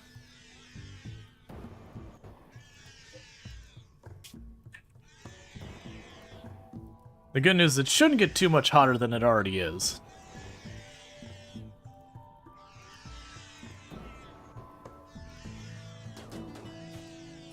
Okay, so with that, you just all take care of it. We're not going to worry about rescuing any of those. I'm juggling too many things as is. Alright, so you... Okay, so you're all patched up. You go deal with your own thing. Someone... Where's Feed?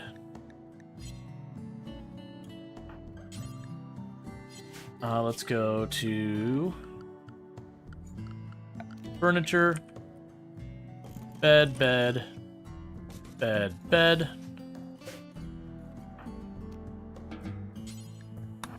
Rescue Sunshine. Oh, what do you got going on? Oh, you're still drafted this whole time? Can I... Feed Sunshine?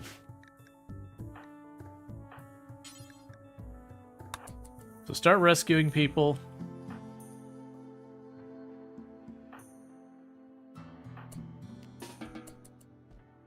Cool. Feed Sunshine if you can. Feed them. Because I don't need them starving to death. So everyone's dealing with their stuff. Okay, you got all that squared away. Those are still burning. Interestingly enough, no one wants to deal with that fire, apparently. Oh, everyone's trying to eat. That's fine. Just keep letting it burn, then. It's whatever. It'll put itself out. I'm amazed they haven't broken yet. I would have expected that a while ago.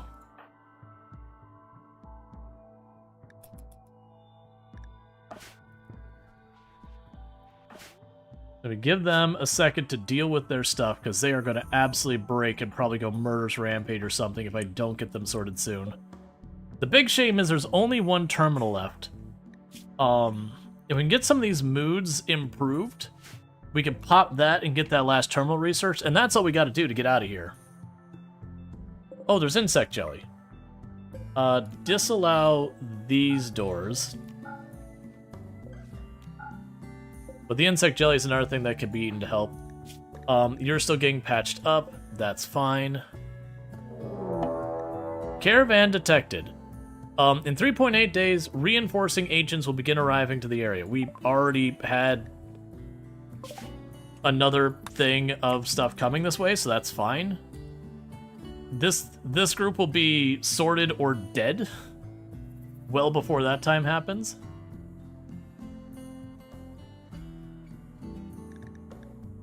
Yeah, medical emergency on you because of the extreme blood loss. You are patched up. You need to be patched up. Look at you on that. Oh, medical treatment needed on Luxray still? You still haven't been patched up? Come on, man. That's almost guaranteed to be an infection that long without being treated. Yep, there it is. Who is their best doctor right now over there? Oh, literally almost all of them are decent doctors. Oh, you're the one with the infection.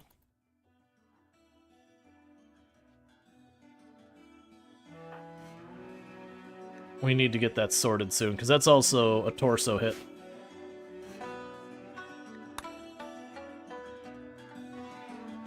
Okay. Meanwhile... Alright, so you're starting to get sorted. So Citric is actually not in the worst shape right now. So you have Citric pop that box.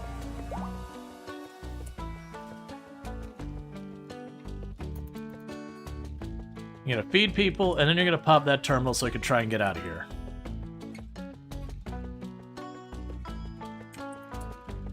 So you start hacking that terminal.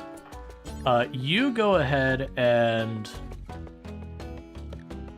pick up the chain shotgun. Alright, well there's the first mood break. And it's insulting spree of all of them. Which is about as bad as we could have gotten. Because it takes a while to get through, and on top of it, it makes other people have a high chance of breaking, and they're all pretty pissed off as is. Quest complete, and it did trigger a raid, and it's a respectable raid. Go grab your chain shotgun,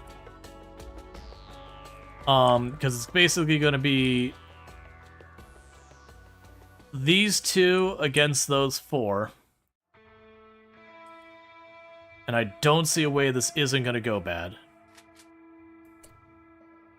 Can I force them to cut into the mech room and make them fight the mechs? I'm going to try to do that. They might just try and kidnap Sunshine, and if they do that, there's not really a thing I could do to prevent it. But my hope here is, come on, Luxray.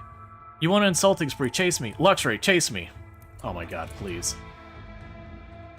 Yeah. Get over here. Faster. Faster.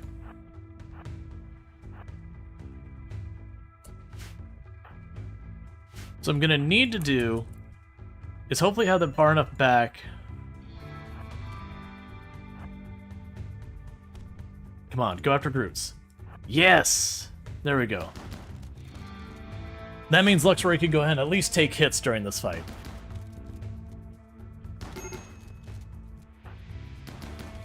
Don't wake them now. Don't wake them now. Oh, that's not what you want. Caravan lost. Well, that's gonna hurt a lot of moods. So we now have for 30 days, basically minus 45. You killed me? I mean, it was... We shouldn't have gone for it. I forgot how badly the recreation situation was with caravans. Yep, minus... Yeah, so we've got... Oh yeah, and it gets worse than that for people who they're also their friend. So yeah, you look at that. We are going to have a real big struggle at keeping people from melting down. Because minus 14, we got 3 stacks of minus 14 for 30 days, a stack of minus 14 for 6 days, then we got minus basically 8 for another 20 days. There's going to be a lot of mood breaks that there's going to be just no managing. I really don't want to deal with your drama. No, the mistake there is I should not have gone for the HN complex. I underestimated the recreation loss. For those who don't know, while you're caravanning, your recreation drains and there's literally nothing you can do to manage it. You have to bring drugs with you to take on the other side as a way of sorting it out. Which I just didn't do because I usually don't like caravanning, so I don't do much of it at any given time. So that one is just too long of a caravan. So when we got there, we were dealing with problems where they were just getting to the edge of mood break. And that's what killed us, is we had 2 mood breaks out of 4 people and 1 person was downed. So technically we had the other one was still up, it's just they don't count as being available if their mood broke.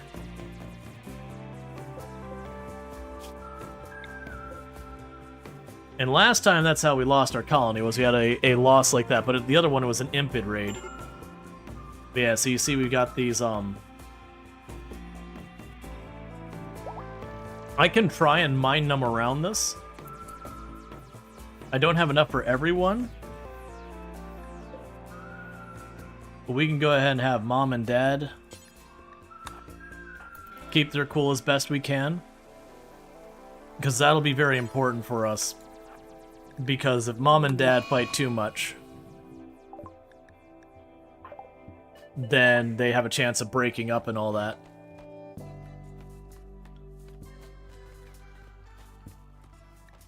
Yep, so we got 3 extreme mood breaks.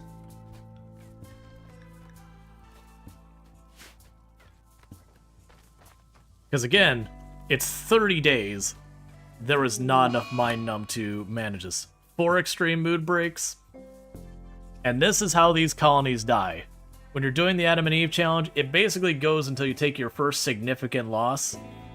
And it's not so much a spiral as a absolute implosion. Because again, that -90 is on those pawns. All of those pawns for 30 days. Which means just to prevent it, I need 3.5 stacks of catharsis. Sorry, that's a lie. 2.5 stacks of catharsis, because it's 40 each. So -9, well, 2.25. You get the idea. So I'm going to have double stack catharsis to manage it. Which is going to be a lot of people super pissed off. Oh, good. Donkey Duff's in labor. That actually...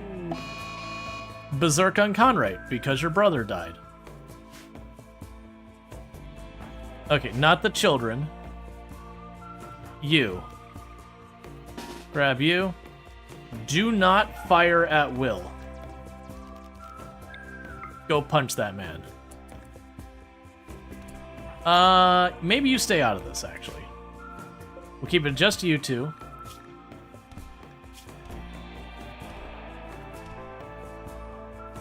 Oh, you were just absolutely railing on Groots. Buddy, Conrad, you're killing Groots so effectively. I forgot how nasty that that tentacle whip or whatever it is can be, because you're the one who, yeah, flesh whip can be.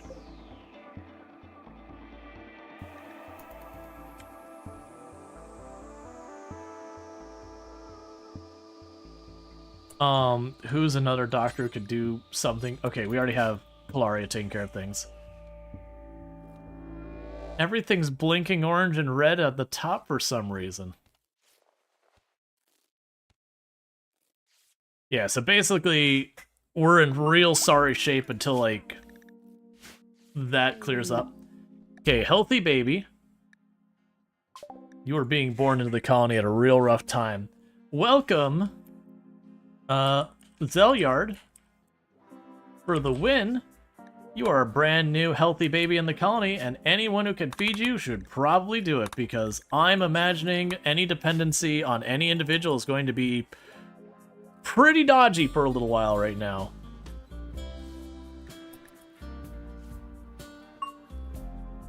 Okay, meanwhile, if Conrad gets up, we're just gonna start consoling people one by one.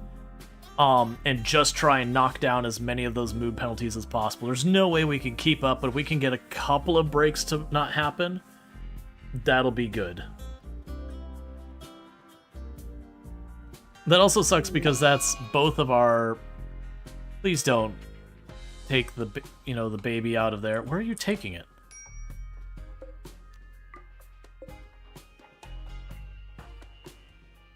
Okay, that's all fine, that's all fine, that's all fine. Please.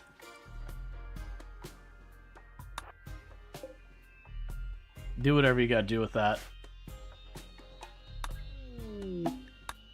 I'd be like, I'm worried about the unburied kid, kind of, or unburied colonist, but we're already at 0 mood as everyone's slowly updating their mood stuff. So honestly, doesn't really matter that much.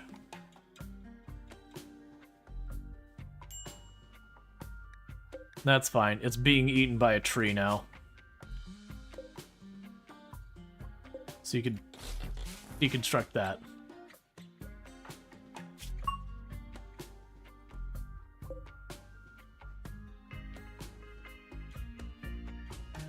Okay, so Conright's back up watching television. Go grab your gun.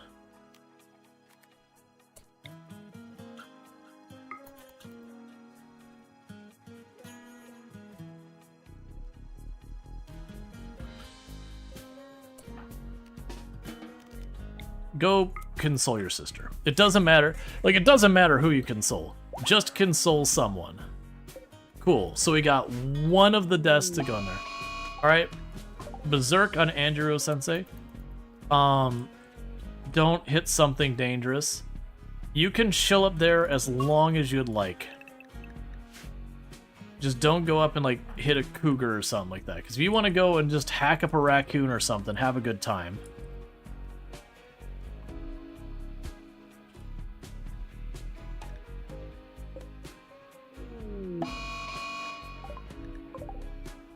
Please tell me at least hit it really hard. You took its ear off. You're gonna settle that yourself one way or the other. I'm... Well done.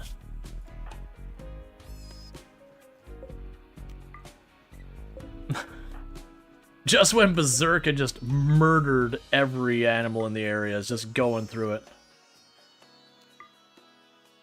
Oh, that's not... Hit the rabbit. Come on, man. Get over it. Don't hit the boomalope. Don't hit the boomalope. Don't do it. You're gonna do it and there's nothing.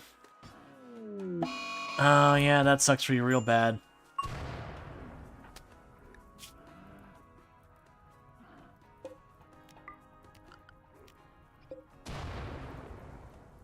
I mean, for what it's worth, Angie's winning.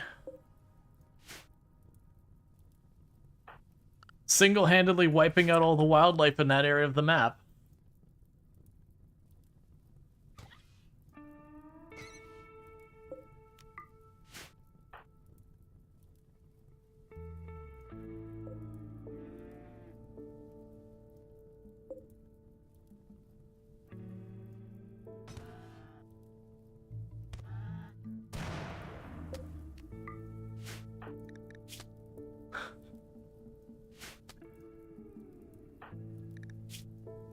All right. For what it's worth, if that's what it takes to keep him from going murderous rampage on me, I can accept this. I'm surprised he has not broken. He has killed so much.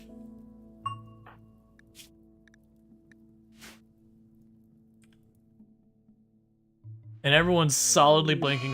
Lung rot. Why are you cleaning the bodies right here? Come on, man. Alright, for right now, zone. That is not a home zone. Please, for the love of everything, stop standing on the corpses.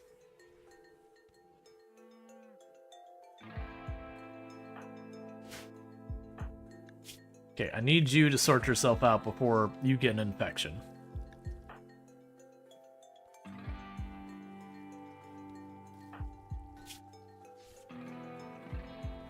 That's fine. They should be able to take care of the lung rot before it gets to be a big problem.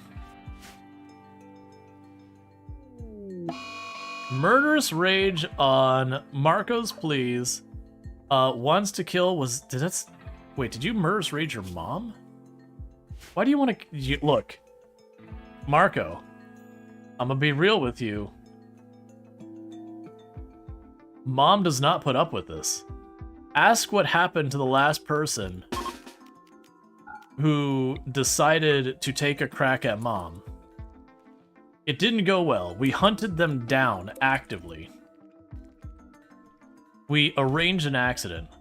So small child, mother knows best,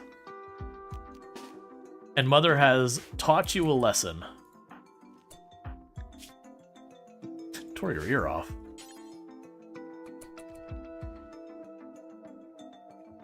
You don't mess with mom. Speaking with Angie, I really would like you to stop being berserk for a couple seconds.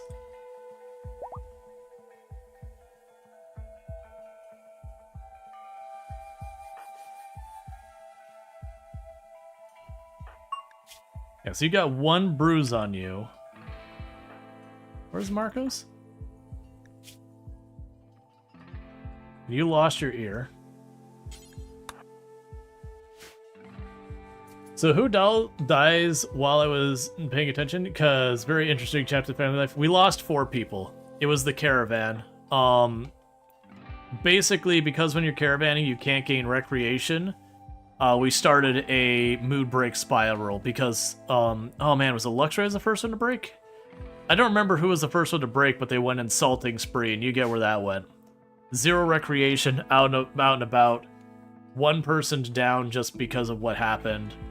And then, you know, the other one's insulting the last one. We actually got the research, or the, we actually got the information about the relic, but we had a Neanderthal raid show up. And by then it was too late.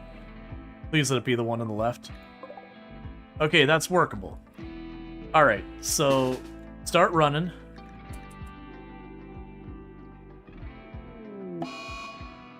I don't think help's gonna arrive in time. Keep running, Anjiru. Blood Rain. You know, why not? Why not Blood Rain? Okay. So the Cougars are working in tandem. That one has chased us into the corridor, and now the one on the other side is intercepting. So that's a big problem.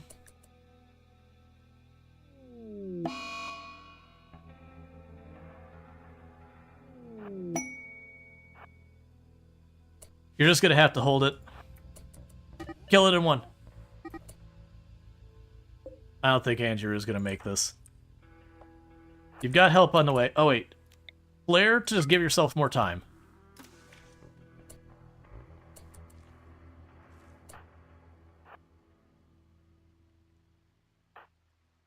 Help is almost there.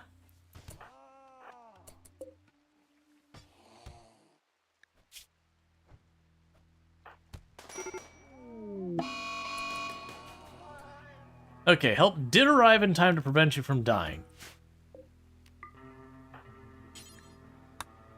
Schedule, just unrestrict for a minute. I know we're in blood range and that's a problem.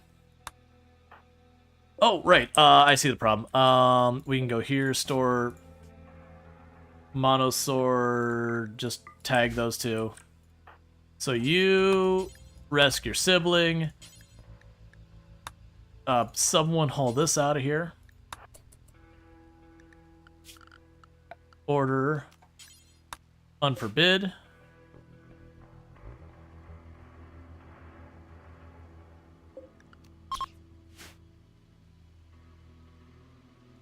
It's just nothing but rot stink the whole way here because no one's been able to do anything.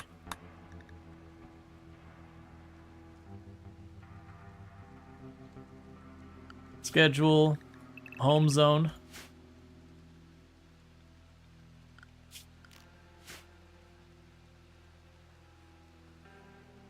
Who has the flamethrower? Server Lord?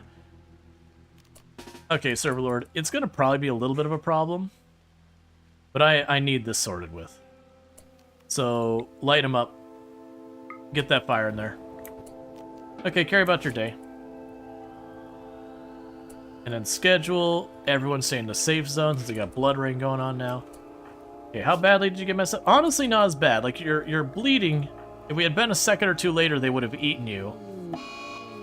Disease, infection, doubled up infections. And Angie, who is my best doctor? We don't want you doing this now. Hey. I appreciate the hustle, Claria, but we're talking actual serious medical stuff. Bring in the best doctor. You haven't finished your residency.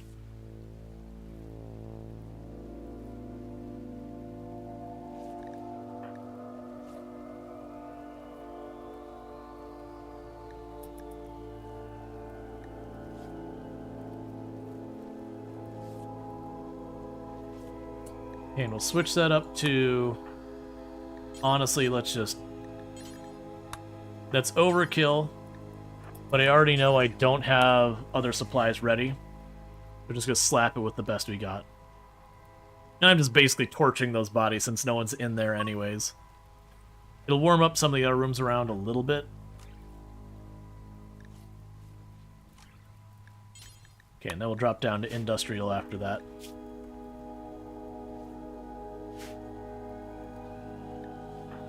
Starvation on you. Wait. Okay, you are bringing the food. I was like, please, they're starving. Okay.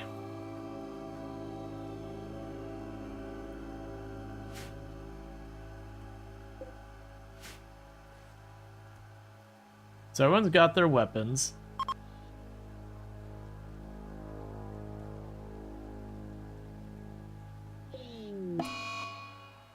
Tantrum, you're gonna break stuff in your room because Sunshine died.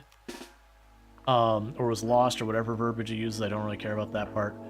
Everyone else, run in here real fast. Nicely done. Go back about your days.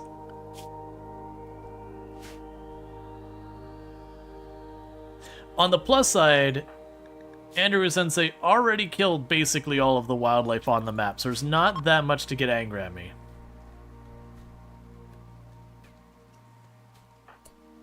Okay, get in position again.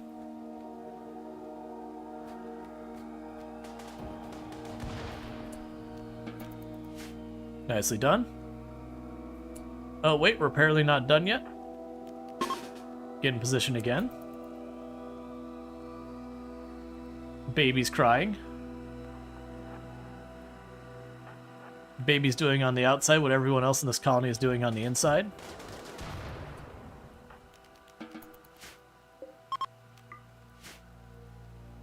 Alright. Yeah, so we lost 4 colonists, so for the next 30 days, we have minus 90. Or whatever it was. No, it was minus like 56. And then some other stacking ones on top of that. Oh, right. So you got set to not be the home zone because people were standing in the rot stink. Colonists left unburied. That's fine. That was why the people did corpse obsession and pulled out the baby. So we're just letting it be dealt with that way. Alright, so you're back up. Before you get very far, go grab your monosword back in case we need it.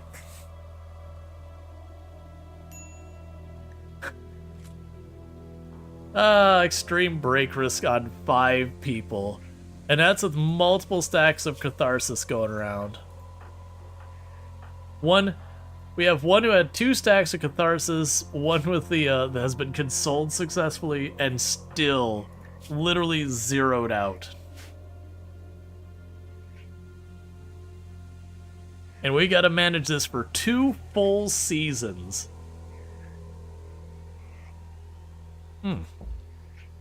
There's apparently a rabbit. Honestly, for the moment, these doors are off limits. Just let the rabbit rage out. I don't need to be in there for any particular reason.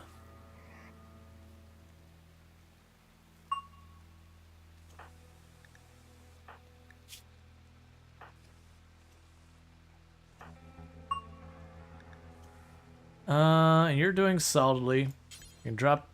Nah, it's asleep you on industrial. There's no reason to really take away from that. Meanwhile, the rabbit's asleep.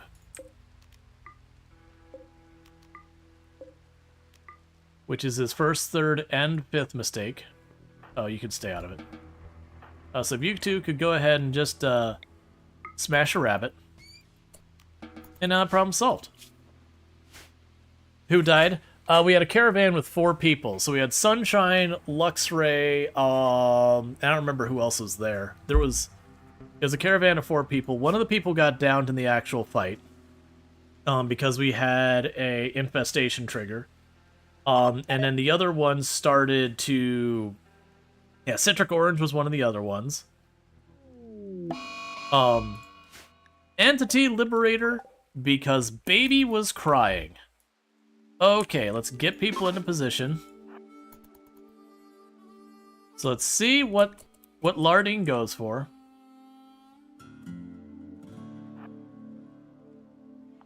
Well, that's convenient. Let's get everyone else out of here. That's one that we don't need everyone involved.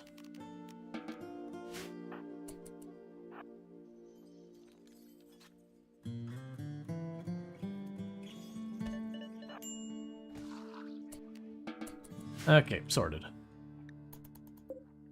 But yeah, so it's one of those things that basically one person got down from the fight, and everyone was sitting at 0 recreation, because that's just a consequence when you caravan for any length of time. They can't really recreate while traveling. So we had one person go insulting spree, which then led to the next person breaking, and you get where that's going. That basically we got stuck trying to fight with only 2 people up. And we had a Neanderthal group show up after we finished the last relic research. So we have technically 4 people died because of it. That's one of many of the reasons why I absolutely hate caravanning in the game, is the fact that, like, you can't caravan for a long time without worrying about a bunch of mood breaks and all that when you show up your thing. Murderous Rage, so Luxray is going to try and kill Mohunrai. I'm probably going to actually have to shoot Luxray on, or Anjiru on this. And the reason I'm probably gonna have to shoot them... Where are you? So you're up here. The reason I'm gonna need to shoot them is they are running around with a Persona Monosword.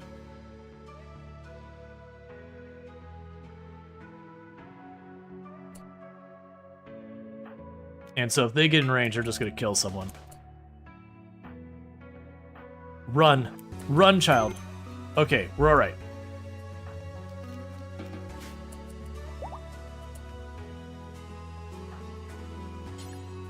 Okay, so Conright's already on it.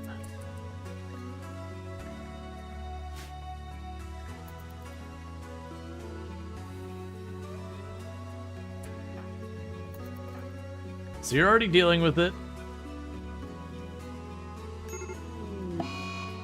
Canatonic on Vortis.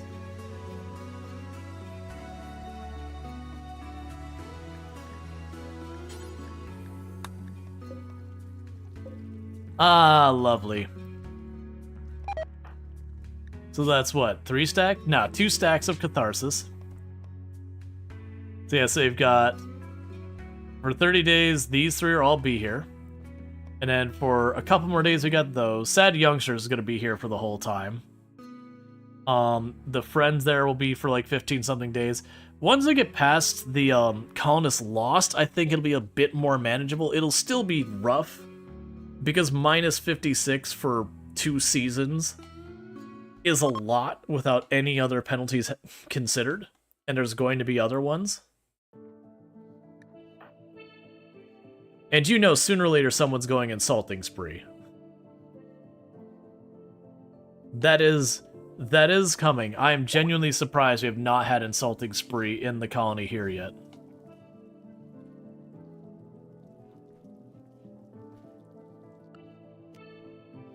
Okay, so Blood Rain stopped. So schedule. Stay in the home area.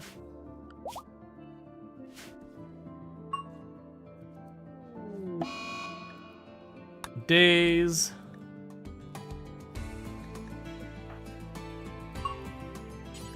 Go grab your weapon back.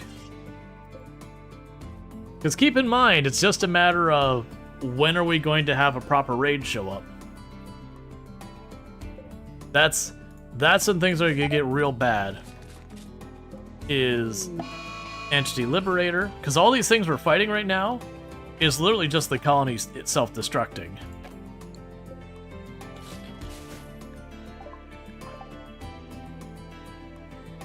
Alright, let's get in position. So that way, if they release something dangerous, we can jump on it.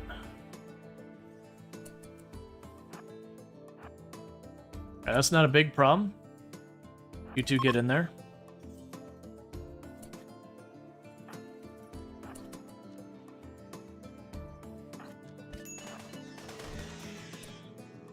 Okay.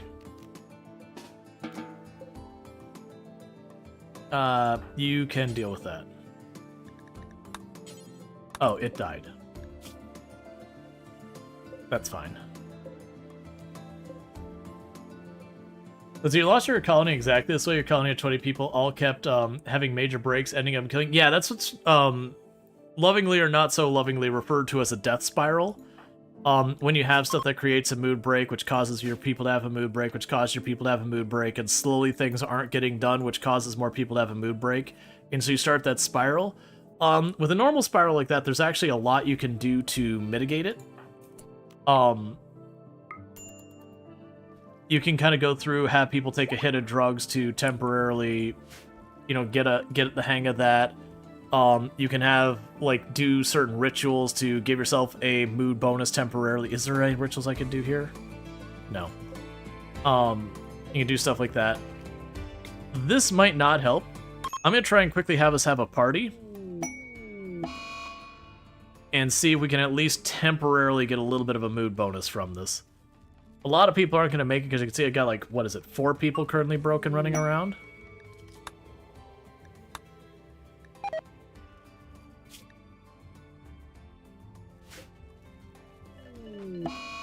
Five people running around.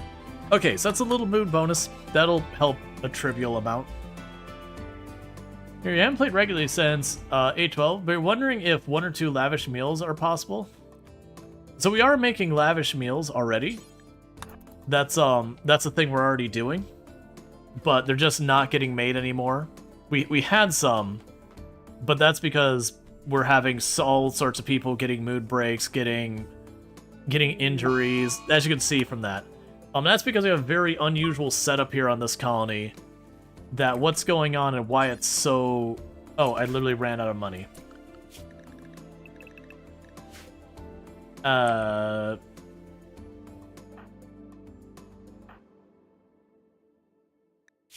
that's a crumbled mine one. You'll go too slow. Yeah, we probably have silver up farther on the map. But because the mood breaks, people are injuring each other and, you know, not being able to get to cooking. That's how the death spiral happens, is that as everyone's busy breaking down, they're not doing any of the things you need them doing around your colony. And that does have the impact of slowly your food supply starts going down, so people start eating raw food, and if you're keeping drugs on hand to mitigate the mood penalties, well, that starts to become a problem.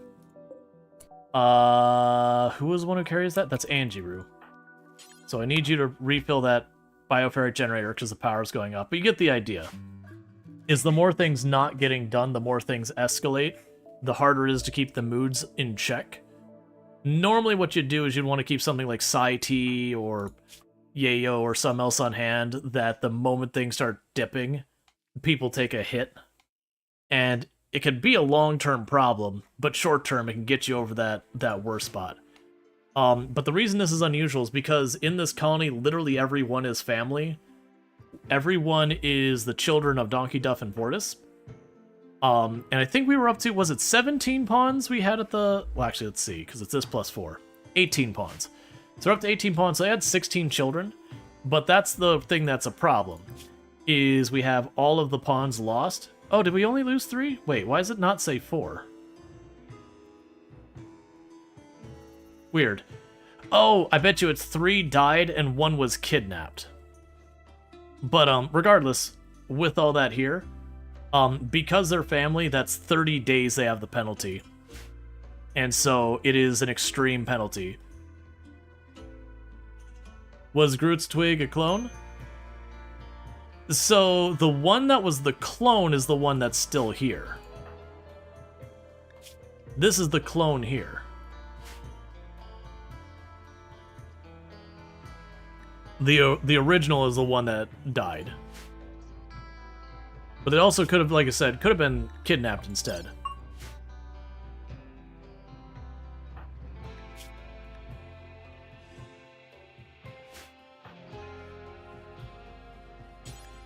Take a hit of the Mind Numb.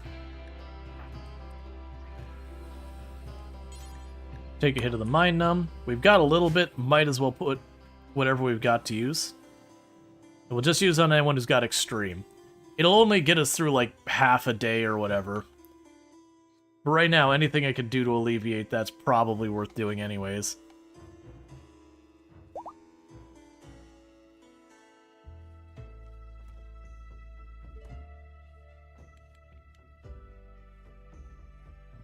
Yeah, so even if it comes to making the nicer meals and all that, I can't realistically do that for 30 days. Without having enough people working, most likely what'll end up happening is we'll just run out of food. If they get to it, that's fine. But we're looking at levels of upsetness, because like again, minus 56 plus all the other normal colonists lost and all that crap. Minus 56. It's gonna be very hard to keep them from zeroing out. Entity escape on a Noctil. Just grab whoever is available other than Serverlord.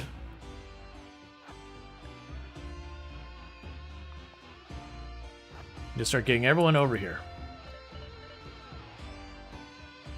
Yeah, no, that's the thing. I actually have the crops in here. It's just, we're not going to have people up consistently enough to do much.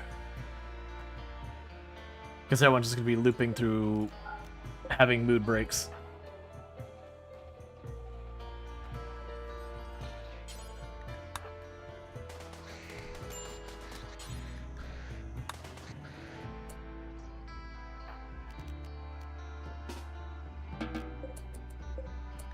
Okay, so it's dead. Oh, wait, no, it's not dead. You should be able to do medical. Alright. Meanwhile, we'll need to go security, get these traps up, because especially with what I got going on now,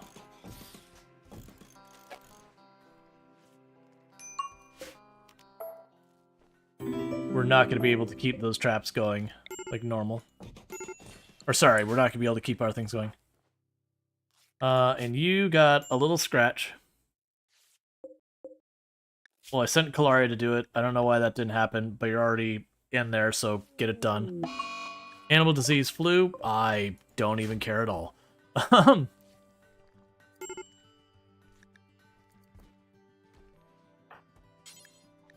Please get yourself treated. Okay, so Vortis is back up.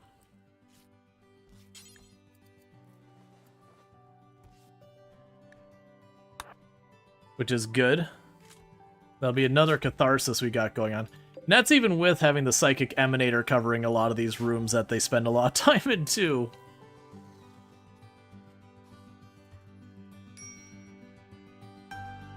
Okay, so we still got 3 hits of Mind Numb left for when that first round of Catharsis falls off. Because we got a ton of people still at mild break risk.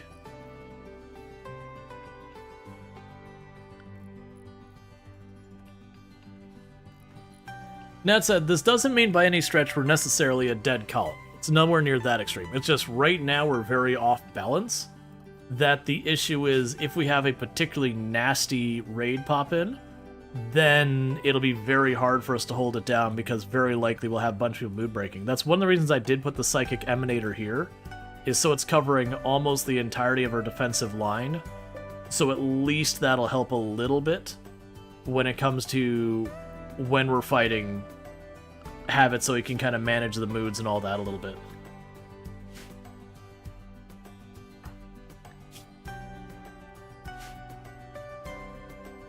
Do you have cryosleep? No, we don't have the cryosleep caskets. Nor would I want to put like half the colonists in there. Like, I understand that'd be a way to try to mitigate it, to have less people breaking down at the same time.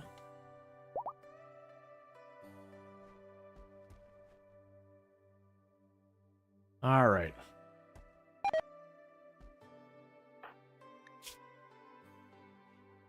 Yeah, so still have about a day or so before the catharsis falls off. And that's when the next cycle of mood breaks will happen.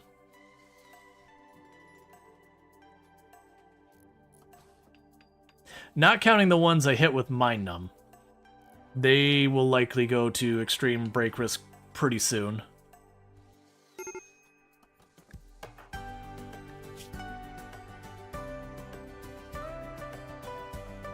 Yeah, the lavish meal is helping. But we're not going to be able to sustain those. We're not going to have enough people working.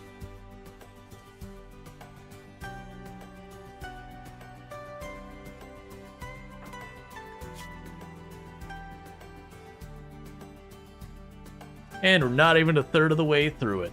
Nice. You know, the big risk is if something goes by, like we had that murderous rage and those berserks. If something like that happens and they kill another colonist, then you get the idea that's yet another, you know, mood penalty. And each additional one makes it harder and harder to bring back. We're lucky we haven't had Insulting Spree yet.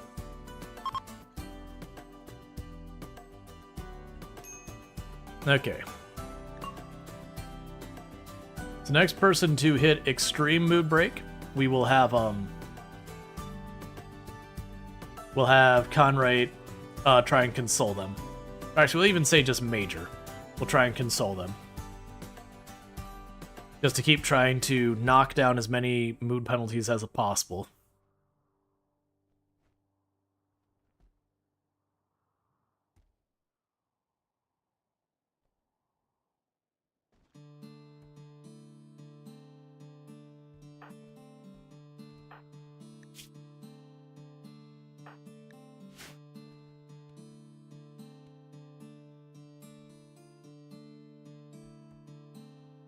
The big thing is to be sitting there and like figuring out what gaps we've got in our setup. It also sucks that we lost both our chain shotguns. That team we had deployed had some of our best equipment. Had our best armor, had our Zeus hammer, had our chain shotguns, had our assault rifle. It was just very genuinely the caravanning, no wreck. When they got on that tile, they saw they were all bottom down recreation. I should have just immediately canceled the thing and left. And just accepting we got screwed by Caravan being dumb in how it works. Okay, so your catharsis should recover you. But I really just wanted to knock it out real fast, and that was what got us in trouble.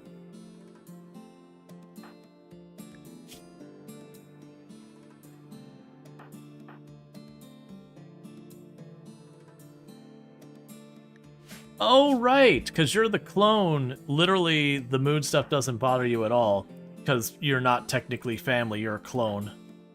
That's weird, considering that the idea is the clone thinks of them as themselves as that person.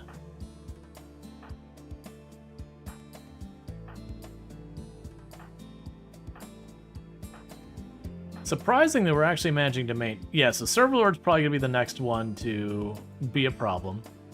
So we're going to go ahead and console Server Lord before they melt down. Cool, so that'll help Server Lord prevent from having a break.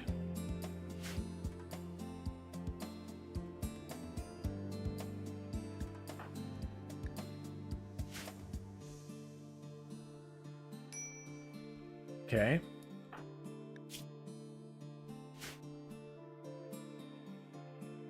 Now, one of the nice things is because we are underground, we did get our place looking nice. They are eating fungus. We did give ourselves a lot of mood bonuses, which is helping us manage this.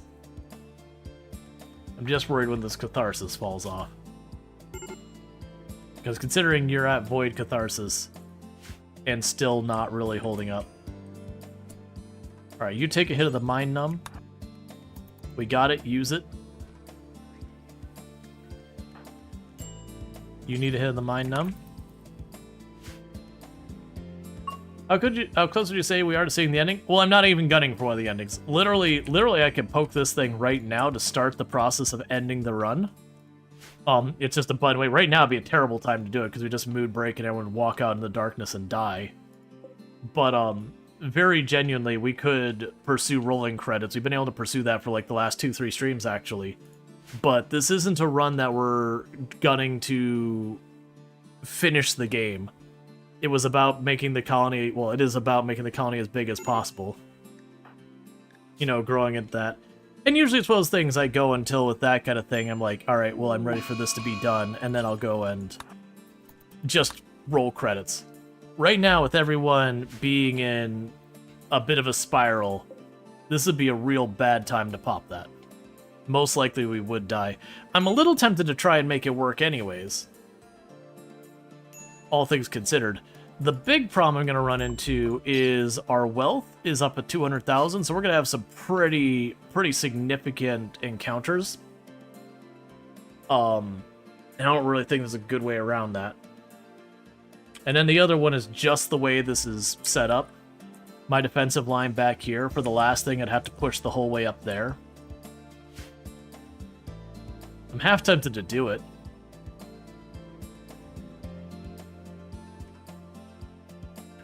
Do I think I can manage these moods?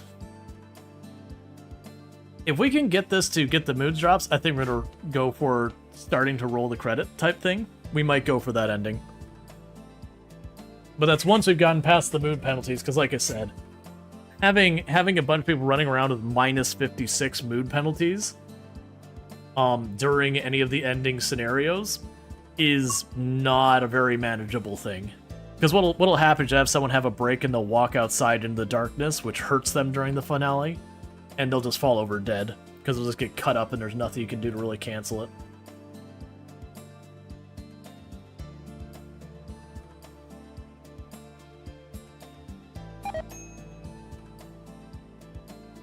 Alright, the baby food rotted away. That's really bad.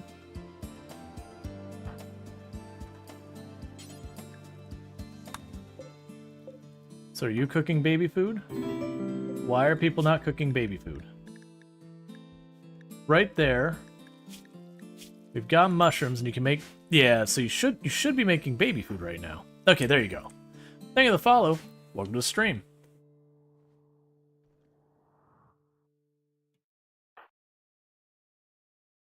Oh, you're hauling a dead squirrel? Okay.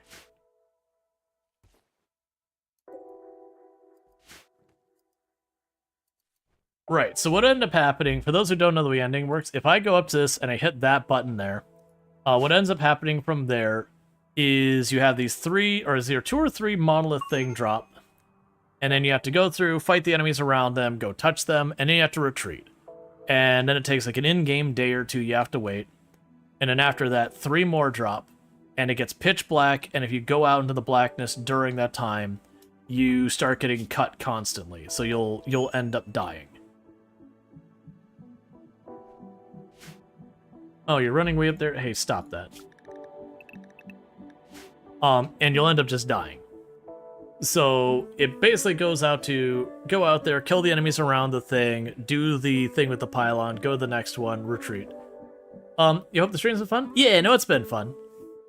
We did suffer our first loss, and it was a pretty significant loss for the run. So that has us in pretty rough shape right now.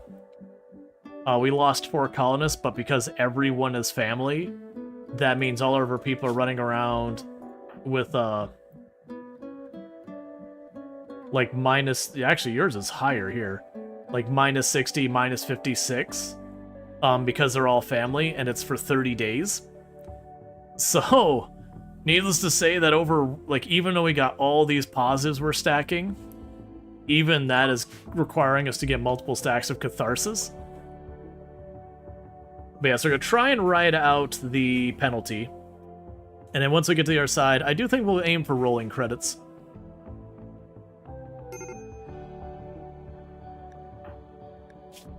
Because I have mentioned that I've been feeling the itch to get something else going on, that we've been doing a lot of RimWorld lately. And it is just one of those things as a content creator, as a variety streamer, it is one of those things to do a lot of the same game for a whole long time. Ooh, Masterwork Shield Belt, no question. Oh good, the spooky corpse. Alright, don't care. Give me my Masterwork Shield Belt.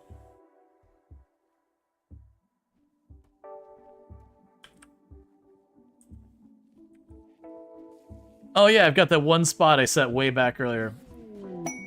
All right, Anjiru Sensei, go grab your Masterwork shield belt.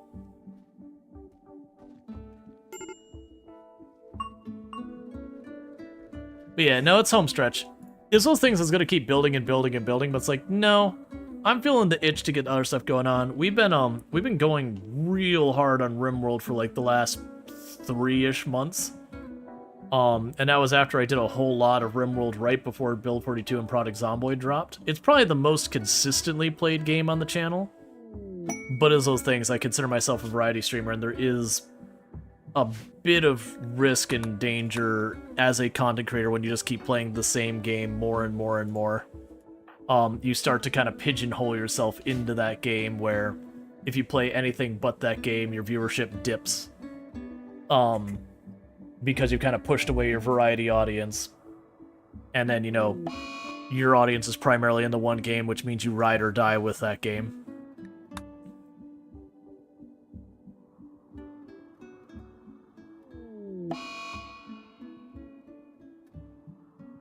It's also a thing that right now it's a tough to be a, well, it's good and bad to be a RimWorld creator right now. On one hand, as a category, RimWorld's doing very, very not great on Twitch. And it's just, you know, they haven't had a DLC come out in a while. There's not, like, we had the Rimmership a while back, and it's been a while since that, so there's nothing really drawing people to the category who aren't already diehard fans of RimWorld.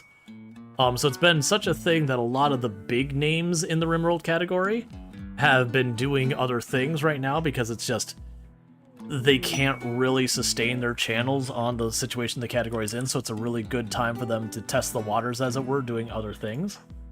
Now, as someone who's not as big a creator, it does afford me the opportunity that while they're all not here, that I can pick up some viewership by being here. The catch-22 of it being, though, those are people who, generally speaking, they watch RimWorld. That's what they watch. What else do they watch? Nothing. They watch RimWorld. Not actually nothing, but it's just they predominantly watch RimWorld. So it is one of those things that as a variety creator, it just means a lot of the new viewerships I'm getting does mean when I go to play, you know, Farm Sim or whatever, understandably people who are here specifically for RimWorld won't stick around. So it does force me to juggle those decisions and all that. And I don't regret playing RimWorld, obviously I'm still playing it.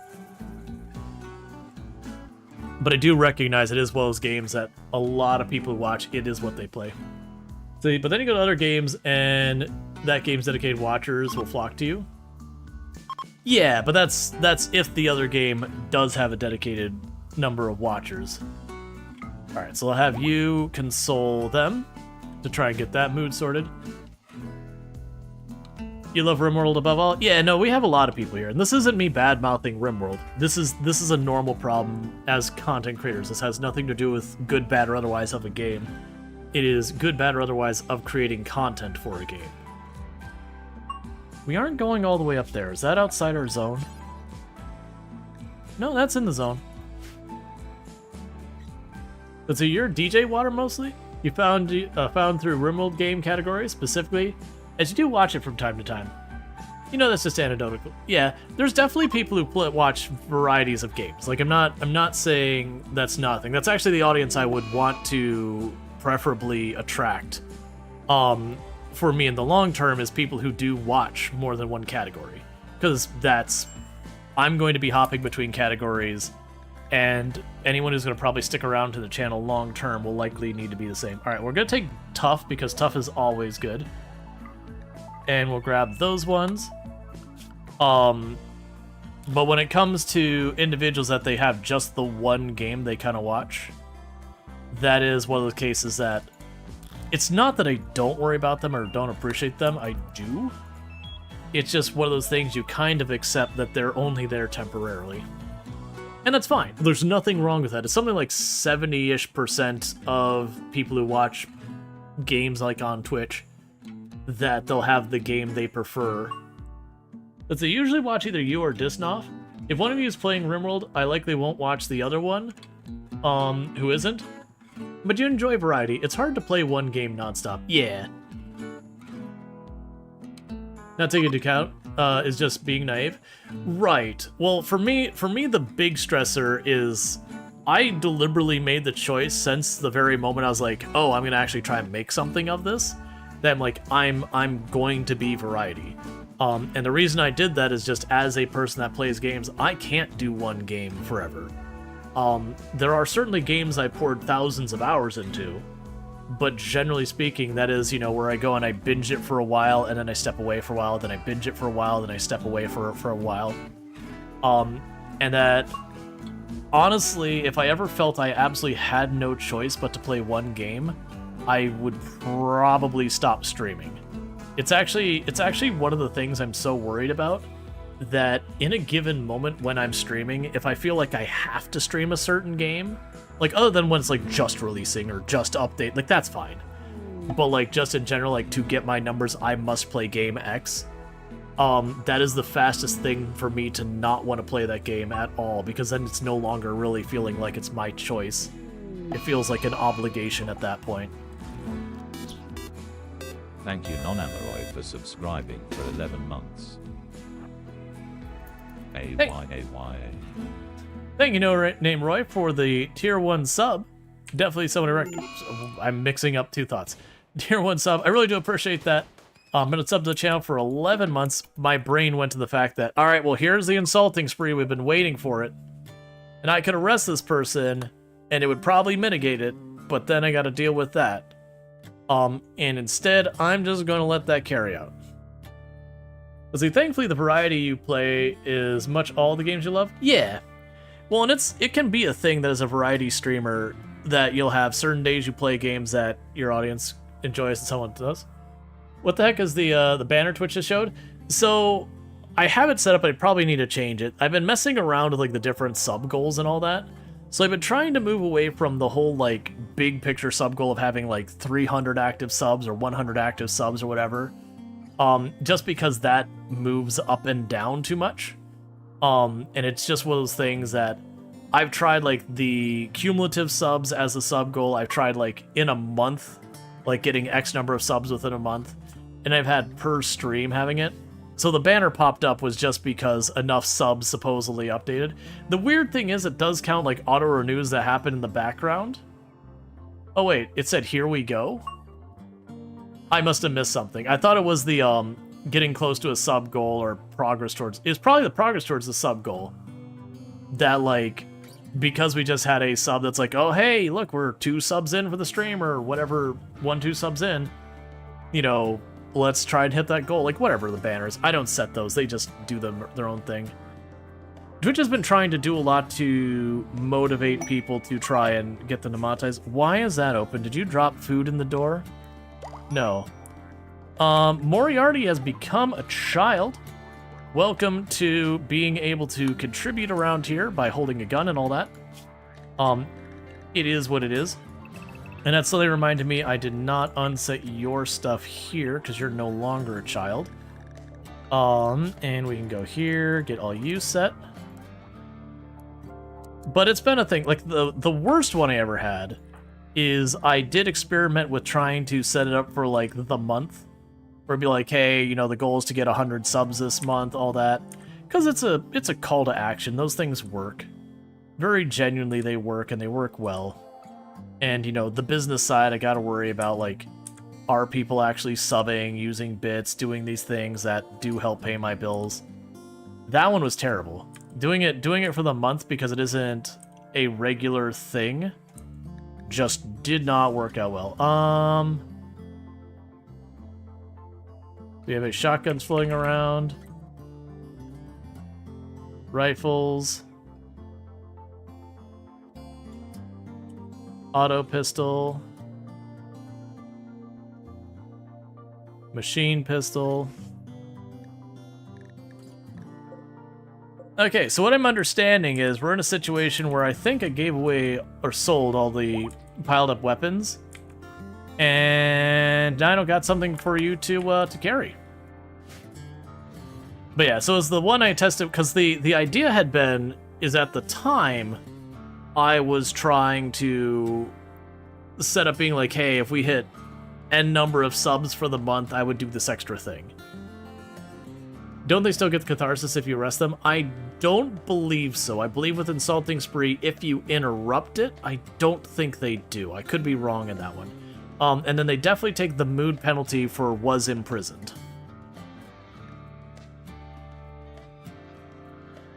I could be wrong in that one. I'm going by memory here because I usually don't have to worry about that. It just got your attention. You thought it was a hype train, but then nothing afterwards. Nah, I think it was like, but yeah. So getting back to that. So the idea had been like, hey, if I hit my whatever number of subs was appropriate for that given time, I'll do something special.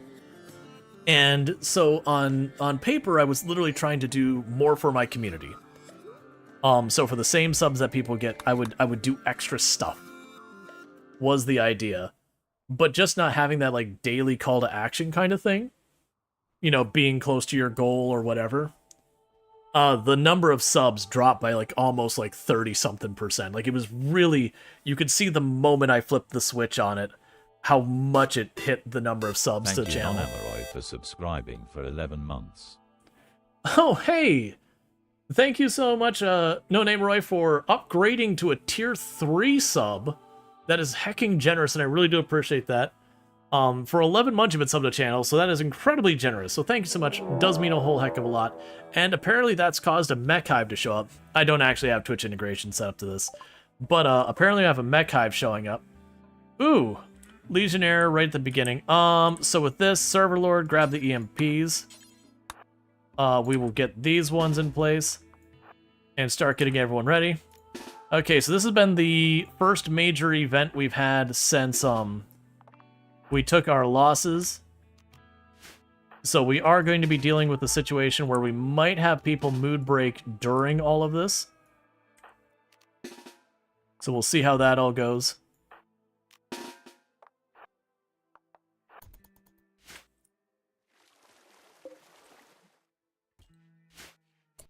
Okay, you get in here.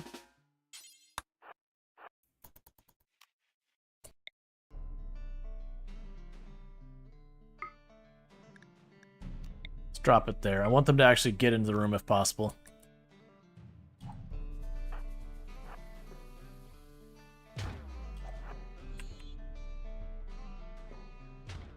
So far, that's not too terrible. We have the Legionnaire, which is going to be annoying. We do have a lot of Lancers and Pikemen.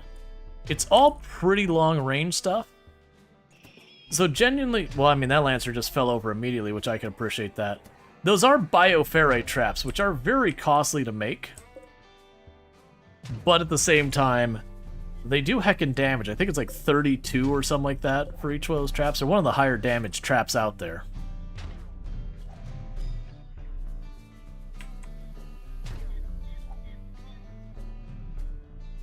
But yeah, so it's one of those things that, like, on paper I was trying to do more for the community, but just the lack of call to action really hurt a lot of stuff.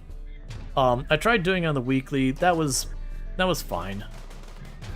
But the one that always worked was usually having it being like, hey, we're at 100 subs. I would love to get, 110. Like whatever that was. Please stun it. Because my luck is to get the one shot off and dome someone. Okay, well that went smoothly. Okay, so with that, you go grab your flamethrower again. Because that is one nice thing. The mechs that pop out of the water, usually they're smaller raids. That was likely probably the one raid we're going to get that's going to be substantially smaller. RimWorld does have a mechanic where you suffer a loss, it will kind of rein in how hard it will hit you in your next event kind of thing, or future events. And so what you don't like is that they exclude the difference between tier 1 and 2, but anyways. So they do and don't. If you're just talking basic subs, then yeah, it'll like, if you're just counting sub count, it does. But then we have what's known as sub points. Oh, cool. And with sub points, that does factor in the different tiers. So usually when I have the numbers, it's sub points I report on.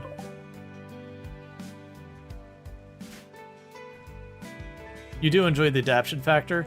Yeah, so it's just one of those things that, like, trying to do the extra for the long term, if it wasn't the whole thing was that, And I've just experimented with, like, in the last couple of weeks, just setting it down to be like, hey, can we get 10 sub points per stream or whatever?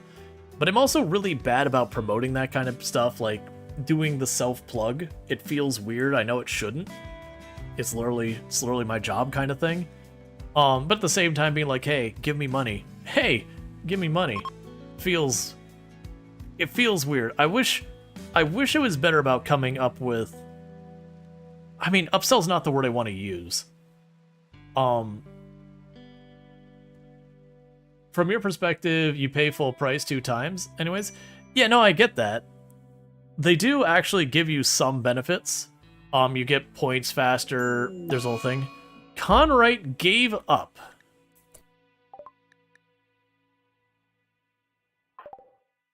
I think not. Mother Dearest is here. How fast are you moving right now? You're moving at 76. Is Mother Dearest able to keep up with you? Mother Dearest says, actually, is someone better for this?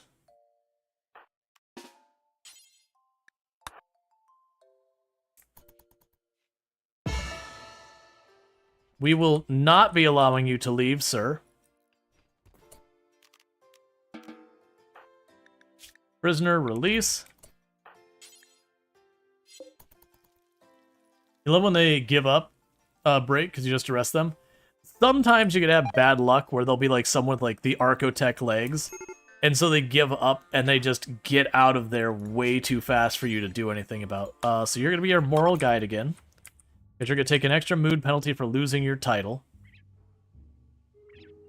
But yeah, no, if they're in a good place to be managed, it could be a thing. The downside is they have the was imprisoned that stays for about a season.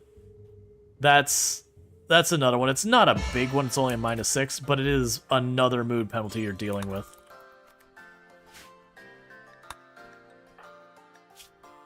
Alright, but that's why you see the mood here is just bottomed out.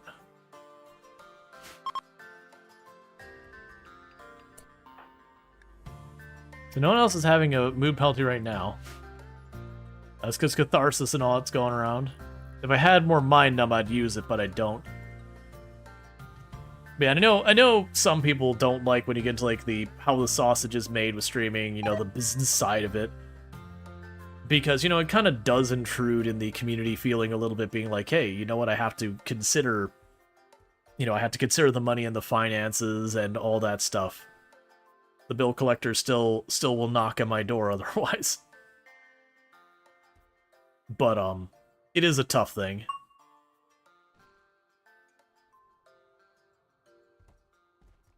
But no, I fully expect we're probably getting a DLC for RimWorld soon. I know they were looking to hire a new artist.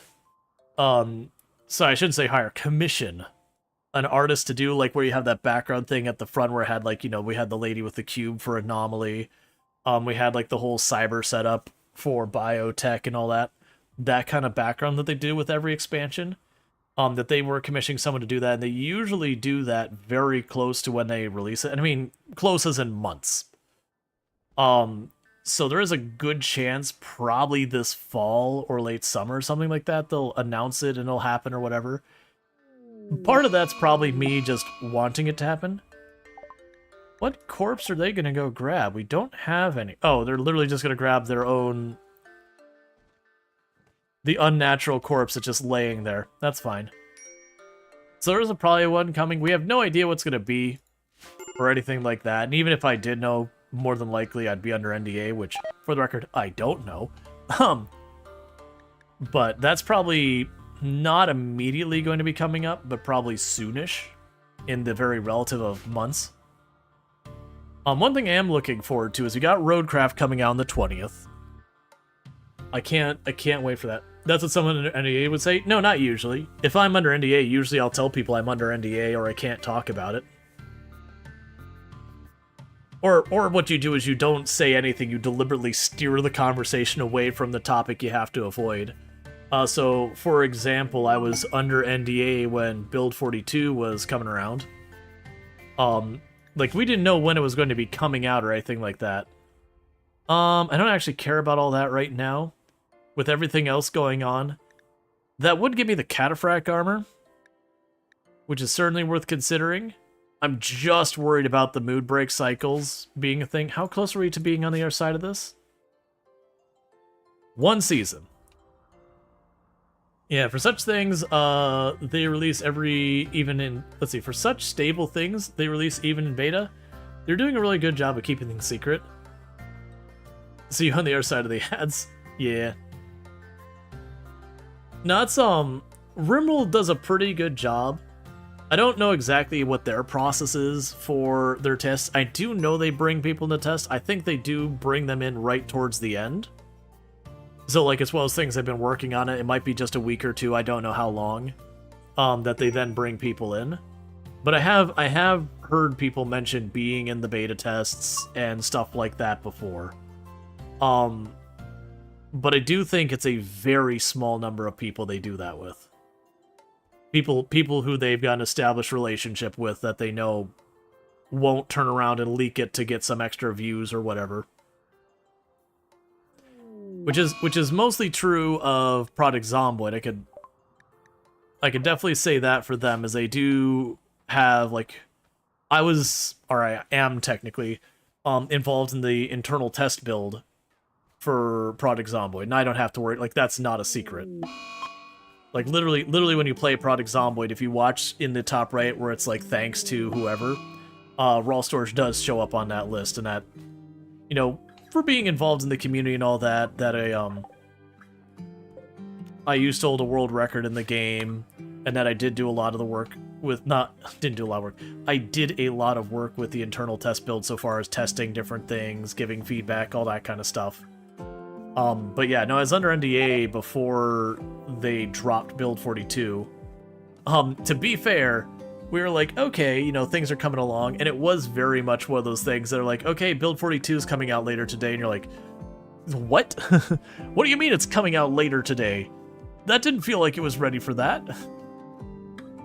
And it just dropped, so, like, we didn't get any heads up. It, like, literally hot dropped that day. But it was fun doing it. But it was one of those things that when people would ask, like, oh, what do I think about this in Build 42? What do you think they're going to do with that? And I was under NDA, so I couldn't talk about it. So usually be one of those things when people are like, well, what do you think the crafting is going to be like in Build 42? Well, no, not today. Build 42 got dropped into not early access. It got dropped in its beta version a while back, and they've been updating it. But it was one of those things that, like,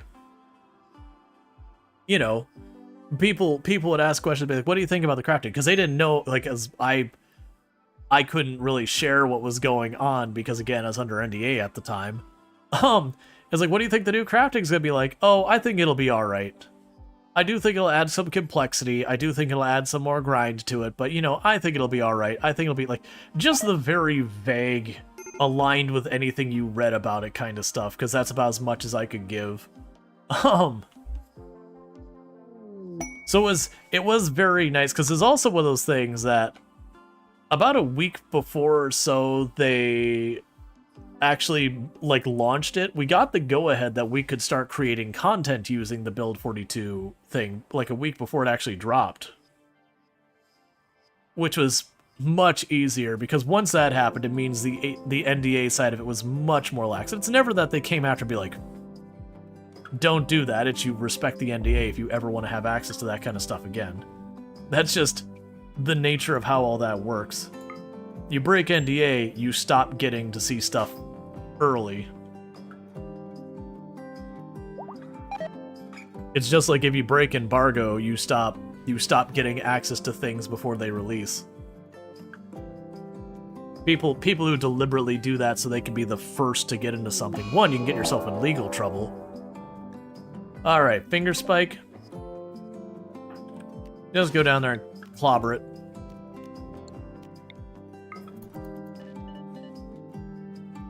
But, it's a whole big thing.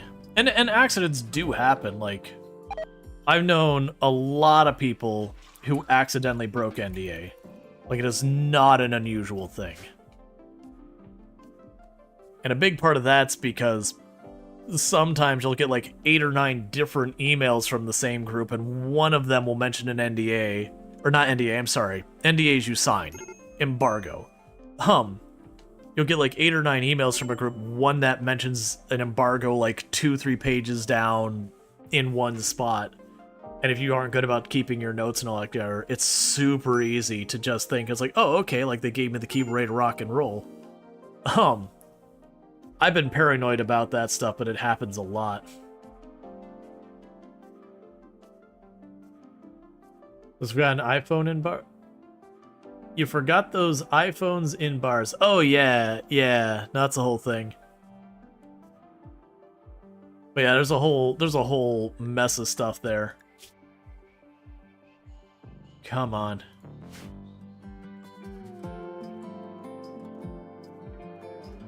It'll be fun to poke that thing and make that happen.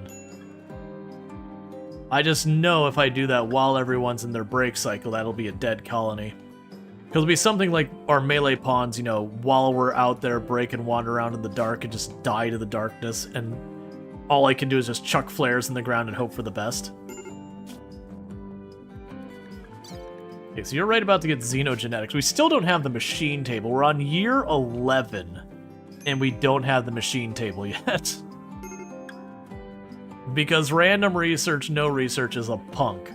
And honestly, with the start for the Adam and Eve run, the first year and a half, you don't get a whole lot of research done.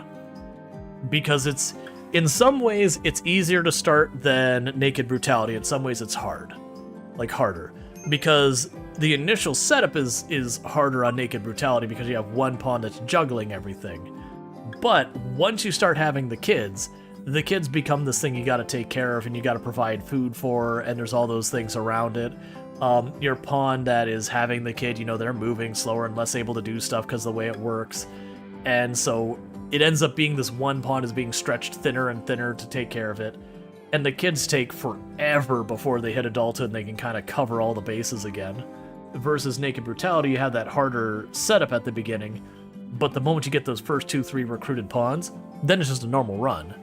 You've gotten over that hill.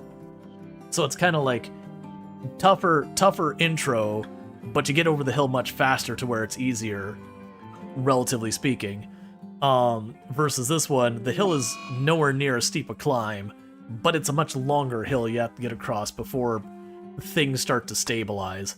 Because honestly, I think we're up to like 6, 7, 8 pawns in our colony before it's stabilized, because that's when we had like our first kid became an adult. Before that, you had like 2 adult pawns desperately trying to... I don't need hops. 2 adult pawns trying to basically feed 6 people. It'd be kind of like... It's not quite as bad, it'd be kind of like starting a colony and then just plunked down, you know, 4 Paralytica Beja colonists to take care of. So you're tied with an NDA if the company doesn't exist anymore. Like, not sharing personal information, but general rules the company used to rule, for example. Most NDAs have some type of expiration to them. First of all, like that, and that's not always true, but most NDAs these days, you know, N amount of time after the project releases, or it goes live, or whatever, number of years, whatever it is, that there's some built-in expiration. So that's the first rule. Most NDAs are not indefinite. Because genuinely speaking, an indefinite NDA usually only comes up when you're trying to, like, suppress some information, like legal news. So you might have, like, a permanent NDA in the event you're, like, in a legal settlement with a company. So not, you know, they've shown you stuff, but, like, you are suing them and they say, hey, we'll give you the settlement, but part of the rule of the settlement is you cannot talk about it. Like, that's about the only time you get, like, long-term, and even a lot of those have expiration dates to them. Or other fuzziness. And on top of that, usually once something becomes public knowledge, the NDA is null and void. So, like, if an NDA says, like, hey, you know, Build 43, you can't talk about it. Well, once Build 43 is released, there's nothing for me to not talk about, because it's public knowledge. Now, the secret sauce going into it, I probably can't talk about, kind of thing, but that's a whole separate thing. But that said, if an NDA, like, if a company becomes null and void, So the company exists, I've signed an NDA with them, and then the company goes, okay, we're closed our doors, shut it down, the company no longer exists. Then I'm basically free from the NDA in the sense there would be no one to legally come after me for breaking NDA. I haven't had that issue, but it's just kind of one of those things that, like, if you have, like, if I had an NDA with, I'm trying to think of a game company that went completely defunct. Not in the they got acquired and then people got laid off, but I mean a game company that just straight up said, okay, shut it down. But let's pretend we got this fictional game company. They exist. They got a game coming out. It's a plan. It's going with this. And they're working on it. It's just not where they want it. They're working on it. I'm, testing it under NDA. They're working on it. And then they look at the bank account and go, well, it's empty. We can't release it yet. And so we're closing the doors. We're shutting it down. We sold all our physical assets and all that. We don't even bother selling the game's IP because it's not worth anything. Game's gone. Company's dissolved, doesn't exist. At that point, the company would be the one who I would cause damages to in the event that I broke NDA. The company doesn't exist. The company can't sue me. Not realistically. And first, as I'm saying this, I am not a lawyer. This is not legal advice. If you actually are considering breaking NDA in the situation like I'm talking about, talk to an actual lawyer. They will give you a better answer to make sure your thing. Let's touch one. If a product is under NDA owned by the person, not the company, NDA is still valid. You are correct. That's the catch. But in that scenario, the equivalent of this would be if the person who owned the NDA died, or otherwise, and didn't have someone to bequeath the product to or whatever, then you would also have that scenario where, again, the person who would potentially sue you for violation of the NDA wouldn't still be there. You're not a lawyer, but you can literally do anything you want if you're willing to face the consequences. Well, there's that, but we're talking about the legal consequences.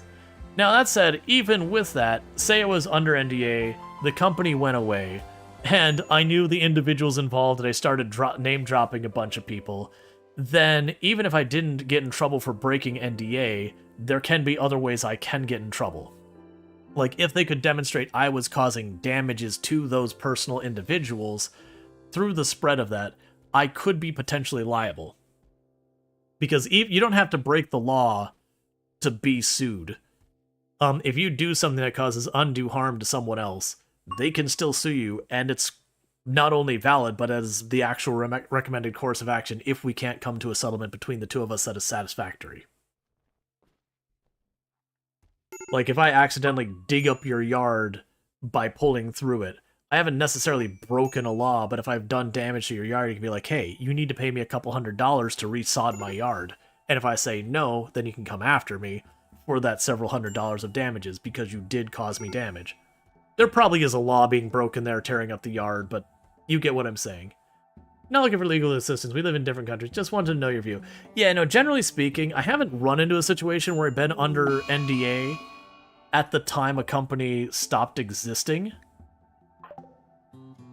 Alright, well, I'm just gonna let them slay entities. I actually don't care.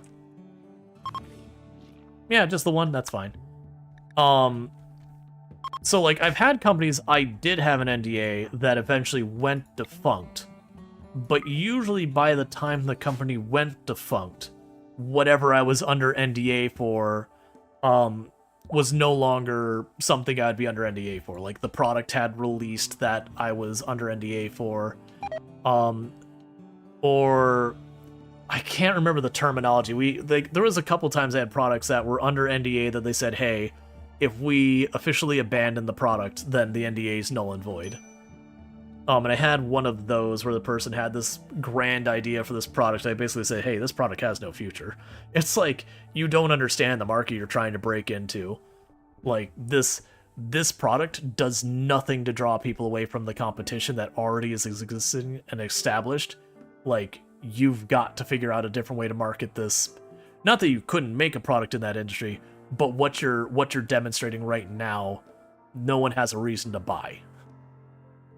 It's in the same way as you're under thing. If you're under NDA, the company goes, your best to see if the NDA is for transferred property. Yeah, no, generally speaking, like, that's the thing. most people aren't itching to break NDA or reveal what they're under NDA for. Most of the time with NDA, it's not a big deal. Because they're like, alright, you're not allowed to talk about this. Cool, your product's not that interesting or original. Like, I don't feel pressure to be like, hey man, they're making this Facebook competitor over there. No, your product's probably dead. I used to get frustrated about how many times I got asked to sign NDAs when I was contracting software dev on the side in addition to my normal work. The number of times that so it's like, I got this $1 million idea. You're gonna love it. I gotta have you sign an NDA though. Like, I can't have people figuring it out. And be like, all right, well, what's your pitch?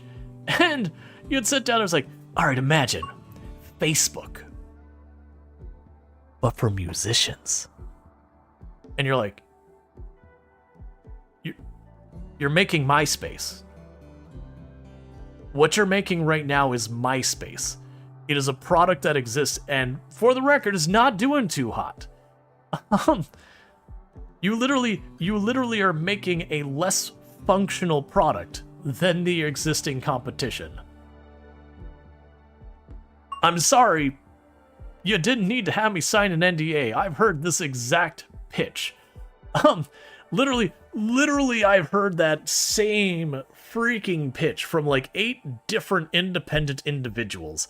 No one is stealing your idea. It's a freaking obvious idea. Ideas are cheap. Ideas, you can get them a dime a dozen. Everyone's got $1 million idea. The expensive part is actually doing it and like doing your market research and doing your execution and figuring out what things you're going to need and how much you're going to have to invest and how you're going to monetize it and how are you going to market it and what's the places that are going to be your weak points, how you establish yourself in among the rest of the competition. Like, coming up with Facebook but for artists or Facebook but for musician. Look, man, I can get a 5-year-old to come up with that same idea. It's not impressive. Now, a 5-year-old's likelihood of seeing that idea through is basically none. Yours is pretty low too, but technically exists. Man, I used to get frustrated about that.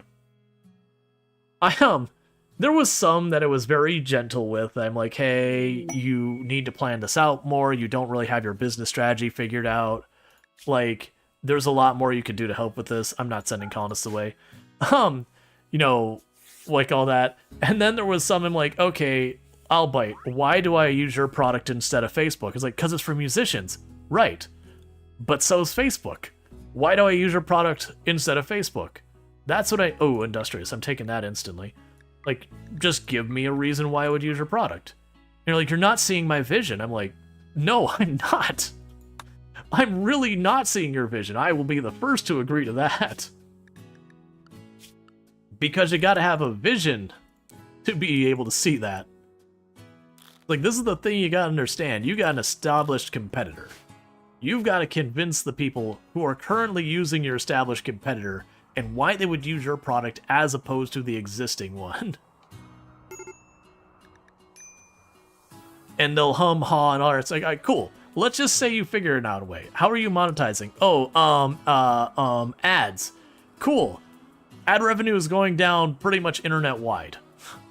That pretty much every single platform, while they're still running ads, is also trying to pivot to find other ways to monetize, because it ain't cutting it.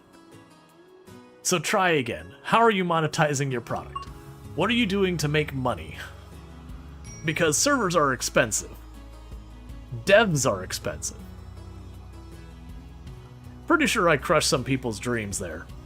To be fair, those were dreams that kind of needed to be crushed a little bit. Because then maybe they'd go back and do some business research and come up with a better product.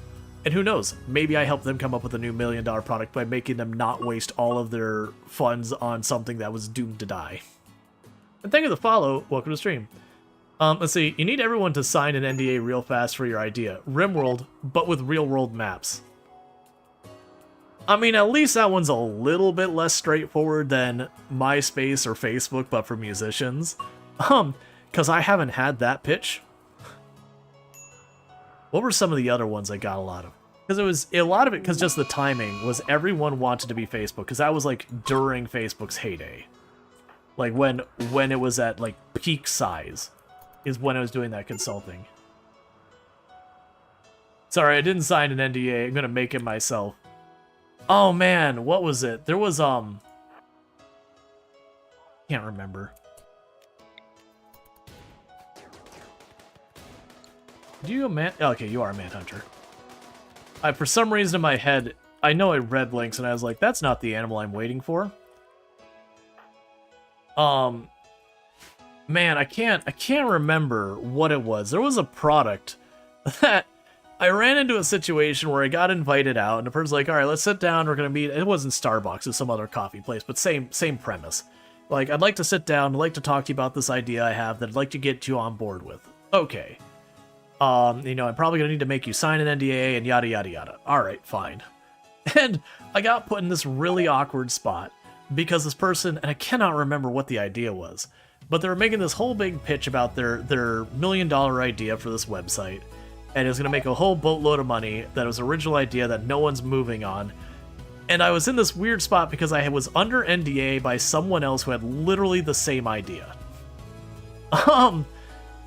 And it was an interesting to navigate situation to not break my current NDA while also being like, yo, your idea isn't actually that original. Because neither of them, it was an original idea. Like, I didn't end up moving forward on the other idea either because I'm like, man, I'll take your money, but you're gonna be upset when I take it and you don't get much from it. Okay, so we got... Okay, so they're dropping everywhere. Let's get you in here.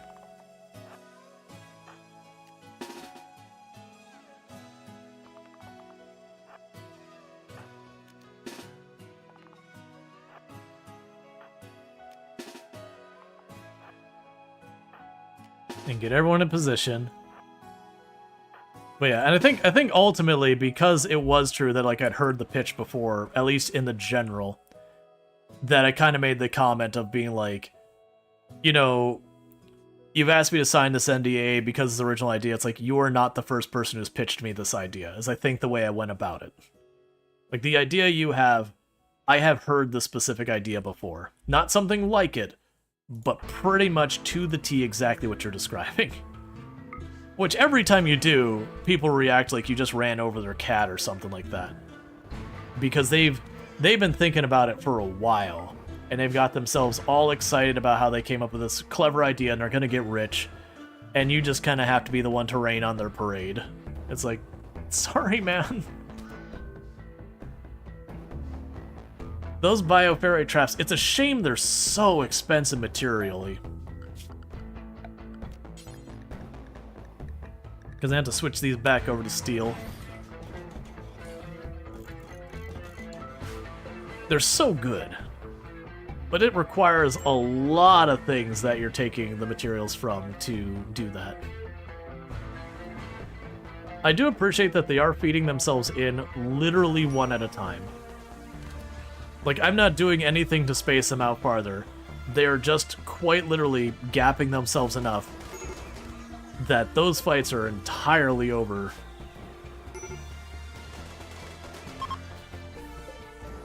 By the time anything happens. Oh, that was all of them? Okay. I thought it was going to be considered 3 separate groups. And that the first group died in my traps and then the other groups did that. So meanwhile... You needed a weapon, and one just became available. I just checked our inventory. Alright, how are we doing? How close are we to having that? Alright, one more week. And then we gotta figure it out. I don't think there's any preparation for this building that makes sense. I do think literally it's going to be fighting our way up, backing out, recovering, fighting our way up. And then popping the thing at the end. What are you? No. That's gonna lead to more moon breaks. Let's see, you worked for a major airline. Let's see, Rip hit the wrong X and exit out of the stream. Yeah, it happens. You worked a major airline in Ukraine and have worked with tons of personal data. According to the contract, you're not allowed to speak of nothing about the company leaving the office. Did it stop us? For sure, no. Do we share any sensitive data? No. And like there's nobody who can sue us now, and we can speak to the company with free, not the customers, that's different. Right. So like you can talk about the different practices the company had since it's no longer around, but obviously if you leak like my personally identifiable information, you are still beholden to whatever your laws are about, you know, basically doxing people. There's a whole thing around that. We're getting really close. We're 3/4 of the way through all those mood breaks from losing those 4. And honestly, this has not been as bad as it used to be. Or not used to be, sorry. It's not been as bad as I've had in the past, and I think that is literally because we have all like the things like the impressive rooms, the luxurious comfort, the lavish meals. I just have so many positives that it is helping us manage where I don't need like 2-3 stacks of catharsis.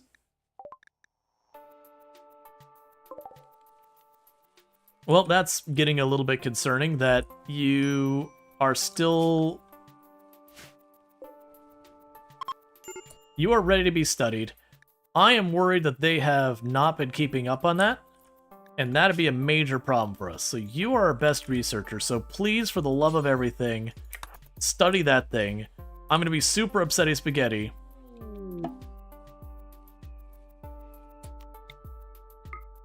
Alright, go smash it. Okay. So it's interesting, because twice now we've had it get to the point where it's like, it's about to come alive and kill someone. And this run is the first time I've seen that prompt, because I'm usually just doing so well in the research it doesn't happen. Let's see, won't lie, when those 4 were lost, you expected a death spiral. To be fair, so did I.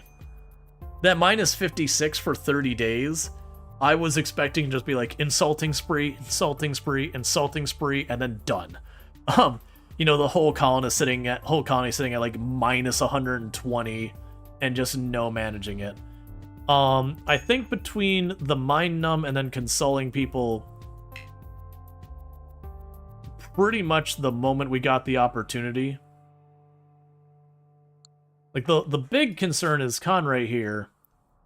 Conray cannot console Conray. So they just gotta tough it out. And they do have slightly higher expectations than our people because they are one of my titles. Because that's the other one, is being able to console people. We've got about 4 or 5 people we've managed to console so far. But that is mitigating a lot. Because the reason it turns into a death spiral is just the fact that you have like one person breaks who does something like insane ramblings, insulting spree, or they go and they trash your food or one of your things for recreation or whatever. And it becomes another thing where you take a little bit of extra mood penalty among your colonists because something's not getting managed. Or like your cook is the one who breaks and you run out of food that's cooked and now everyone's eating raw food and they're getting upset. Or it's your grower is not doing their thing. You get the idea. That's usually what gets you in trouble. That is one nice thing about having this many colonists, is while we do have this many people breaking, one of the kind of nice counter situations here is just the fact that as long as not too many people are breaking in ways that directly make others upset, that it is a thing that someone can fill in the gaps. Because yeah, no, the last time I lost 3 colonists in my last run, and that's what began the beginning of the end. Because I think it was that we just triggered stuff like insane ramble. I mean, we didn't have insane ramblings at the time, but insulting spree. And after we had more and more insulting sprees, it was just kind of thing. Are you not staying cold? Oh, it's because you're storing the baby food down there. That's right. That's fine.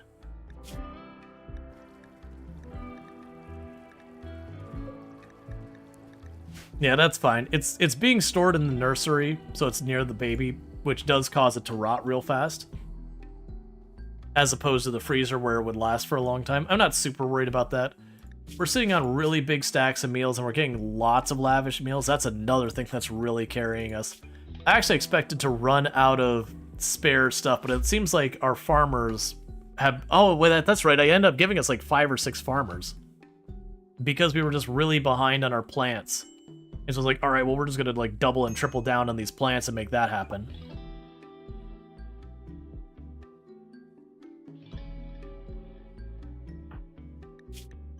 Alright. So I need to use the restroom again. I'm going to do that real fast. I'm just going to let the game keep running. If an event happens, it should pause it.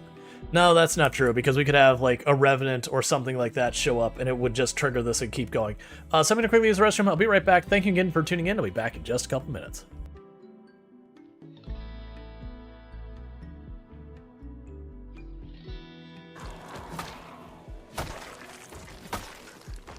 Eat a potato, eat a potato. Too late.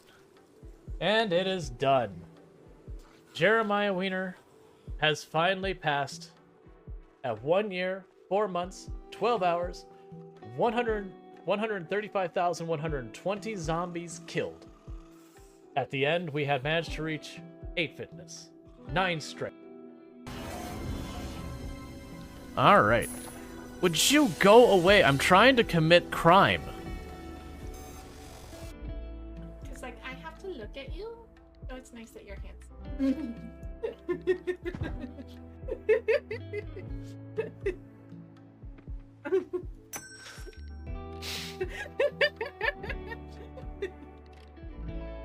Love. Love. Arrived. Welcome, Cookie. Hello, sentient cookie. Ooh woo. I think that's the first time I've ever heard Tomb like say ooh ooh that I can think of. It's probably happened before, but like that, I mean. I don't just want to. Yeah, she doesn't just walk around and go, I like it, ew ew. Oh no, ew. She's like, ew, get it away. I don't want it. Yeah. I feel dirty. Stop it. What? Why did I think that was gonna work? No, don't say that way. I don't have any of the...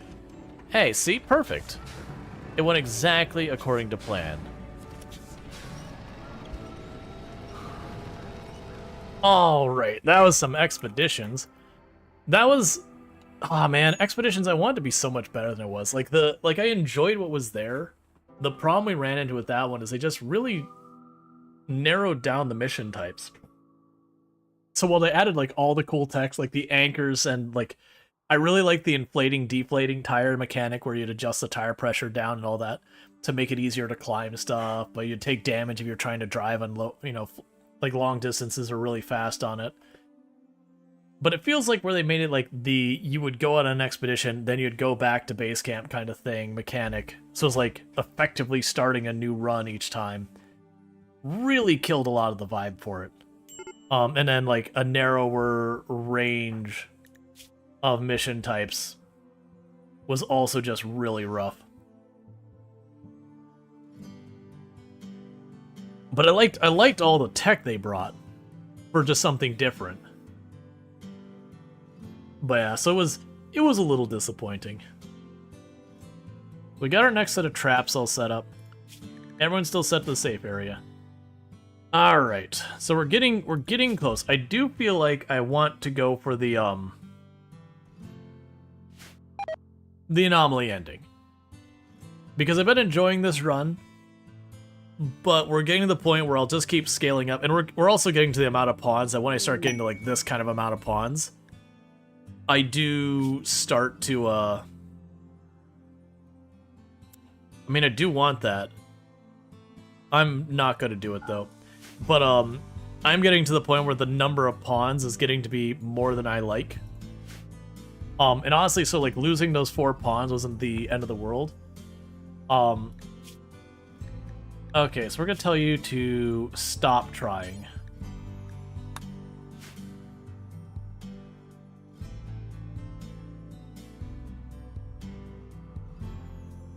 Because it is one of those things that once you start getting to like close to the 20 amount of pawns, I start finding the colonies too hectic for me to enjoy. There's just too much going on. And plus, I mean, look at all these freaking bedrooms. And like, in all reality, if we had like the defensive positions mod loaded, that basically for 90-something% of the encounters, we've got our stealth established. I could literally be like, go to your defensive spot, handle it. Okay, you can leave your defensive spot, or get back to your defensive spot. The only downside thing for me pushing the ending is I actually don't have that much of really great weapon tech. We have some pretty good ones, like obviously I've got the charge rifle, that's really solid. The incinerator's good. The heavy SMGs aren't bad, but like these machine pistols and the revolver at this stage in the game are kind of garbage. They're fine. They'll get the job done. But it's not like running around with assault rifles or chain shotguns or any of those. I also have so many mechs just tucked in the closet because I'm waiting on the machine table. I can use the production spot or crafting spot or whatever it's called to take those apart, but you get less than if you use the actual machine table, if I'm not mistaken. So very genuinely, it's like, well, I don't need their materials right now. I've got plenty of components. I've got plenty of steel. I've got plenty of plasteel. We're not using it because my random research just really wants to give me all the drugs one by one and not give us the machining table.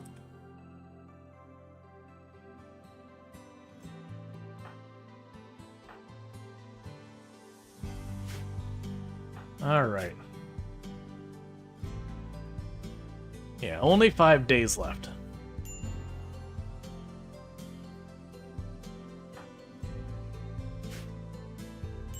And honestly, we're still holding up relatively well because we're only down to that last penalty. So we no longer have like the colonist lost penalty, the my friend died penalty is gone. So it's literally just the, you know, the family one. Oh yeah, I forgot, because you're a pyromaniac, you got bonuses for a lot of that.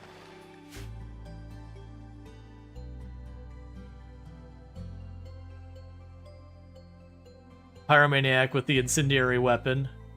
It's not a lot of bonus, but it is some bonus. We actually got Colonist Idol popped there for a second. Part of that's because I'm not mining more. I mean, I have the spot up here for mining. Not super worried about it.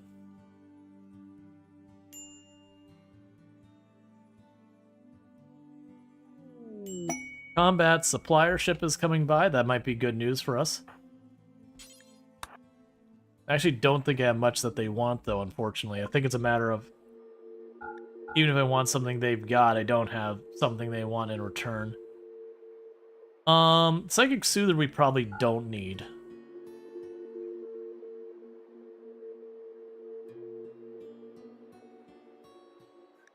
Take the Molotovs.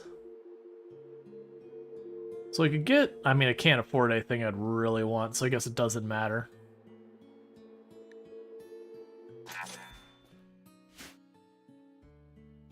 Can they sell you a machining table? I don't think so.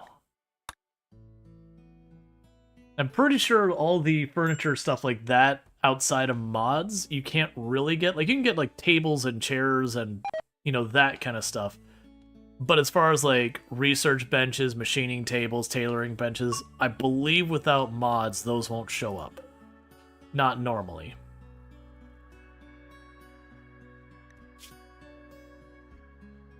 Interesting that they're not building that. Did I lose my construction person? No, I've got construction people here. I wonder why they aren't building that. Oh, we're too low on gold. Yeah, that makes sense. I understand. I was sitting there looking at the slate, seeing that they had started putting the slate here and it wasn't done. I'm like, but I got plenty of slate. Yeah, no, it's just basically the research needs to keep going. This is just because I am using a mod that makes it so I don't get to control my research. So you can see my research is kind of all over the place. And then on top of that, we haven't been good about having a properly dedicated researcher. The closest I've got is Conrad, but they're also my cook. Honestly, I could probably deprioritize on Doppelganger. I should have done that ages ago. Now that we've got all the kids that can help out with growing. But that's one of those things that should have been done a long time ago. It doesn't really matter anymore. 4 days.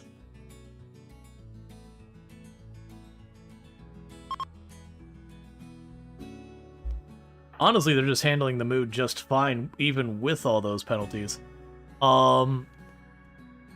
Okay, well, I'm gonna make terrible decisions, chat, because I want to be stuck not staying up all night working on this, so let's make terrible decisions. You're one of my faster people.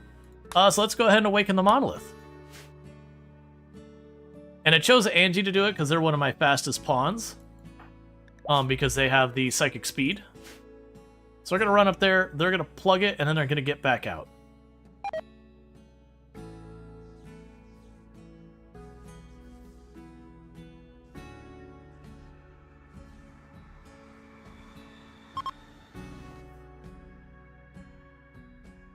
Because we still have console left up if one person needs a little nudge. The sky darkens and a malevolent hum fills the air. The monolith has begun to awaken. Your actions have attracted the attention of something beyond human understanding.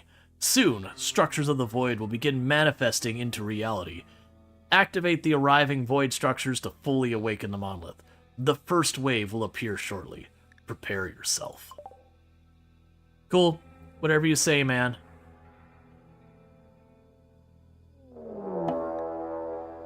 Where did you appear? Okay, so this might actually be a big problem.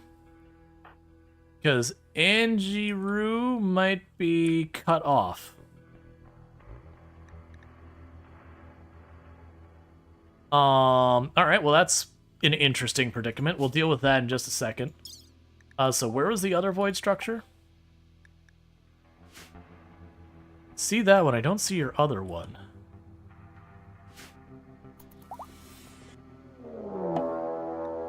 Flesh Beast tunneling. Well, crap. So what we're going to try to do is I'm going to take direct control of Angie. I'm going to try and circle around this. Let's grab everyone. Oh man, Angie, you might be dead. So I'm going to have to multiple phases. So get in position here. I'm going to try to, because the flesh beasts are going to come up behind you. So we're going to try and cut you around this way. I'm really hoping you're faster than them. I don't think you are. What hit you? Oh, they're already caught up to you. You're not going to have enough time to break away from it, I don't think.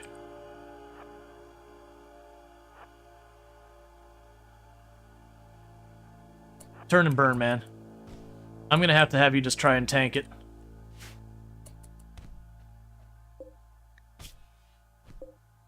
Because you're just, yeah, you just got utterly wrecked. Oh yeah, you're dead. I'm going to try to stage a rescue. But I will be honest, my confidence is really not there.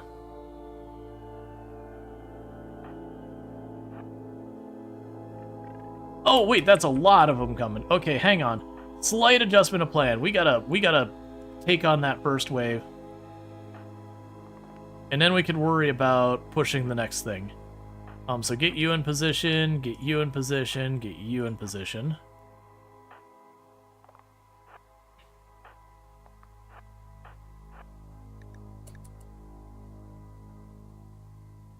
Because, oh lord, they coming. Why are they all attacking? Yeah, with all of that right there, there's no way I get there. I'll try to... Groot, buddy, you gotta run, friend.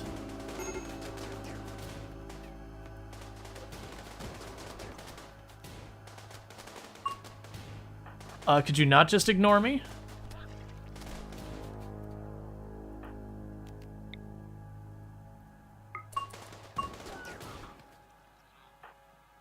Just rude. Oh, go ahead and finish that off.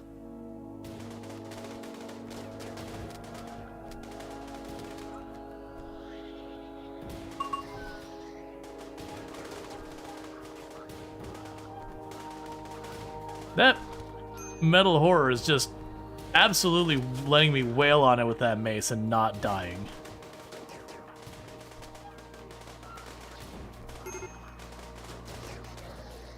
Do you mind dying already?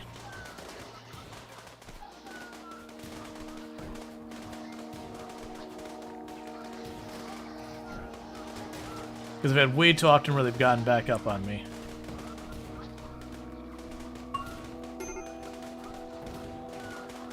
No, but seriously, what?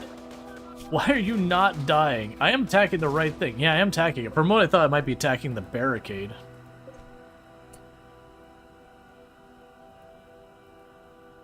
Okay, so all of you...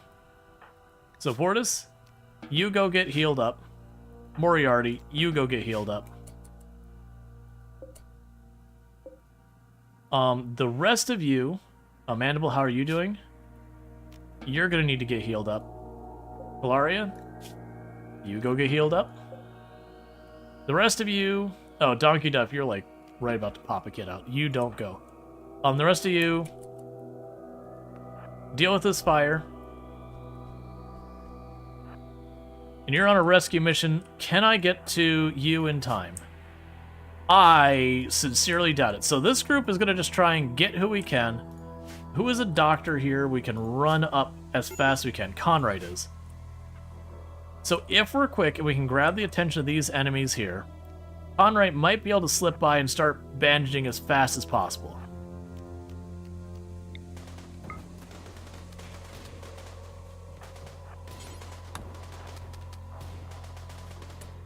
Get behind. Get behind. Get behind. That's not really what I was hoping for, but it'll be an interesting situation. Please focus fire the one that's actively attacking us. Okay, Conrad. Do we think we have this? Alright, Conrad, you're going to take a little risk here. You're going to run up this way. You're going to run over there, and you are going to start tending to them as fast as you possibly can. I'm just really hoping the rest of you can keep this all sorted out.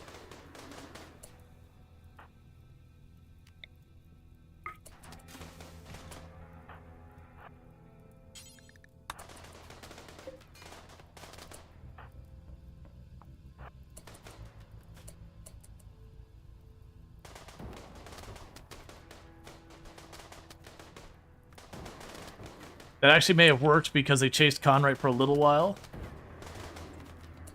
Nice. I don't think you got that. You still try your best.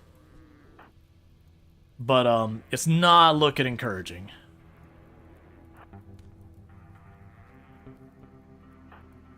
Oh, come on.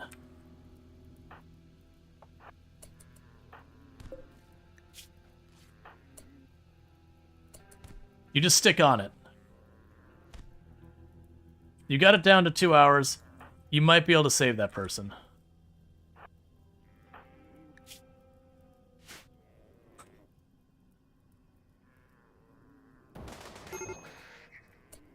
Okay, so with that, you start tending. You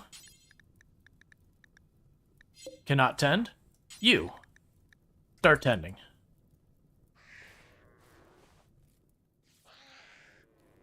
RimWorld being RimWorld, I see. Yeah, that was just bad luck in that one. You in the meantime.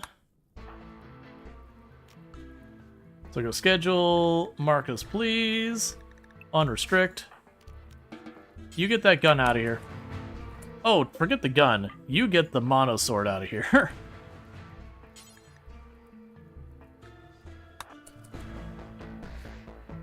Meanwhile, Groot's here. Actually, Earth Rush can get the other one out here.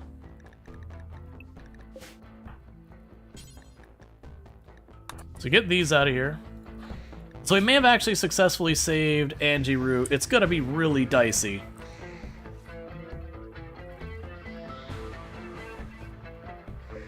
That's good enough. Get him out of here. Get out of here. Get out of here. Get out of here.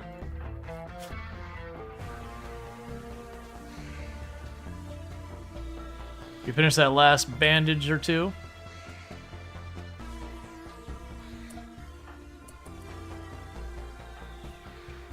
And then we rescue them. And at least we won't die there. We did manage to kill, I believe, all of the, yeah, so we did manage to kill all of the metal horrors. So that's good news. Okay, so that's fine.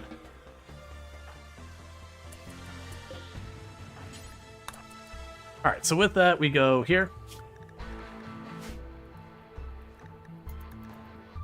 So we got all the metal horrors off the map. So that's not really what I planned for, like, phase 1 of this. But it is an acceptable phase 1. So get you back at a restriction, get everyone all patched up. Galaria's Star is having medical emergency? Why are you not? Okay, you are treating them.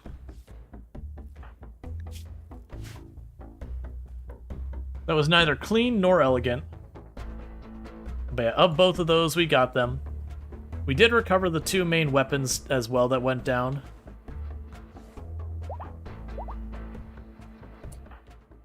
Let's see.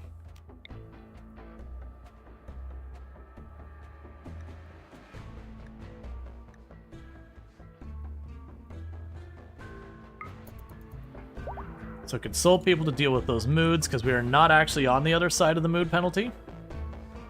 I just chose to not wait, which is certainly not the best decision. Okay, where did your gun go? Or a gun go? I'd actually... Honestly, probably not a bad choice for here. So you can go ahead and grab that auto pistol. And you're going to be down for a while.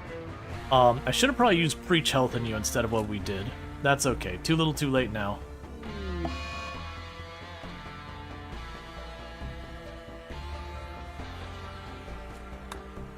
Okay, so that was probably a mood penalty because of Guardian Death.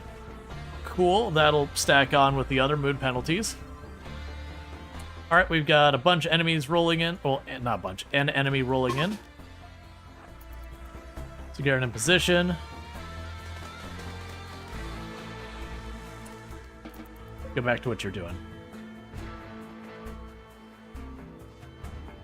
Alright, so down says I'm going to have to fight my way back up through them. When we hit those, the reason I didn't push is they will trigger an attack. And with our people getting so separated out and everything else that went on and trying to save Anjiru, I'm surprised you didn't lose an arm or a leg.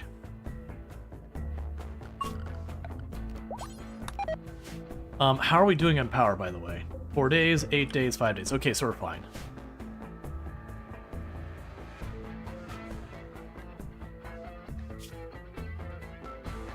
Alright, so you're slowly recovering. That's good.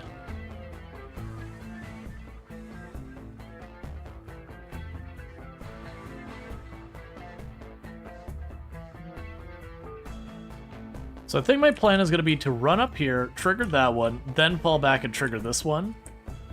Because that'll have me closer to base. Because like I said, we will get an attack out from the edge of the map. And so we will want to be in a better position to fall back when that happens.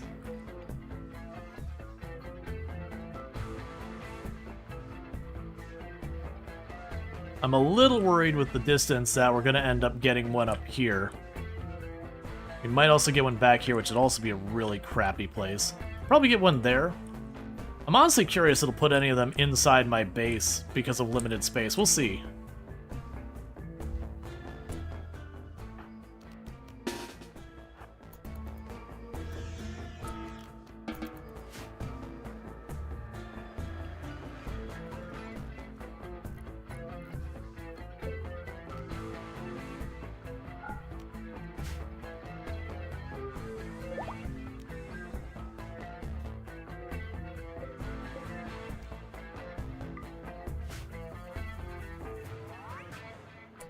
Growth moment on Marcos, please. Aging up a little bit. We'll give you trigger happy. That feels like it's kind of important right now. In the meantime, we'll give you cooking and research because we're a little bit short on those skills here. So you can go here. You'll have the option of cooking. We won't focus on that right now. You just keep doing your other stuff. Berserk on Conrite. I'm really hoping you stay way the heck back there, and I don't need to worry about it. Right now, we're going to lock that and say, do not walk through that door. My hope is Conrad will just wander around way back there and cause no problems. And you saved... We did save Angie. Barely. They're at like 80-90% blood loss when we managed to catch up to the bleed. They got down to less than an hour before bleed out. That said, they're not doing anything for a hot minute.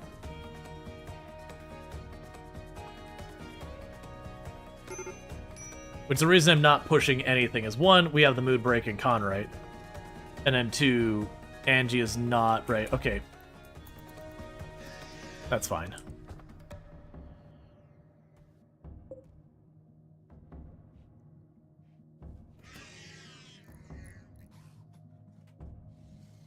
They're wandering in one by one and dying on the trap.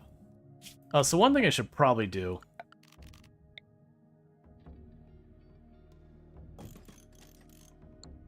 Put that light in there. I do have power through there? No, I don't.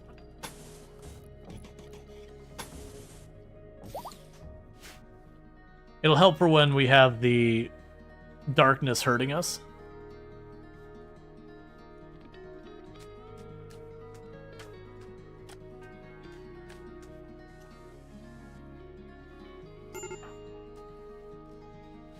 I think that'll light that up enough. Okay, so Angie's back up. That's good news. Go grab your sword.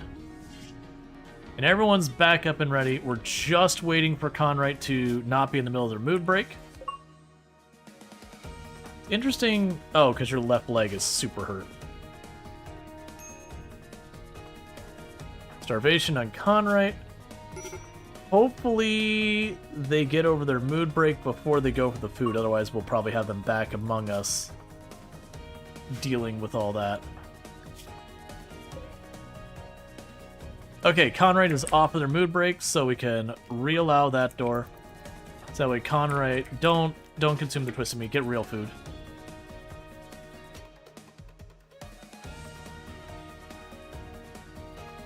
Yeah, that's all lit up and ready. Oh, we're going to have problems back here. That'll be fun. So once we activate that and they start going and grabbing everything, we will need to restrict this. That's going to be a problem for our food. But worry about that when we get there. Catharsis 40 and literally bottomed out on happiness. Cool, man.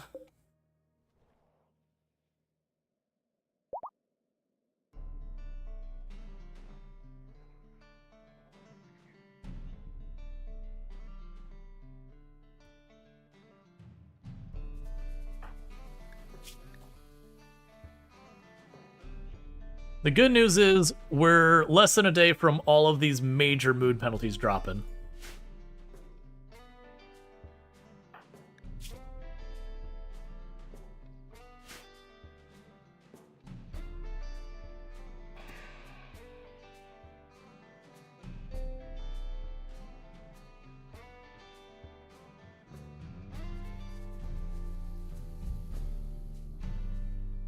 Okay, so we're gonna go ahead and in the meantime make a zone. What's going to end up happening is this area, when we get to the next part, is gonna get too dark to be in. And if I go and I put light in there, it kills the mushrooms. So for right now, I'm just gonna let them keep hauling and doing all that stuff and taking care of as best they can. But, wait. Where? You're blinking that something got attacked.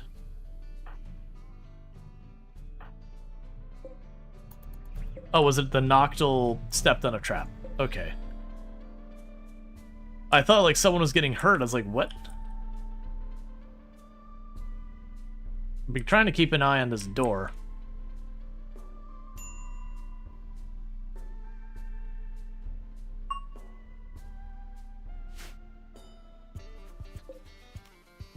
We can actually restrict that area back there. No one needs to be there.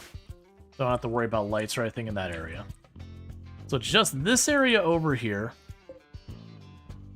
We'll need to restrict here. And restrict here, because no one needs to be back there for right now. We'd love to see the mood graph after the things drop off. Oh, I don't think there's a mood graph that I could think of. We're going to need to move soon. You're almost over all those injuries you got. Sad Wander on Mandible because, yep, we got one last mood break from Sad Wander.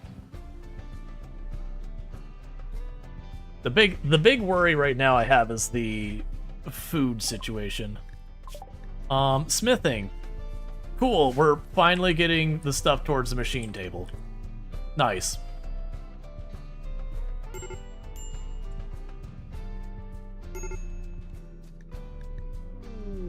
Dark Visions, major break risk on you. Alright, so we got a bunch of mood breaks still happening.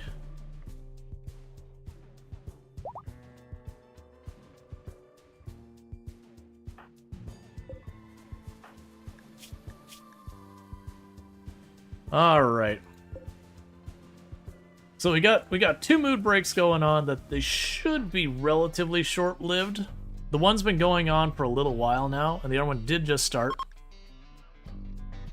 But with what we've got going on at this moment, all those mood penalties just dropped off, so everyone should max out and move relatively quickly.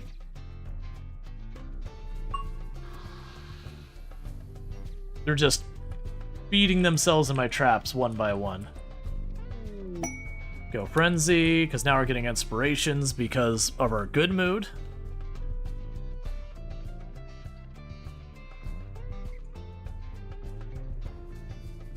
I'm also kind of hoping with having enough people up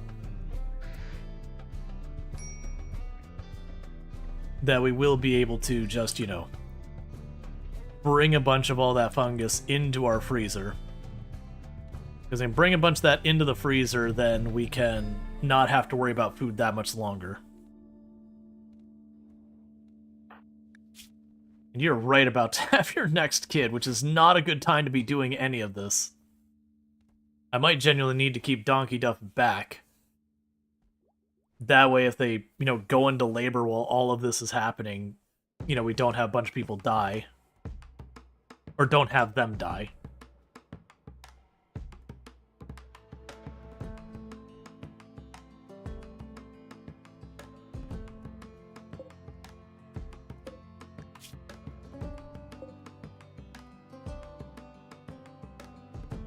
Yes, it does count that as in late. I was curious about that.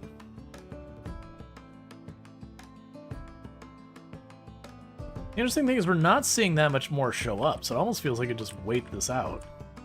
Not really. I'm assuming we'll just get more on the map. Yeah, so you're right about to get topped off.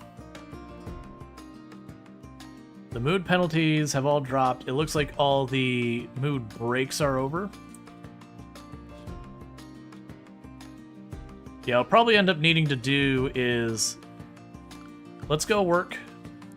Right now, we're bumping everyone up who normally cleans and all that, so everyone will haul. I'm just trying to get them to grab all of this mushrooms and get it in the freezer real quick while Conrad is recovering their last bit. And the entire idea behind that is just to get as much of that food up here where we have access to it. And you can see it going up very rapidly. That way, when we get to the part where the darkness hurts us, I can just say, don't go back here. I'll just restrict these 2 doors, and not have to worry about any of this. Sorry, these... You get the idea. Restrict the doors so that we don't have to worry about people running in there and getting murdered by the darkness. How much longer till you recover? You're right about to be there.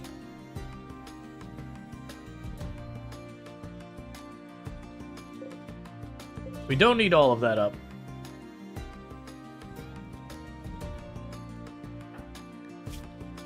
Really kind of worried. I wish I knew how long you had left. It's probably also good that I don't bring Donkey Duff as well, just for the fact that, with what's going on, more than likely we'll have problems there. Also, Server Lord, it's going to be that time. So what I'm going to quickly do is go zone. This whole area here is no longer the home zone. Except for these 2 tiles where the bed's at. And the reason we're doing that is I have some bodies that we need to get rid of, and I should have already been dealing with that.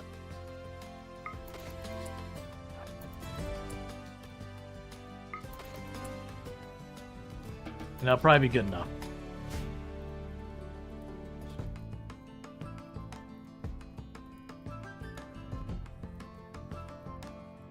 That didn't actually burn nearly as much as I thought it would. Let's get over here.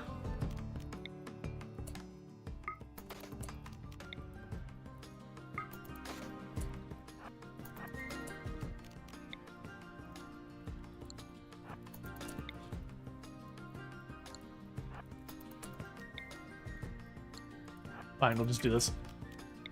Oh wait, those are flammable. Don't do that. They're steel traps. They're flammable. I was trying to get the corpses out of here so we didn't have the huge corpse pile in there.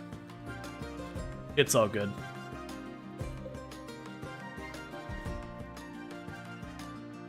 Yeah, so we'll just want to cut through there without spending time. I just wanted to get them to not clean in there again and again and get corpse sickness.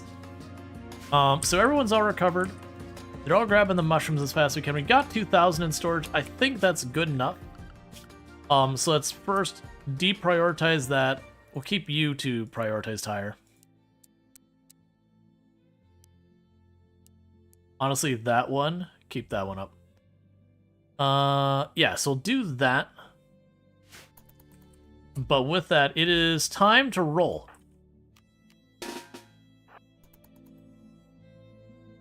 So get everyone through the corpse sickness as quick as we can.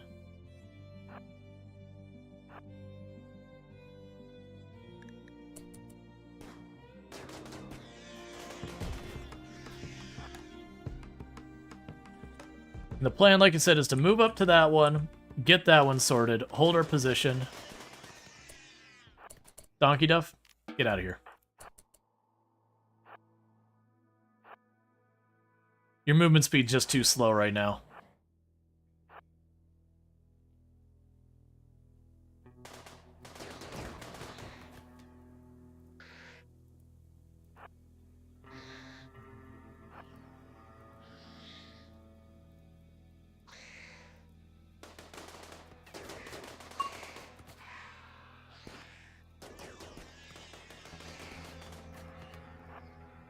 Okay, we're almost up.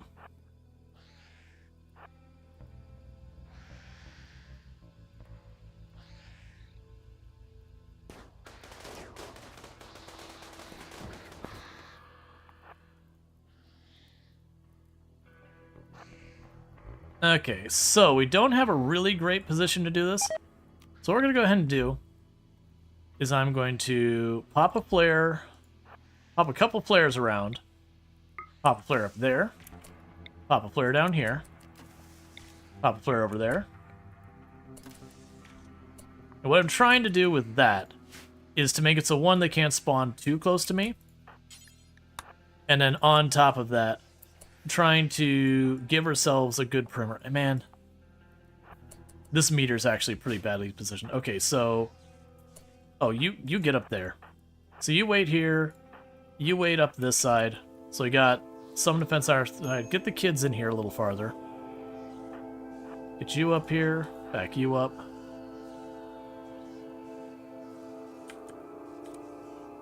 Alright.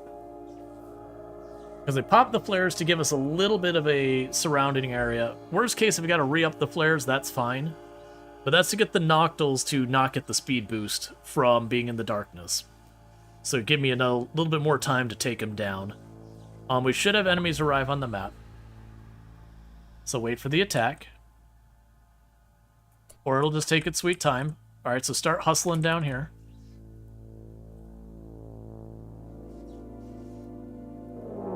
Okay, so it is just showing up on this side. That is a lot of Gore Hulks on it. Oh, right, it's not the Noctals here. Okay, so let's retreat back. Get to our defensive position again. Do this whole rigmarole. This also means Donkey Duff can actually help. Because Donkey Duff could just chill nearby the base and do those things. I'm going to shift you over so I don't have to keep doing that. Server Lord could do there to hold that spot. You can grab you two. We got two more kids to deal with, and there's Moriarty. So get hustling. We got some time before they get here.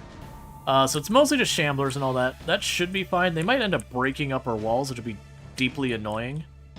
I honestly probably could get that without retreating, but it's just safer if we retreat back to our choke point. Because with the flamethrower, if I got to an area like that, I probably could genuinely just sweep the flamethrower back and forth across there and slow them down, and what does sneak past you can probably take down. That's fine, this is probably safer. Wipe them out, take care of all of our needs real quick, and then, you know, repeat the process. We'll thin them out a little bit on the traps. Meanwhile, let's go ahead and grab the flamethrower here. Light up the door. Yeah, we're probably only going to have one more colonist before this is over. Just because we currently do have our colony mom is right about to have a baby, like right now. Moriarty took a hit. You get out of here. Please don't trash my light. That's very uncalled for.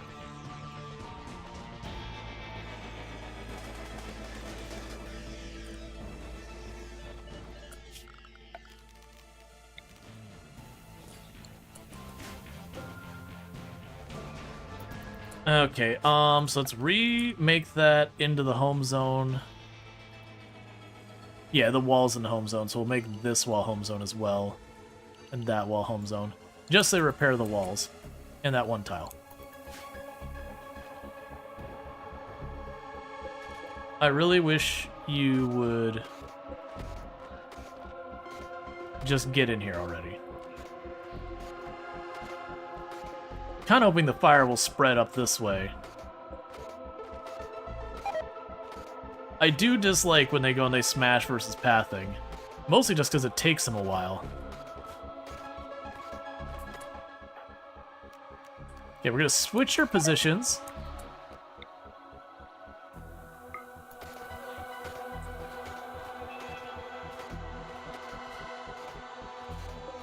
Come on, get through that wall. People are going to have mood breaks. You're taking forever.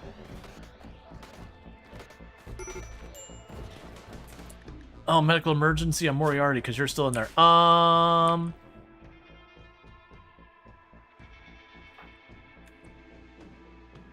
Who is the youngest one who can actually do doctoring? Lardine, congratulations. You go tend to your sister. Sister needs you.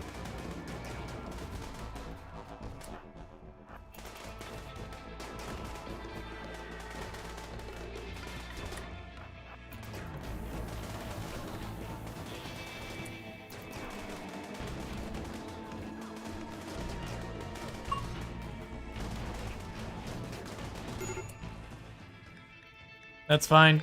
Keep it up.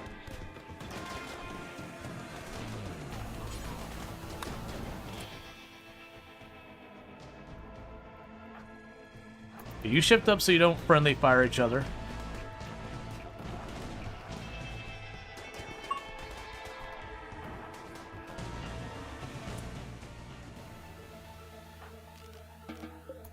Okay, get it all treated.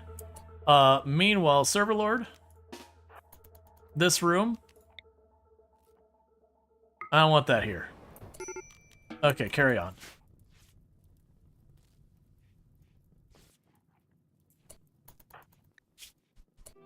Alright, so you're good.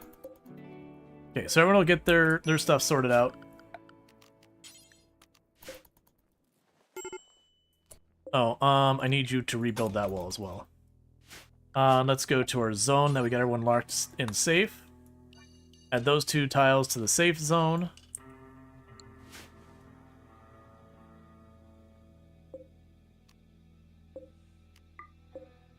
So good news is we dealt with that just fine. There's a little bit of a mess there. You all are being treated, right? And not just laying there bleeding? Yeah, that's pretty much what I expected.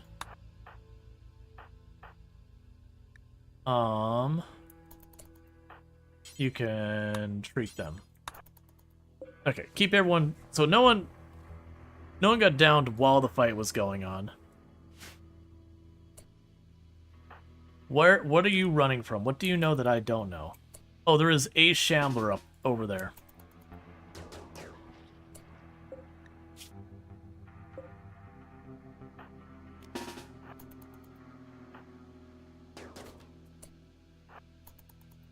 Run, Vortis.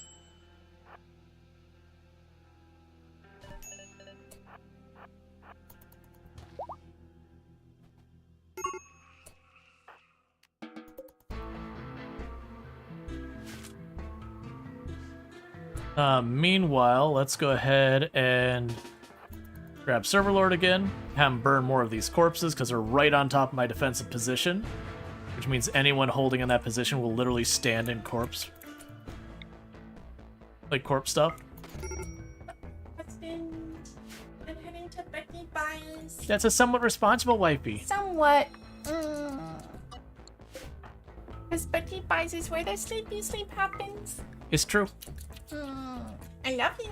I love you too. You sleep well. I don't know. I so demand it.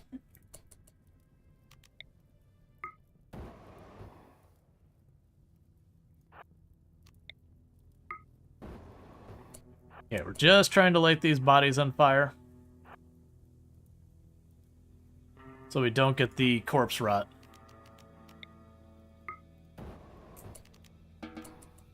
Okay, that should do. I don't care about those ones in that spot. I don't need people to stand there. Then we can go zone. We'll rehome that part of the zone. Okay. Starvation on Moriarty already being handled. Medical need on Anjiru Sensei. Because of course. Would someone please take care of that? Okay, we already have someone on it. Alright. So get everyone patched up, and we'll get the next one done. As I said, I deliberately chose the one that's farther away, because it's usually escalates a little bit each one of these you do.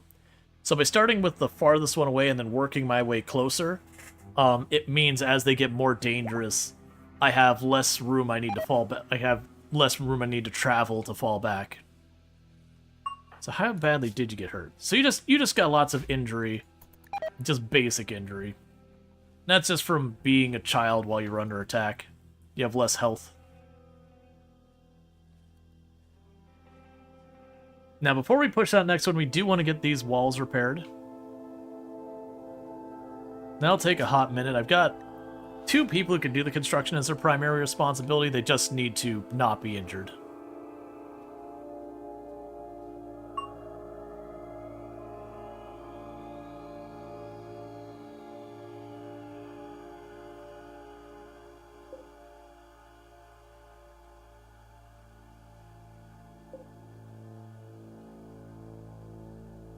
Okay.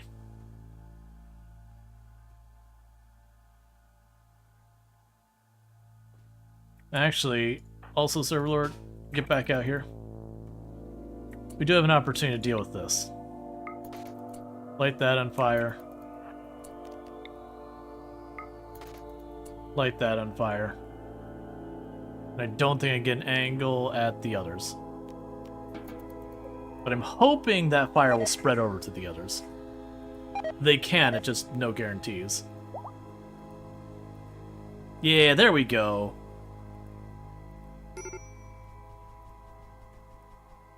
Oh, well, that's fine.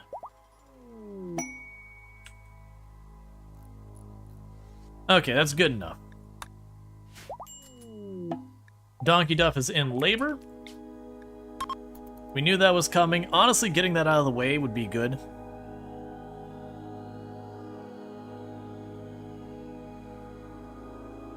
Because we're waiting for our melee pawns to recover from their injuries anyway.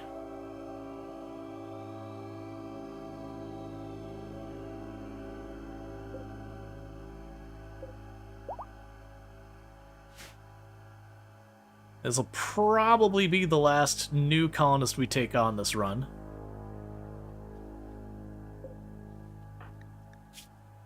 Please don't stand in that. Go zone. Don't clean that spot.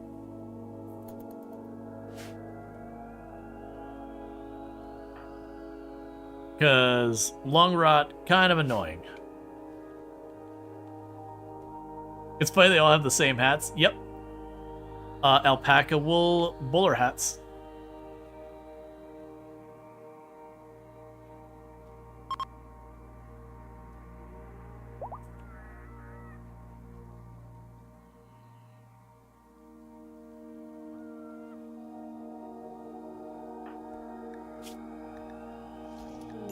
And we got our last baby for the colony, who was born a healthy baby, and that'll be Luxray again. Alright, well, welcome back, Luxray. You once again have committed baby.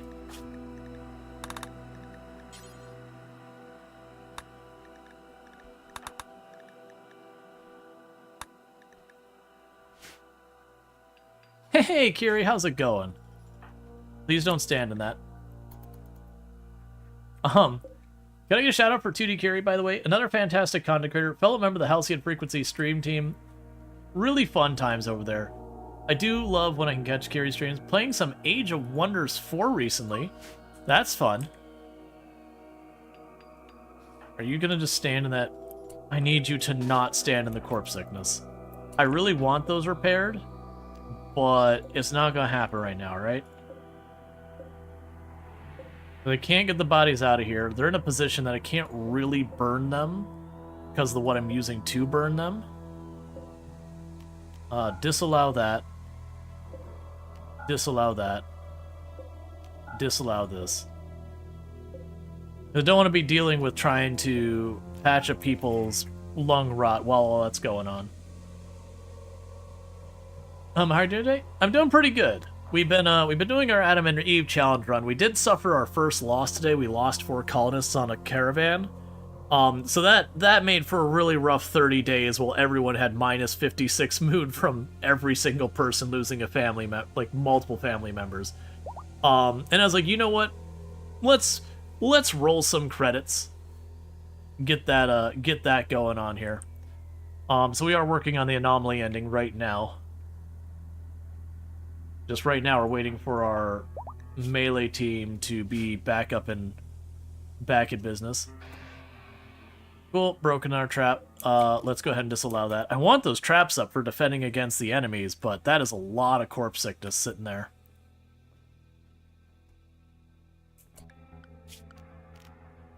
I wonder if there is any angle I can get on that. Let's have Server Lord pop right here. And see because if I can light up any of this, I'll probably burn through the whole hull at this point. I just need to be able to get an angle on it.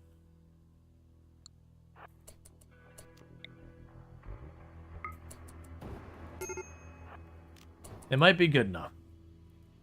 So please get out of there before it causes a problem.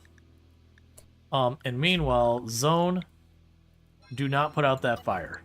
Let it burn. Don't put out the fire. Yes, I know it's going to trash that light and all that. I am hoping... I mean, even if I get half of it cleared out, that's still better than nothing. Oh, good. It is going through and burning through. Yeah, that'll be good. So it should get through all that, and then I can allow them to build it. Come on, you can jump over here. Get to these bodies.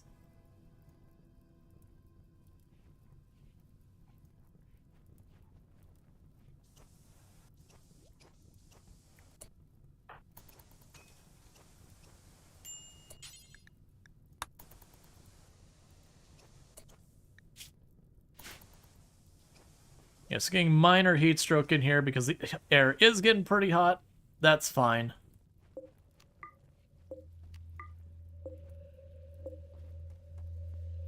Yeah, so we did get all these bodies done. We got 2 more.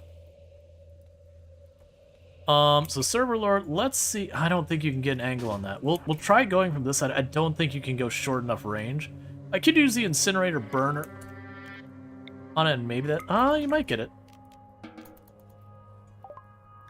So there's smithing. We can't do that one. That's an anomaly one. Literally, I've been like, we haven't been able to get the other stuff sorted. And now it's like, alright, cool. So there's only 1 body left, and that's been long since desiccated. So we are good there.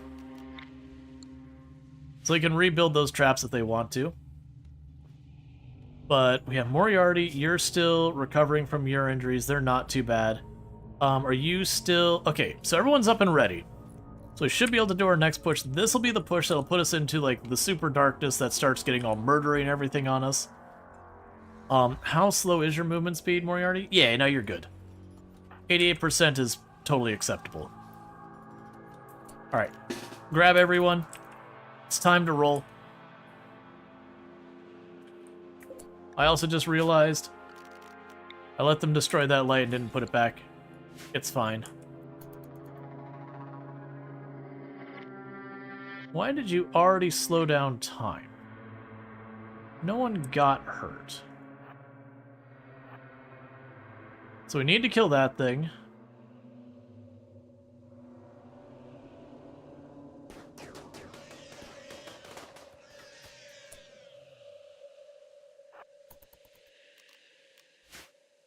Meanwhile, burn the body.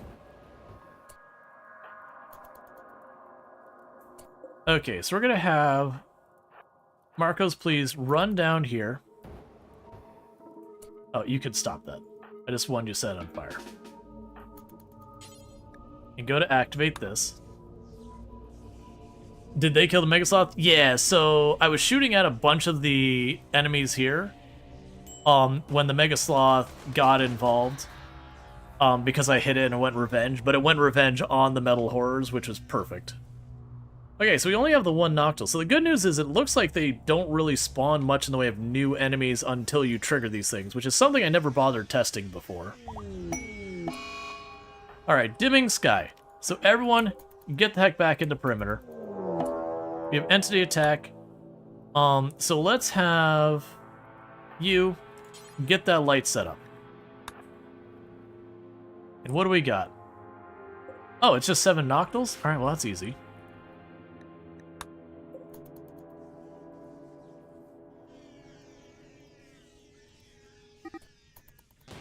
Nope, it is not just 7 Noctils. That's the reason we have a proximity sensor. There's a bunch of sight stealers in there as well. How many? I have absolutely no idea. So let's go ahead and get you to be probably here and here. Grab Mom and Dad. I will need you to please not be holding the baby right now. It's not a good time. Grab you two. Drop you here. Grab you two. Drop you here. Grab you. Right in the middle. Grab you 4. Drop you here. Moriarty still... Oh, you just got like one little nick on you. That's fine. Alright, get everyone in position fast as you can. We've got sight stealers incoming of an unknown number. They're still back here because we don't have our second sensor hasn't popped yet. It'll probably pop any second to let us know when it's close. So it does look like we're going to get 2 waves, one of the Noctils and another one. So let's light up the fire.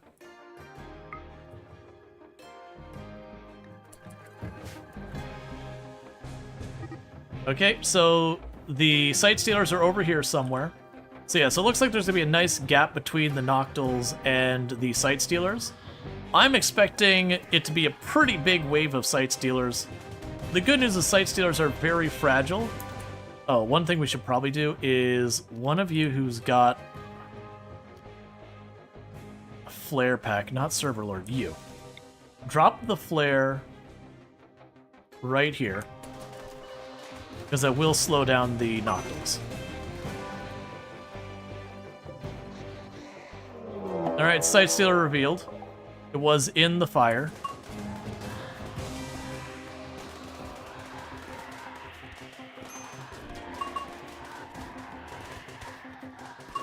The good news is sight stealers are really fragile. Alright. I think we're good. So everyone can go about doing what you need to do.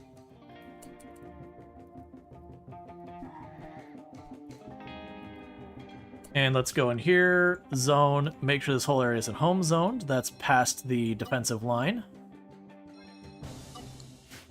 And server lord, I do not want to see a single one of these have the capabilities of getting up. So I'm going to please ask you to burn the room.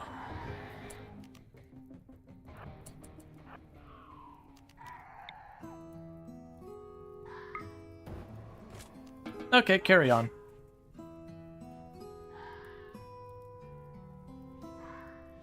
So Angie took a good couple scrapes. Where are you? Please go to the hospital. Alright, so you have to wait 2 days before we can do the second phase. So this room's getting pretty hot in here. In fact, to such a degree, I am going to restrict people from going in there. The room is getting to 300 degrees. That's fine. I actually don't care. It's mostly limited, that room. We're just trying to eliminate a lot of the bodies near the defensive line so we don't have to stand in corpse stink.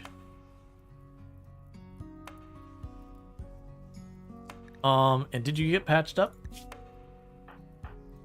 You still need to be. Claria's working on it? No, Claria's not. So we're going to get the Claria working on it. So everyone's ready for the next wave. Alright, so this is the big question mark of where it's going to drop, because unfortunately our monolith is right on the edge of the map, which does mean no matter what I gotta deal with, I gotta, you know, fight my way through that garbage. Alright, so that's open season again. Not worried about the rest of that, that's fine.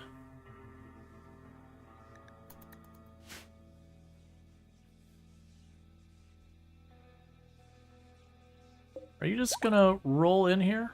Is that what you're gonna do? Do I need to deal with that? So basically the problem is we're gonna have 3 more of those drop, if I'm not mistaken. I don't really know where it's gonna find room to do that. Oh, the other thing I need to do is zone. We need to clear safe zone, safe. Actually, we can do it this way. That room is off limits, that room is off limits, this room is off limits, this room is off limits. You get where this is going. All of these rooms that are dark are off limits, because the darkness will start hurting us. And so those are places I gotta keep dark because we're growing fungus in it. If we do have an emergency where I end up short on food, I can drop a flare in there and haul stuff out.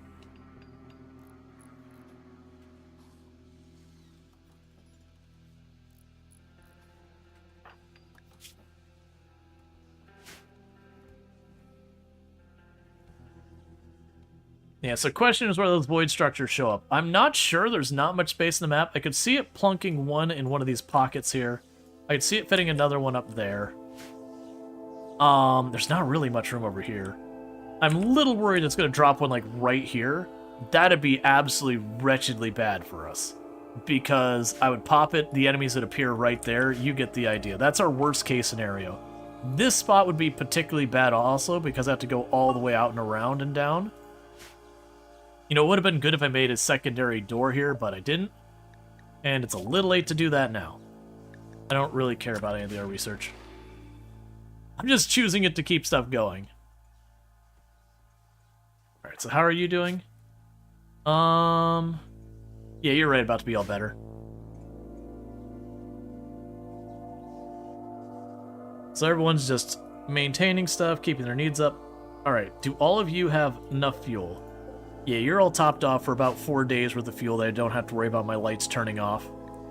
We got a ton of colonists who just went idle.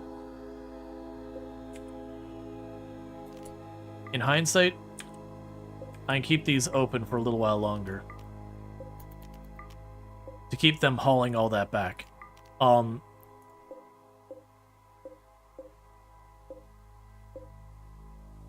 it's when the void structures arrive, the unnatural darkness will turn to the whole thing where it gets murdery. So until we hit that point, I can just leave those open. The room with the alpaca I'm not worried about. There's no anything laying on the floor in there. Our traps got replaced. Everyone's fully healed and ready to roll. Darkness soon. Okay. So now we restrict them. We didn't get much more out of it, but that's fine. I still have 100-something meals in storage and then a little bit more raw materials. Alright, so unnatural darkness. Void structures. Okay, so where are they appearing? Oh, that's not bad at all. either side there and there. Yeah, so we'll do these. We'll basically go this one, drop back, and just kind of hold it as long as we can. That's not bad positions for any of that. But the same strategy. Destroy all the metal horrors, and then we slowly work our way back. Alright, well, since everyone is in good shape, let's not hold this up. I'm gonna need one person to kind of take point, to drop the first flare, and then everyone will run in behind. So that way no one's taking damage from just standing out in that.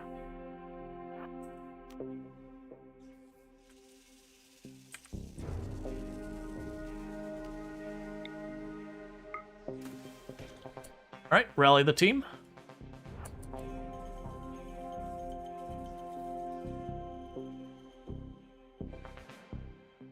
We are going to learn to use a lot of bioferrite here, because I am going to be just popping one flare after the other.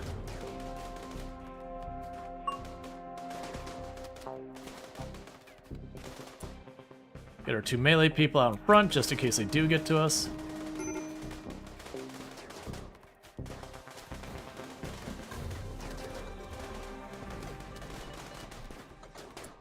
I'm suddenly realizing you still here. Okay, you are close enough. I don't have to worry about you bringing the fire across my own people. You're so tanky. Finish the job so I can't get back up. Okay, how badly hurt? Minor cuts on the both of you. We can move forward.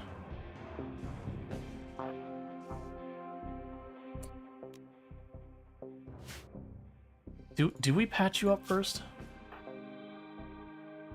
Alright, quick detour. Calaria. Tend. Vortis. The Tend. Get him patched up just in case, and then we move.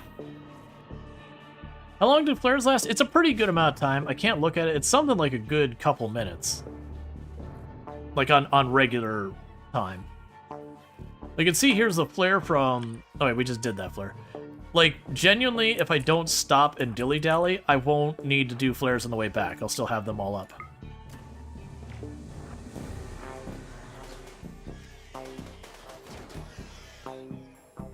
Okay, we had a shot get off. I don't think anyone got hit, though.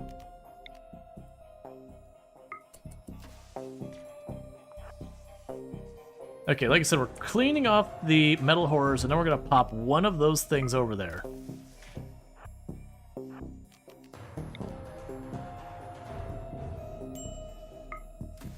Starvation on who? On Donkey Duff? You wouldn't happen to have a meal on you, would you? You do. So Donkey Duff, go have yourself a snack. Said go... Oh, wait, you need to be unrestricted. Go have yourself a snack real quick. Oh, melee team, get in here.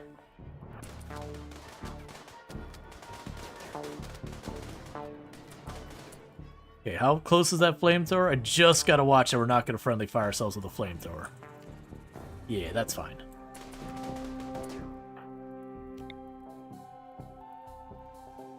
Could pop another one to get the stun. Alright, Mom, you're not done yet. You were a little hungry. Go eat your food.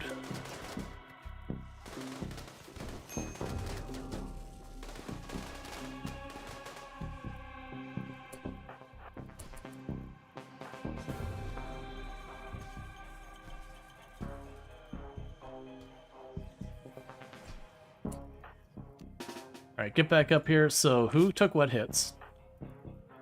Alright, so real fast, Vortis, Tend.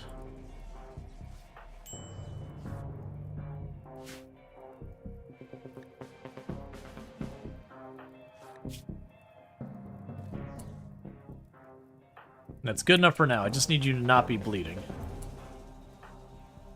Alright, so let's inch forward.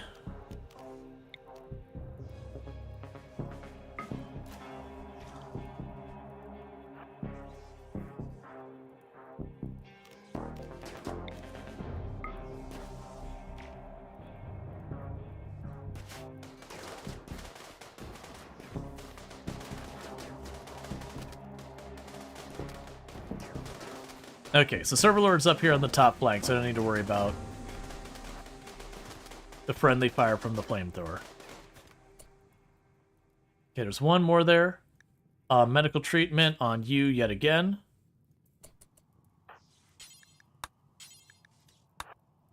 So you should be mining, apparently.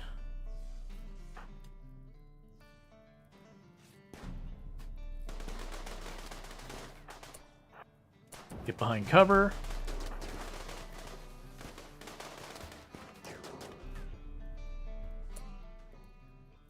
Alright, go deal with that.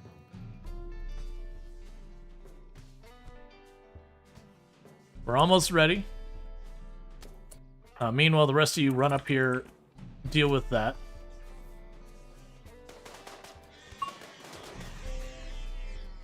Okay, cool. Server Lord did catch a hit, minor hit to the arm. So with that, hey, Lardine, go disable this thing. Because it really doesn't matter between these two, both of them are just fine. If Adam and Eve die, is it game over? Sort of. Alright, I'm gonna make a bad decision, chat. A real bad decision. I'm double activating. The last time I did this, we lost a run. So I am going to position everyone else in here in the middle. And here. I'm going to cancel you from continuing that one. No, don't activate from down here. Not on the north side. Okay, activate. Activate. Pop a flare, just...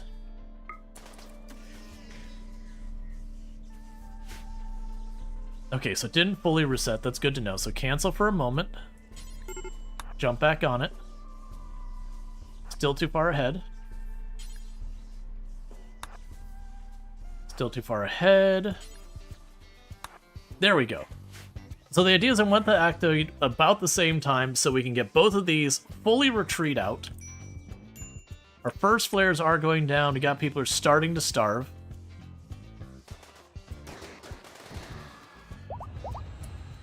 Cool. Really good timing. Full on, get the heck out of Dodge. Stuff's about to get real in here.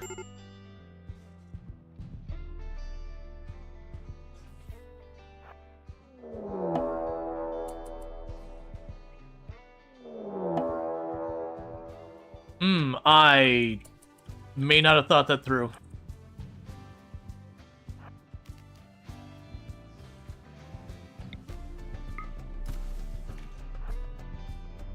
Hurry, hurry, hurry.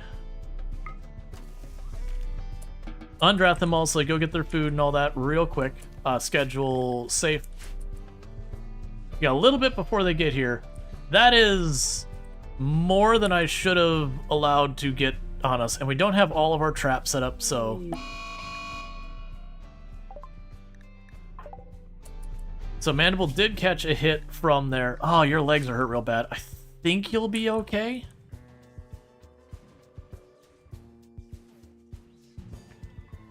That is a lot. The good news is, other than the Devourers, it's pretty squishy stuff.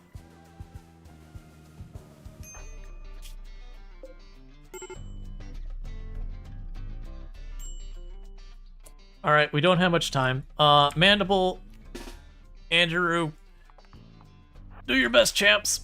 You two, here, you two. I need you to not have the baby right now, if you don't mind. I understand baby is probably hungry, and I should have thought of that before I did that, but I didn't. So we're doing that. So you're going to go ahead and use your commanding shout thing. We're just not even going to wait. That threw off everything. All right, here. Grab you two. There. Server Lord right in the middle, so you can burn everything. You four, just shove in wherever you can. Please put the baby down. The babies will need to be fed soon. And then Moriarty, just do your best filling in wherever you can. I'm not feeling great about this fight. That is a lot coming in there.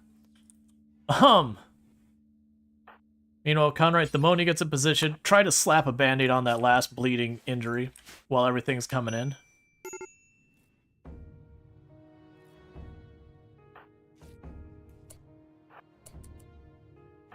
Okay, who is starving? Do you have enough time to snack? Not really. No. No, I don't think you do, actually. Andrew?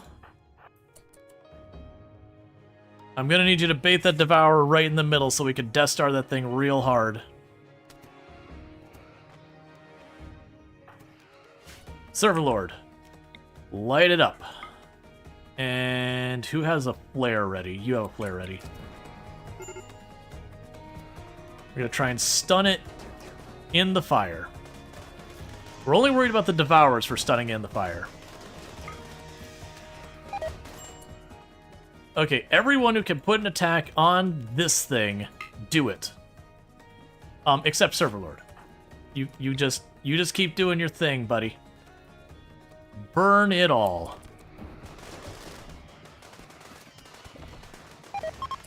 Okay, that one's down. Good beans.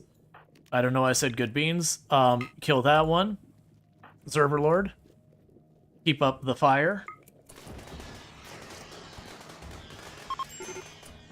Okay, Mandible did get downed, but is not dead. Alright, so that was the most dangerous part. Now I just need to chip away. We do have a ton of Shamblers up here, which is pretty concerning, but we should have this mostly sorted by the time that comes out.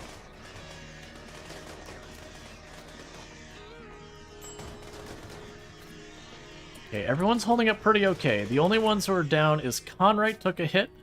Pretty bad hit at that. And you're just down from pain. So Conrite actually needs a little bit of help.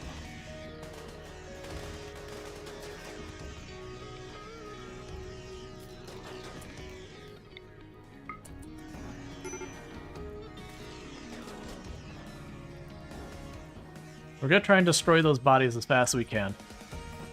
Meanwhile, we got a minute till those get through, so let's undraft people. I don't actually want to put out this fire right now. So just this fire, it doesn't exist. Don't worry about it. So do this, do this. Let's see. So you're fine. So Clary is in good shape. You rescue them. Anjiru, how are you doing? Just some burns. You deal with, where is Conrite? You rescue Conrite.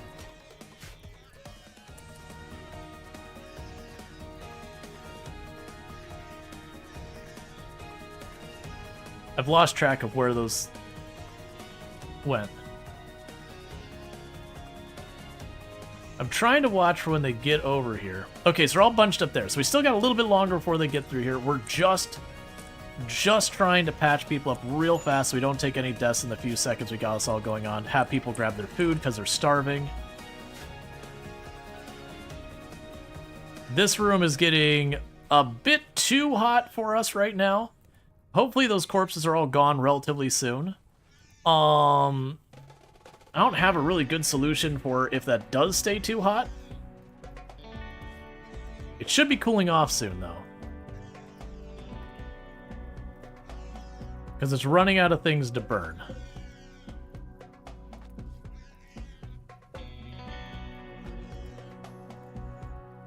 Let's, in fact, restrict that set of doors for right now. I'm a little worried if someone goes in there, they're going to get burns all over them for no reason. The good news, it'll take them a minute when they get in there. They're going to try and break through that wall. I can live with that. That's not a bad thing. Who still needs medical attention? You need medical attention. You just have acid burns. That's fine. You go and eat, because we got people starving. That's the reason I was trying to rush them back, because we got a lot of people starving. And that's a problem. Okay, they got through that wall, so they're breached into here. So it won't be long before they get through here. We'll probably need to get people in position soon. That room is now officially outdoors, so it's no longer too hot. Alright, so Anjiru-sensei, buddy, I hope you can hold a lot of melee. You know what? New plan. We cancel that one, we cancel this one, we open this door here. And we just bottleneck it. I think we can do that. So get everyone else. We're going to treat this like we do Infestation.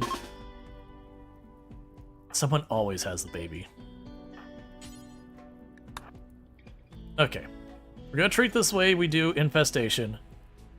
You didn't use your commanding shout thing? I just could have sworn I did and then I canceled it. So we're gonna try to do...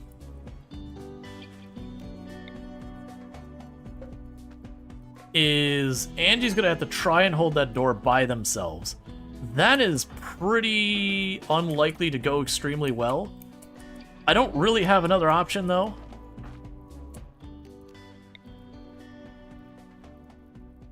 I was hoping I'd get a little... Oh, you need to be... Alright, Scooch. Scooch you over here. Scooch you back one. That'll be good enough.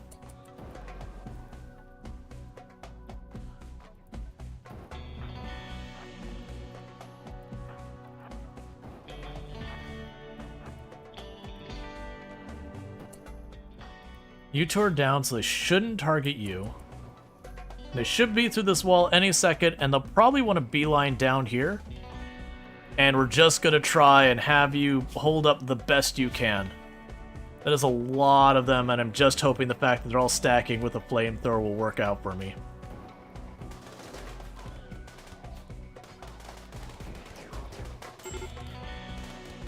Keep burning. Keep burning.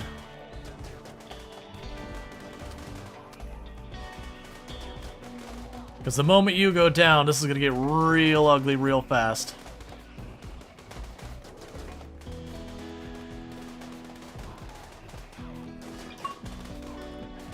Alright, the walls are starting to crumble from all of the fire.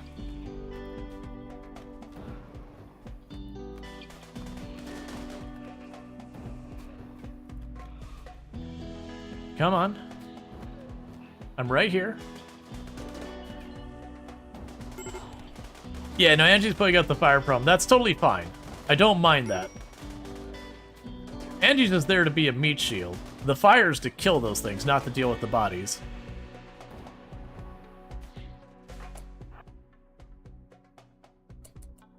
Oh, wait. That was almost bad. Okay, you do not fire.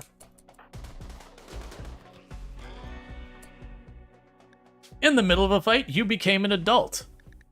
Sure, man. Night Owl will deal with that later. Just middle of the fight, just grew up. Sure, why not? That's fine.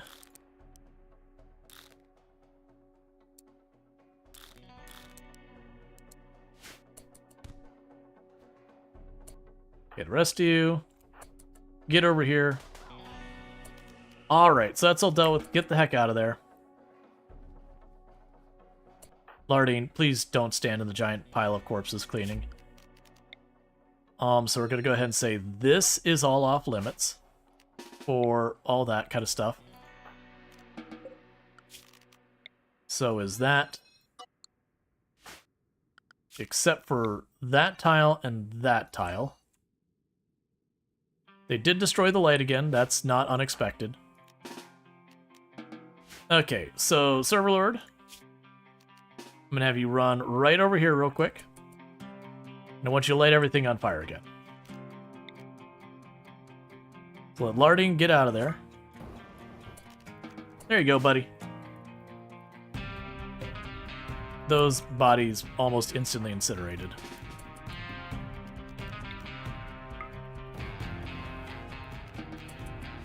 Cool.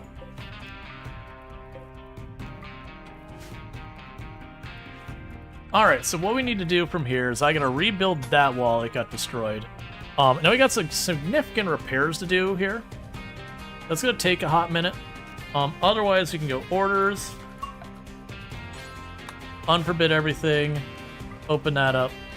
Open that up. Let that close again. You need medical treatment. Oh, you scared me a moment I saw you. Why are you're bleeding from your shoulder? Go to the hospital. And you need food. What are you doing? You're resting. Claria should do this. You feed them. Okay, you're already eating. That's good news. So you're the one who got the most messed up. You need to be in there getting patched up. Or makes us into men or women, I guess. This is more literal in that one. It's just like, I am now an adult. I shot a whole lot of zombies. Okay, you're not done yet. Keep on tending.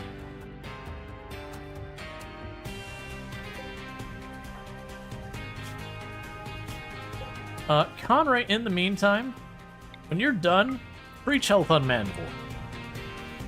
Or don't, because you can barely move. Yeah, you just get food. Don't worry about anything else. You just get food. I didn't realize how incredibly messed up you were. Your recreation starved. I feel like that's not the current biggest concern at the moment.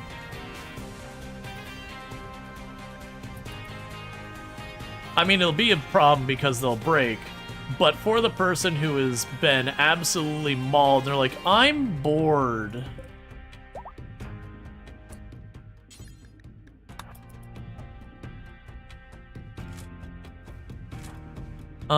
Where on earth did your mace go down? There it is. Go get your mace after that.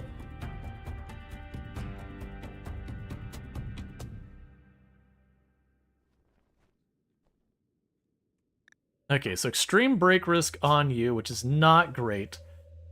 We will need to deal with the recreation, so we're going to give everyone a chance to do some recoup after this. Because it is a problem.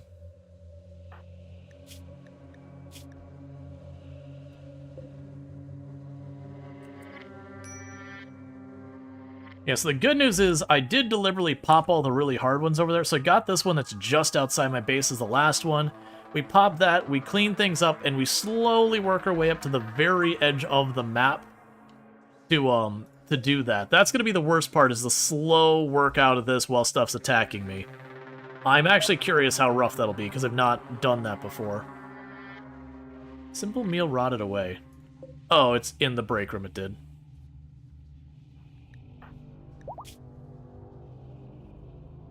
Okay, so you're starting to get up. You're reloading your pack. You're in intense pain.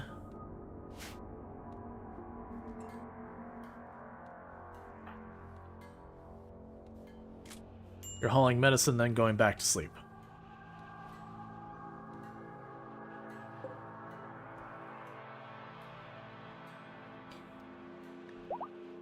Okay, Server Lord. I can have you step right over here for a minute.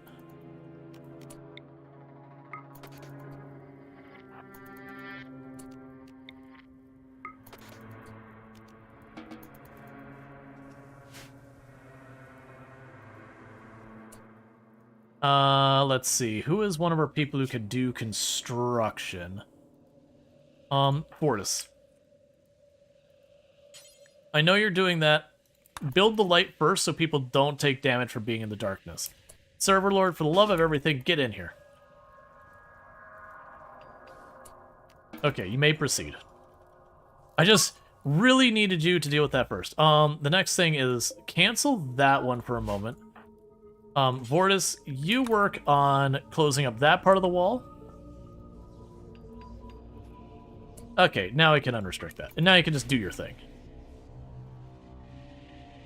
So once we get this all rebuilt, and people patched up and entertained... Okay, and where did you go down? You went down over here? Yeah, go grab your auto pistol.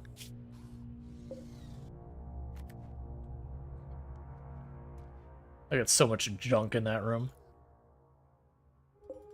Meanwhile, that rabbit should die.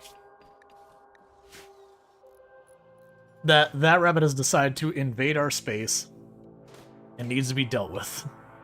Because it's going to eat our stuff.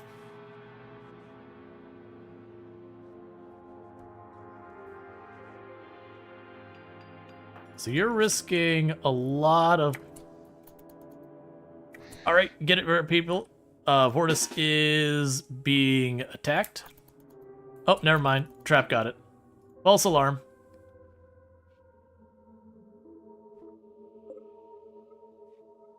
Yeah, so downside is just those rotting corpses on the traps. If we go to reconstruct it, we do risk rot lung. I think we're just going to accept that risk.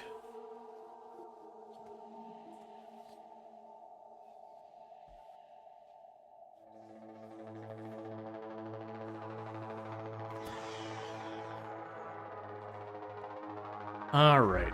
So how are we doing? Did I preach health to you? No. You're doing okay. Yeah, the melee ones are the ones who got properly thrashed. Conroy took some licks, but otherwise it's fine. They're just wasting my traps. I mean, it's fine. It's still chipping down the numbers in a fight I don't have to worry about.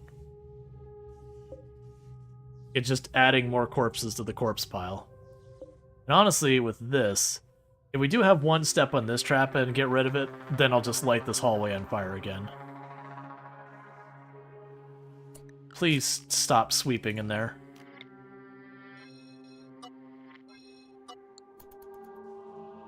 There's no need to sweep the murder hallway. You're just gonna get corpse sickness.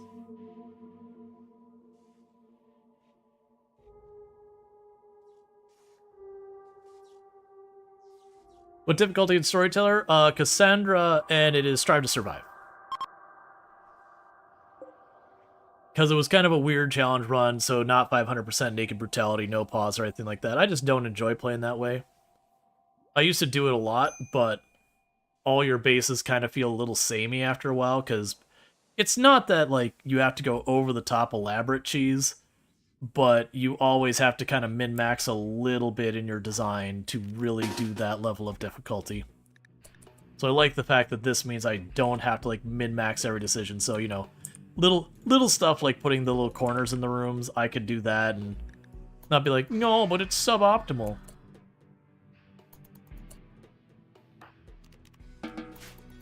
I also prefer Cassandra just because I've had Randy go absolutely comatose for years at a time. They're like, Randy, do something, please, my buddy. Alright, so I got another Noctil popping in.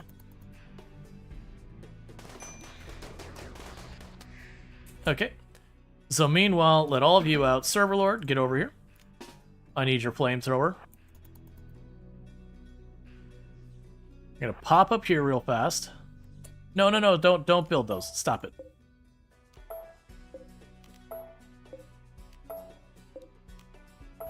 Get out of here. We're gonna end up breaking this light again, but I don't care.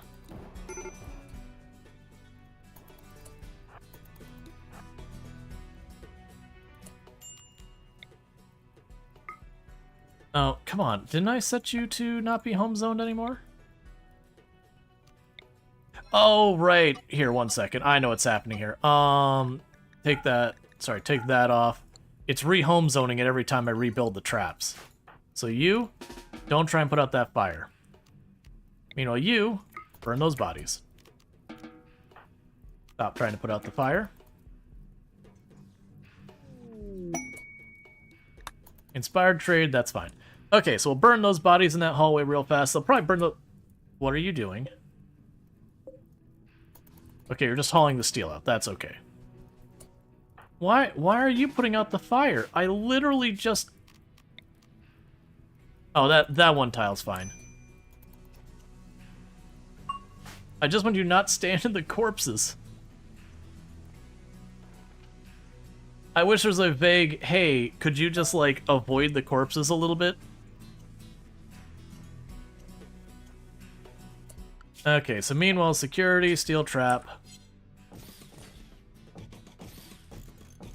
You can put those back in. There'll be the one spot in the corner there.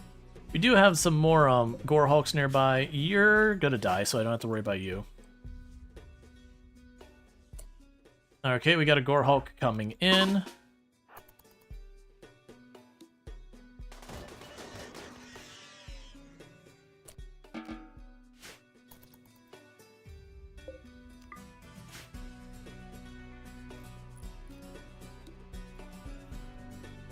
Okay, so we are able to run over there.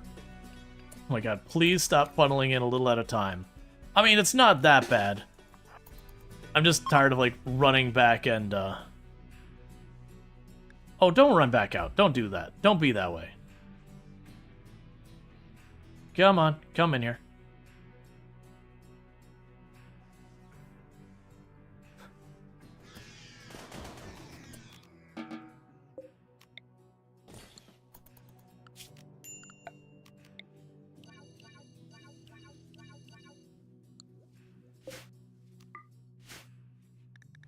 Okay.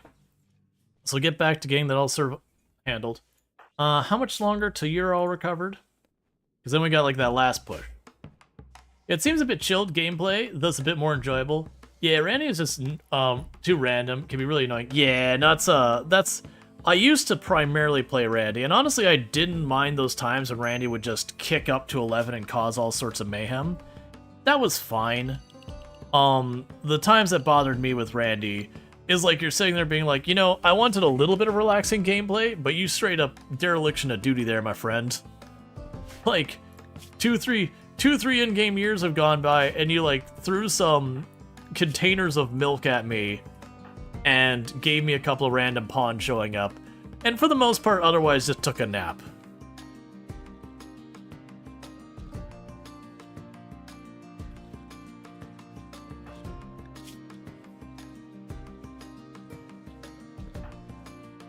Alright, so we're getting... Yeah, so you're about to be fully patched up. You're about fully patched up. Conrad's a little bit more hurt because they got hurt much later. I think they tanked some hits during the final push from when we had the counterattack. Well, that's okay. We still got plenty of food on standby. Not a ton, but it should be just walk out here, pop that thing, do our last holding. I mean, honestly, I could probably just run out there with one person, have them tag it real fast, and run back. With how far back is everything, I'm actually going to just do that.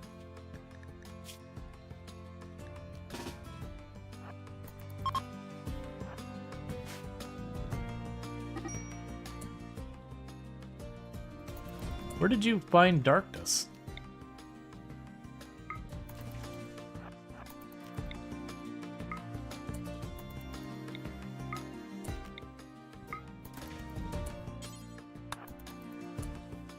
Of course, we have one coming in right now.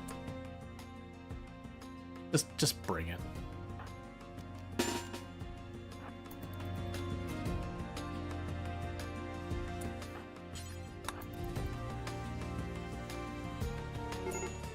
Okay, so Kalara, so all the injured people, you head back, and Vortis can head back to treat you.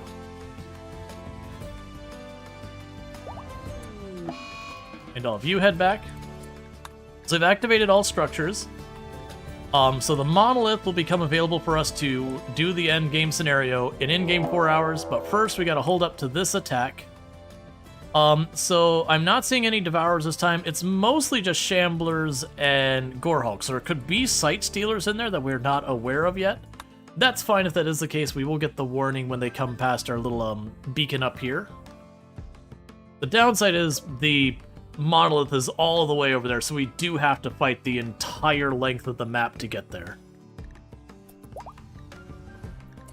Why are you busy reading a book as you're Oh, you're not bleeding. You just got smacked in the nose. That's fine. I thought you were bleeding. You just got a bruised nose. That's fair. All right, it's time, everyone. Get into positions.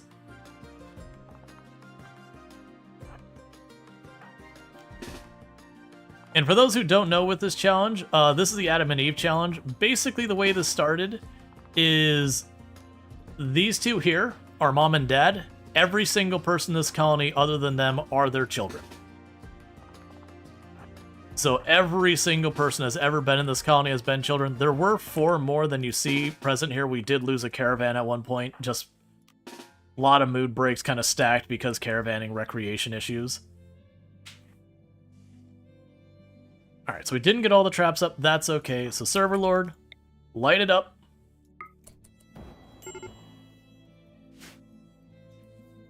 Groot's is going to be way too late to this party. Yeah, so mostly Shamblers, some Gore Hulks. Why are you attacking? Oh, because we had one of our people was down there. That's honestly fine. Okay, we didn't get any prompts about Sight Stealers. Weirdly, we got some of them taking their sweet time getting here.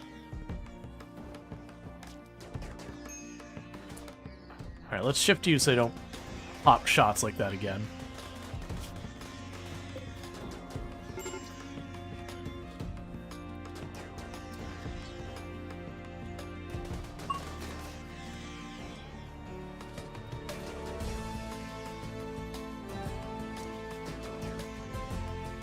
I'm hitting all the other corpses. They're effectively working at cover for the one back there.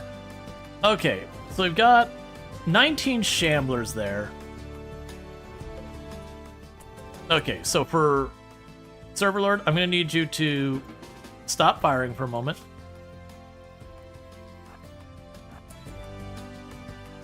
And Mandible, we're going to see if you can grab the attention of these Shamblers without putting yourself in too much danger.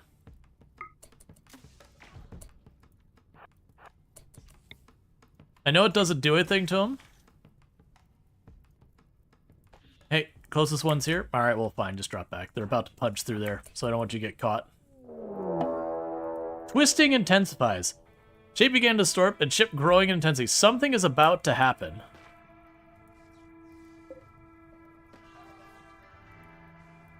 Don't catch fire, please. Good job.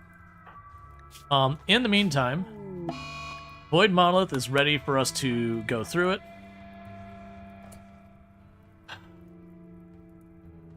No, let's not. I was going to say, do I rush up there and try and hit him from the sides? Like, no. That's probably how we lose a lot of people for no reason. Kalari, you go patch up Mandible real fast.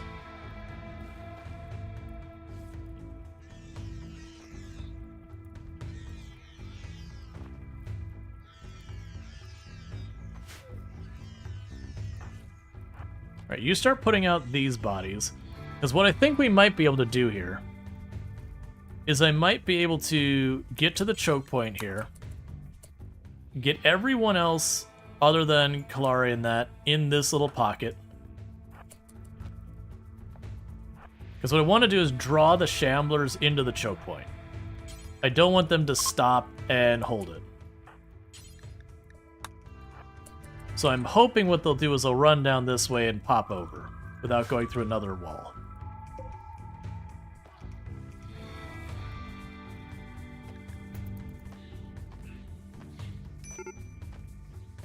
Major break risk on you. Why? You're ravenously hungry. Go eat something. Nope, they are going to go straight on through. So let's still try to choke point them. We're just going to shift up here.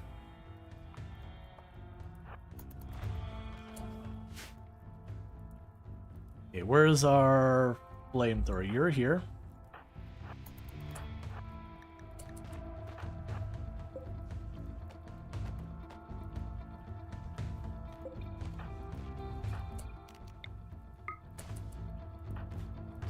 Just gonna try and help this one spot of wall to break it before the others get softened up.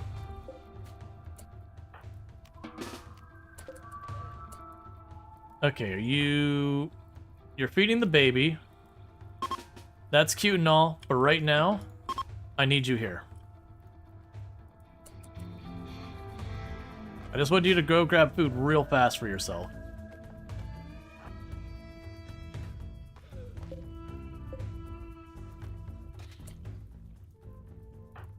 So you...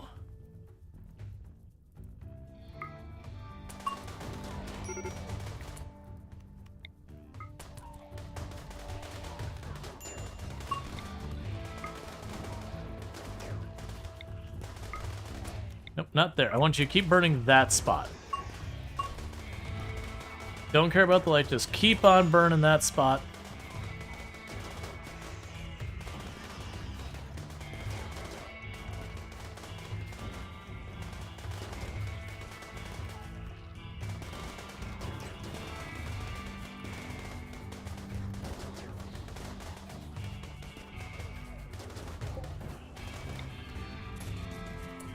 Okay, so with that, go recoup yourselves.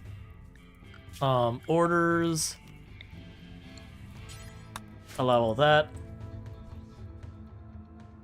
Yeah, so we'll need to fight our way up there. We're going to have everyone patch up real fast. Ooh, you are missing a light. That is a problem. And we can have, who is our construction person? Vortis and all that. So Vortis here is in pretty good shape. You just go patch that light real fast. Oh, there's still one left. Get in here.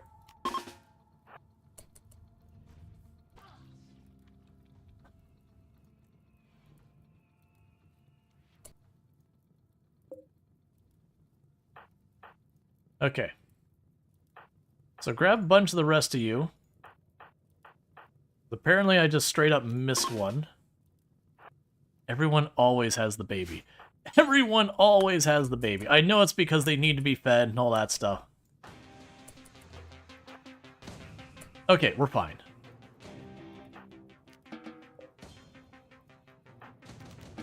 Okay, do your self-care, do all your stuff there. Vortis, why are you not working on the light like I told you? Literally, people are going to start getting cut up because you're busy fussing around with other things and not doing what I was informing you to do. Did you put down the baby? Yes. Put the baby back in the crib. And you go deal with that light, because once we get the 2 lights done...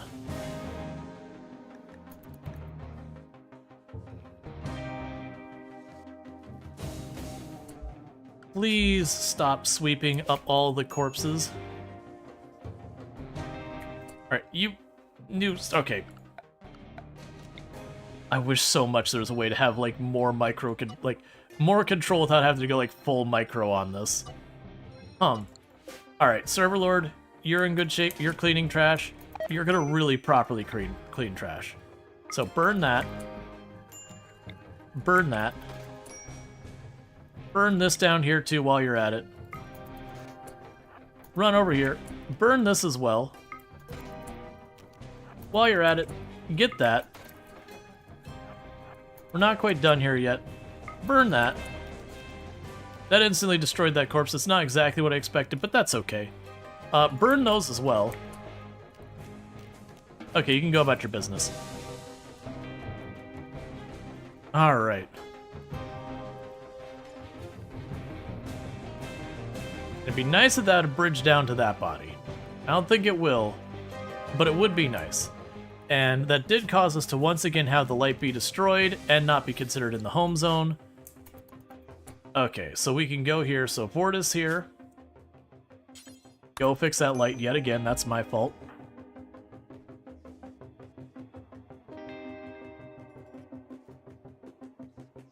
Now, I don't actually need to repair that. I'm just trying to get ourselves a bit patched up.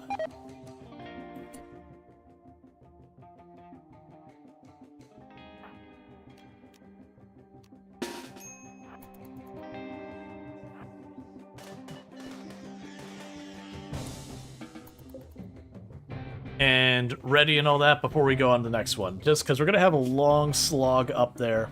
Yeah, so you're already mostly patched up. You're already mostly patched up. Vortis got friendly fire is what happened to Vortis. You're mostly patched up. We're actually in pretty good shape. I just need to give everyone a chance to, you know, feed the babies. Do your basic self-care. Alright, grab everyone again. We got another enemy rolling in slowly.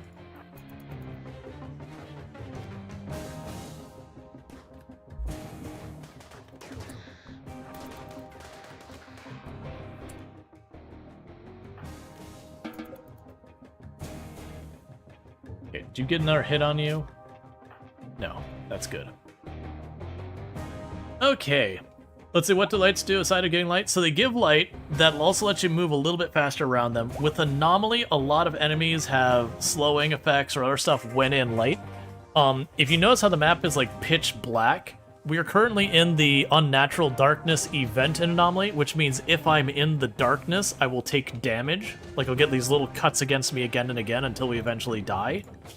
So with Anomaly, light becomes very important. Normally, it's convenient for a little bit of a movement speed buff as people are moving around, but otherwise that's about it. Okay, so everyone should have their food and all that sorted. Everyone's been rested. The children are cared for.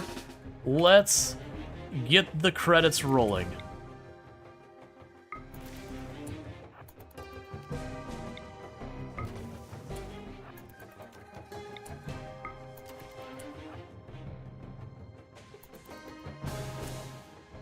So what we're doing is we're just bridging through the darkness. Where are you getting all your power? Oh, down here. Bioferrite generators. Basically, all the things that go bump in the night, we've locked them all in our cellar, and we slowly take their bone goop, and we feed it into our generators to have ridiculous amounts of power. It's not disturbing. It's RimWorld. A timber wolf is hunting Marcos, please. We are in the finale, fighting all sorts of weird things that go bump in a night, and a timber wolf is going to roll in to try to eat one of us while this is happening. You, sir, are a really bold doggo. And you're a really dead doggo. Read the room, man.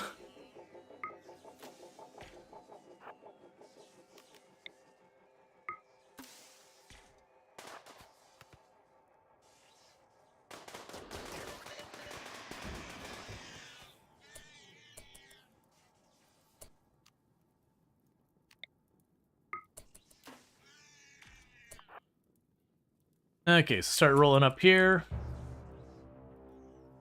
So a couple more gore hulks along the way.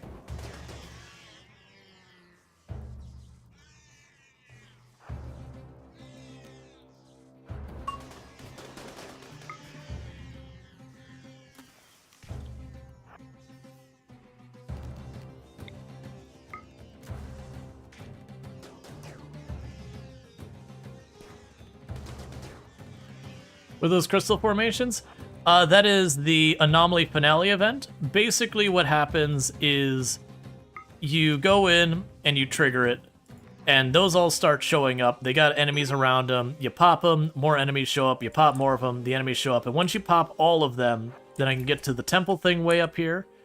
And I just need someone to tag it for a couple of seconds. And that lets us do the end of the finale.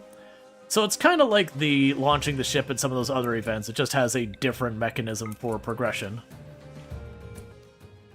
Cougar, I know you got the munchies, and you're right in the way. I'm just going to go ahead and deal with you. That way, it's one less thing I got to worry about surprising me. Oh, it made more metal horrors. I didn't realize that.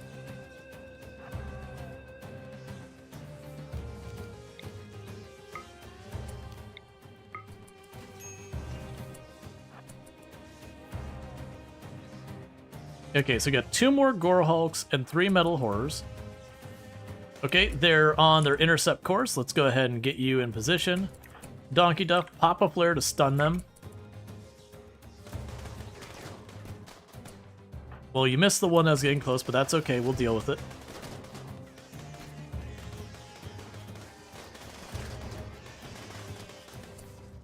Caitlyn can pop another flare. No reason to save any of this. We're going to aim close to ourselves, just to make sure we get them all in it.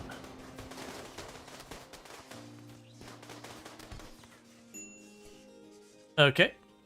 And I saw there was a warg in there. Meanwhile, just keep shooting it. Those things have a tendency to get back up. There we go.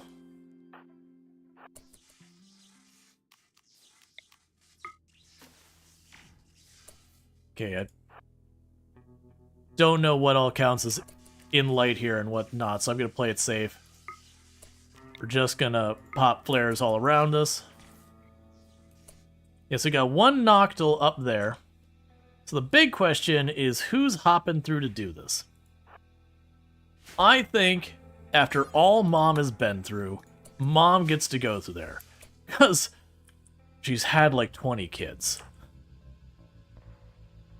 Mom has earned to get something out of this whole thing.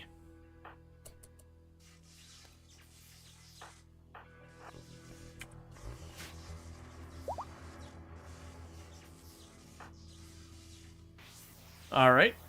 So, she's about to be teleported in.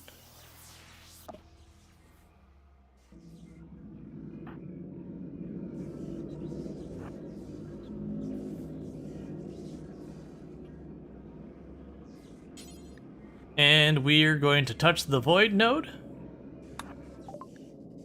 A sphere of writhing psychic energy rises before Donkey Duff. Donkey Duff feels a presence inside her mind, deeper than any human sense. She stands on the shoreline of an infinite black ocean of power. It beckons her in. Nearby, Archotech devices support the sphere along fragile connections.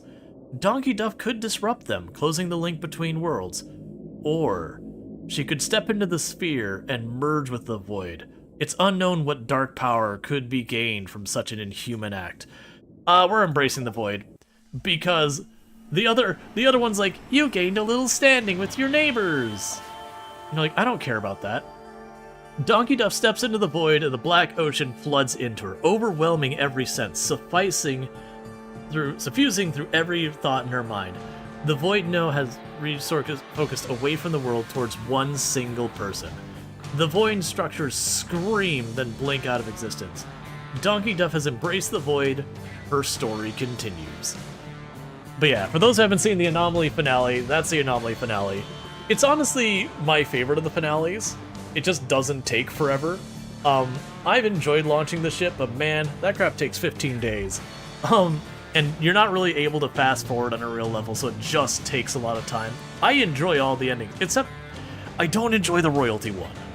The royalty is not my favorite.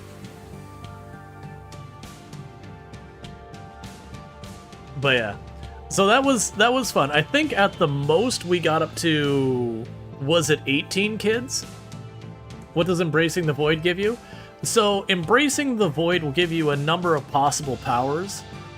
Stuff like unnatural healing, like the ability to like effectively, cure one thing after another every couple days, to transmute steel into other materials at random, and a bunch of other stuff.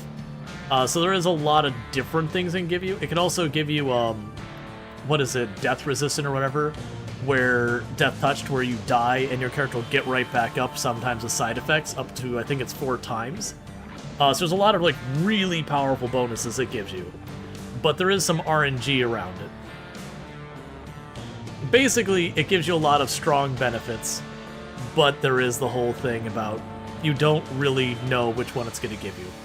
The alternative, like I said, though, is if you do the other one where you stop it, it gives you a decent bump in standings with all of the other factions on the map, but that just automatically decays over time, so it's really not that exciting. And then, reputation's super easy to get in the game. But regardless, it's always fun to kind of poke at it. We've been doing the Adam and Eve challenge for a good, week now or so.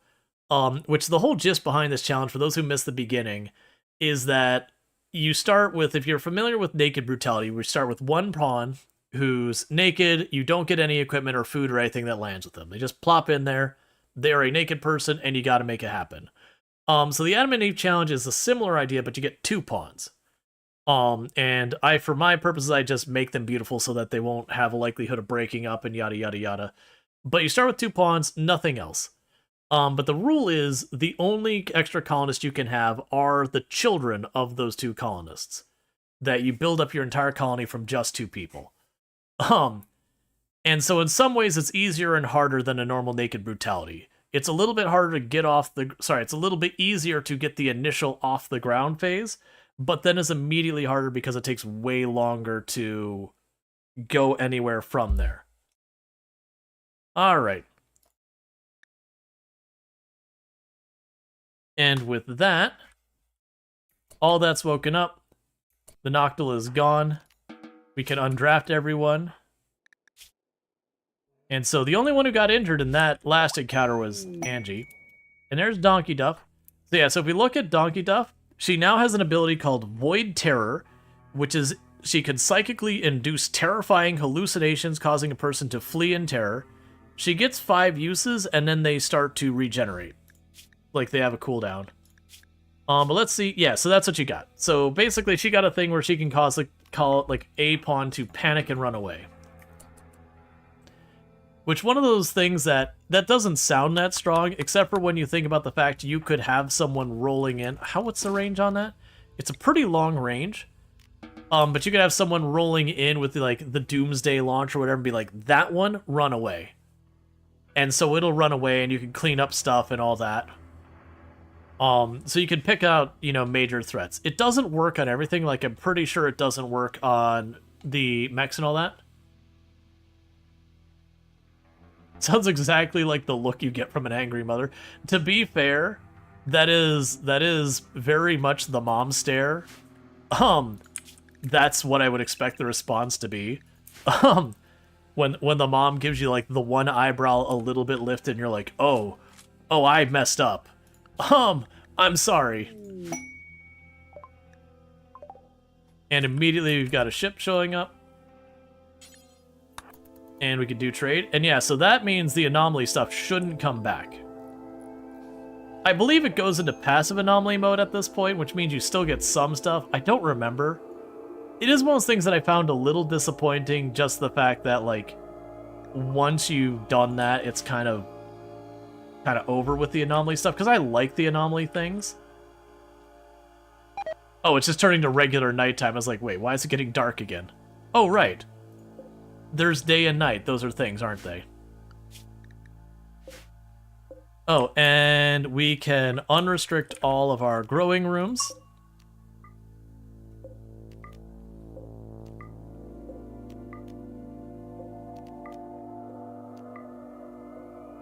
I guess you could still void provocate to bring in more void, like, anomaly things even without that. I think you still get, like, the passive thing. But yeah, so that was the big thing that Donkey Duff got, was the thing to make them run away. Also, we got Death Refusal. So basically what this means is if Donkey Duff dies, after a short period, I can have her resurrect, and it can have side effects, which is worth noting. But it will effectively resurrect the pawn. So it's like using a mech resurrection serum, but, sometimes instead of an arm, they get a tentacle. And, that is what it is. So even though rolling the credits in that way was not really part of the challenge, it's fine. I don't think I'm going to kill off the colony yet and, like, necessarily be like, it's done. Because I could see if I'm just in the mood to hop in for RimWorld one day, we could pop right back into this run and just start working towards the next ending. Like, treat this as a not all at once, all endings run, maybe? I don't know, we'll see. I tend to pop back and forth. But yeah, so all things considered, we only lost 4 colonists this entire run, and that was today, and they were all at the same time. We had a caravan that I had 3 different stops they went on. The 3rd stop, the recreation was too low, and I know better. But I was just trying to push it because I didn't want to wait. So unfortunately, what ended up happening to them is they got full wiped.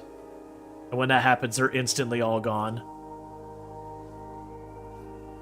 So that sucked.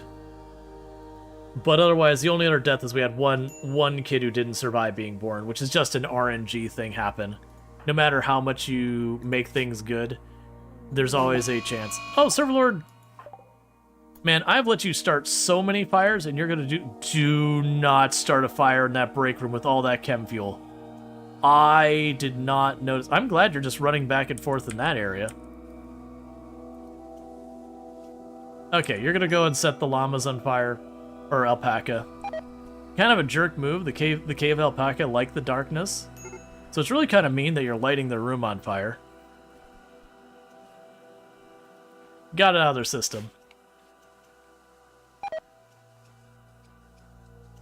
Alright, I don't know what we're playing tomorrow. I do want to take a little bit of a RimWorld break for tomorrow's stream. We're not quite done with stream today, by the way. I haven't decided what I'm going to be breaking in there. It's part of me didn't want to leave this run in kind of an open spot where it's just like very not done. And just be like, meh, done. Because it happens. But you get, oh, I have this door blocked as well. But yeah, this is a run that I could keep this colony alive for an extremely long time. Because we've gotten to that point where half these pawns are super, super juiced and all that. We finished xenogenetics.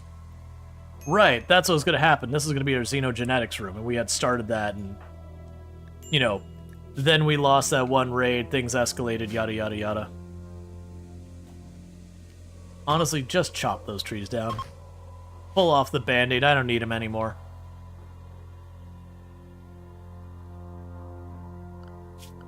So that means we can go to Donkey Duff. You no longer...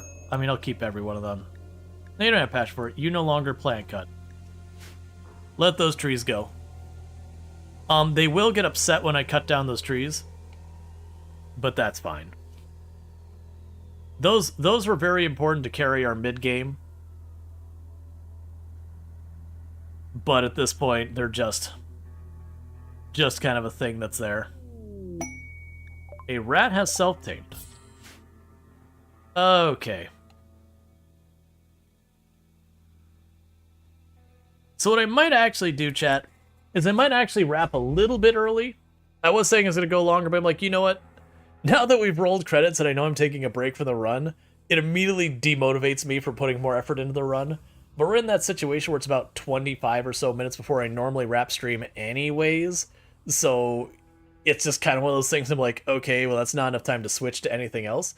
So what we're going to happen is, first of all, if you are watching over on YouTube, the stream will be ending abruptly for you. I don't have a host ready, but thank you so much. I do see there's a lot of you over there today, so don't forget to like and subscribe on the YouTube side. So thank you so much for watching. For everyone over here on the Twitch side, don't go anywhere because we will get a raid going. I don't know who our target is.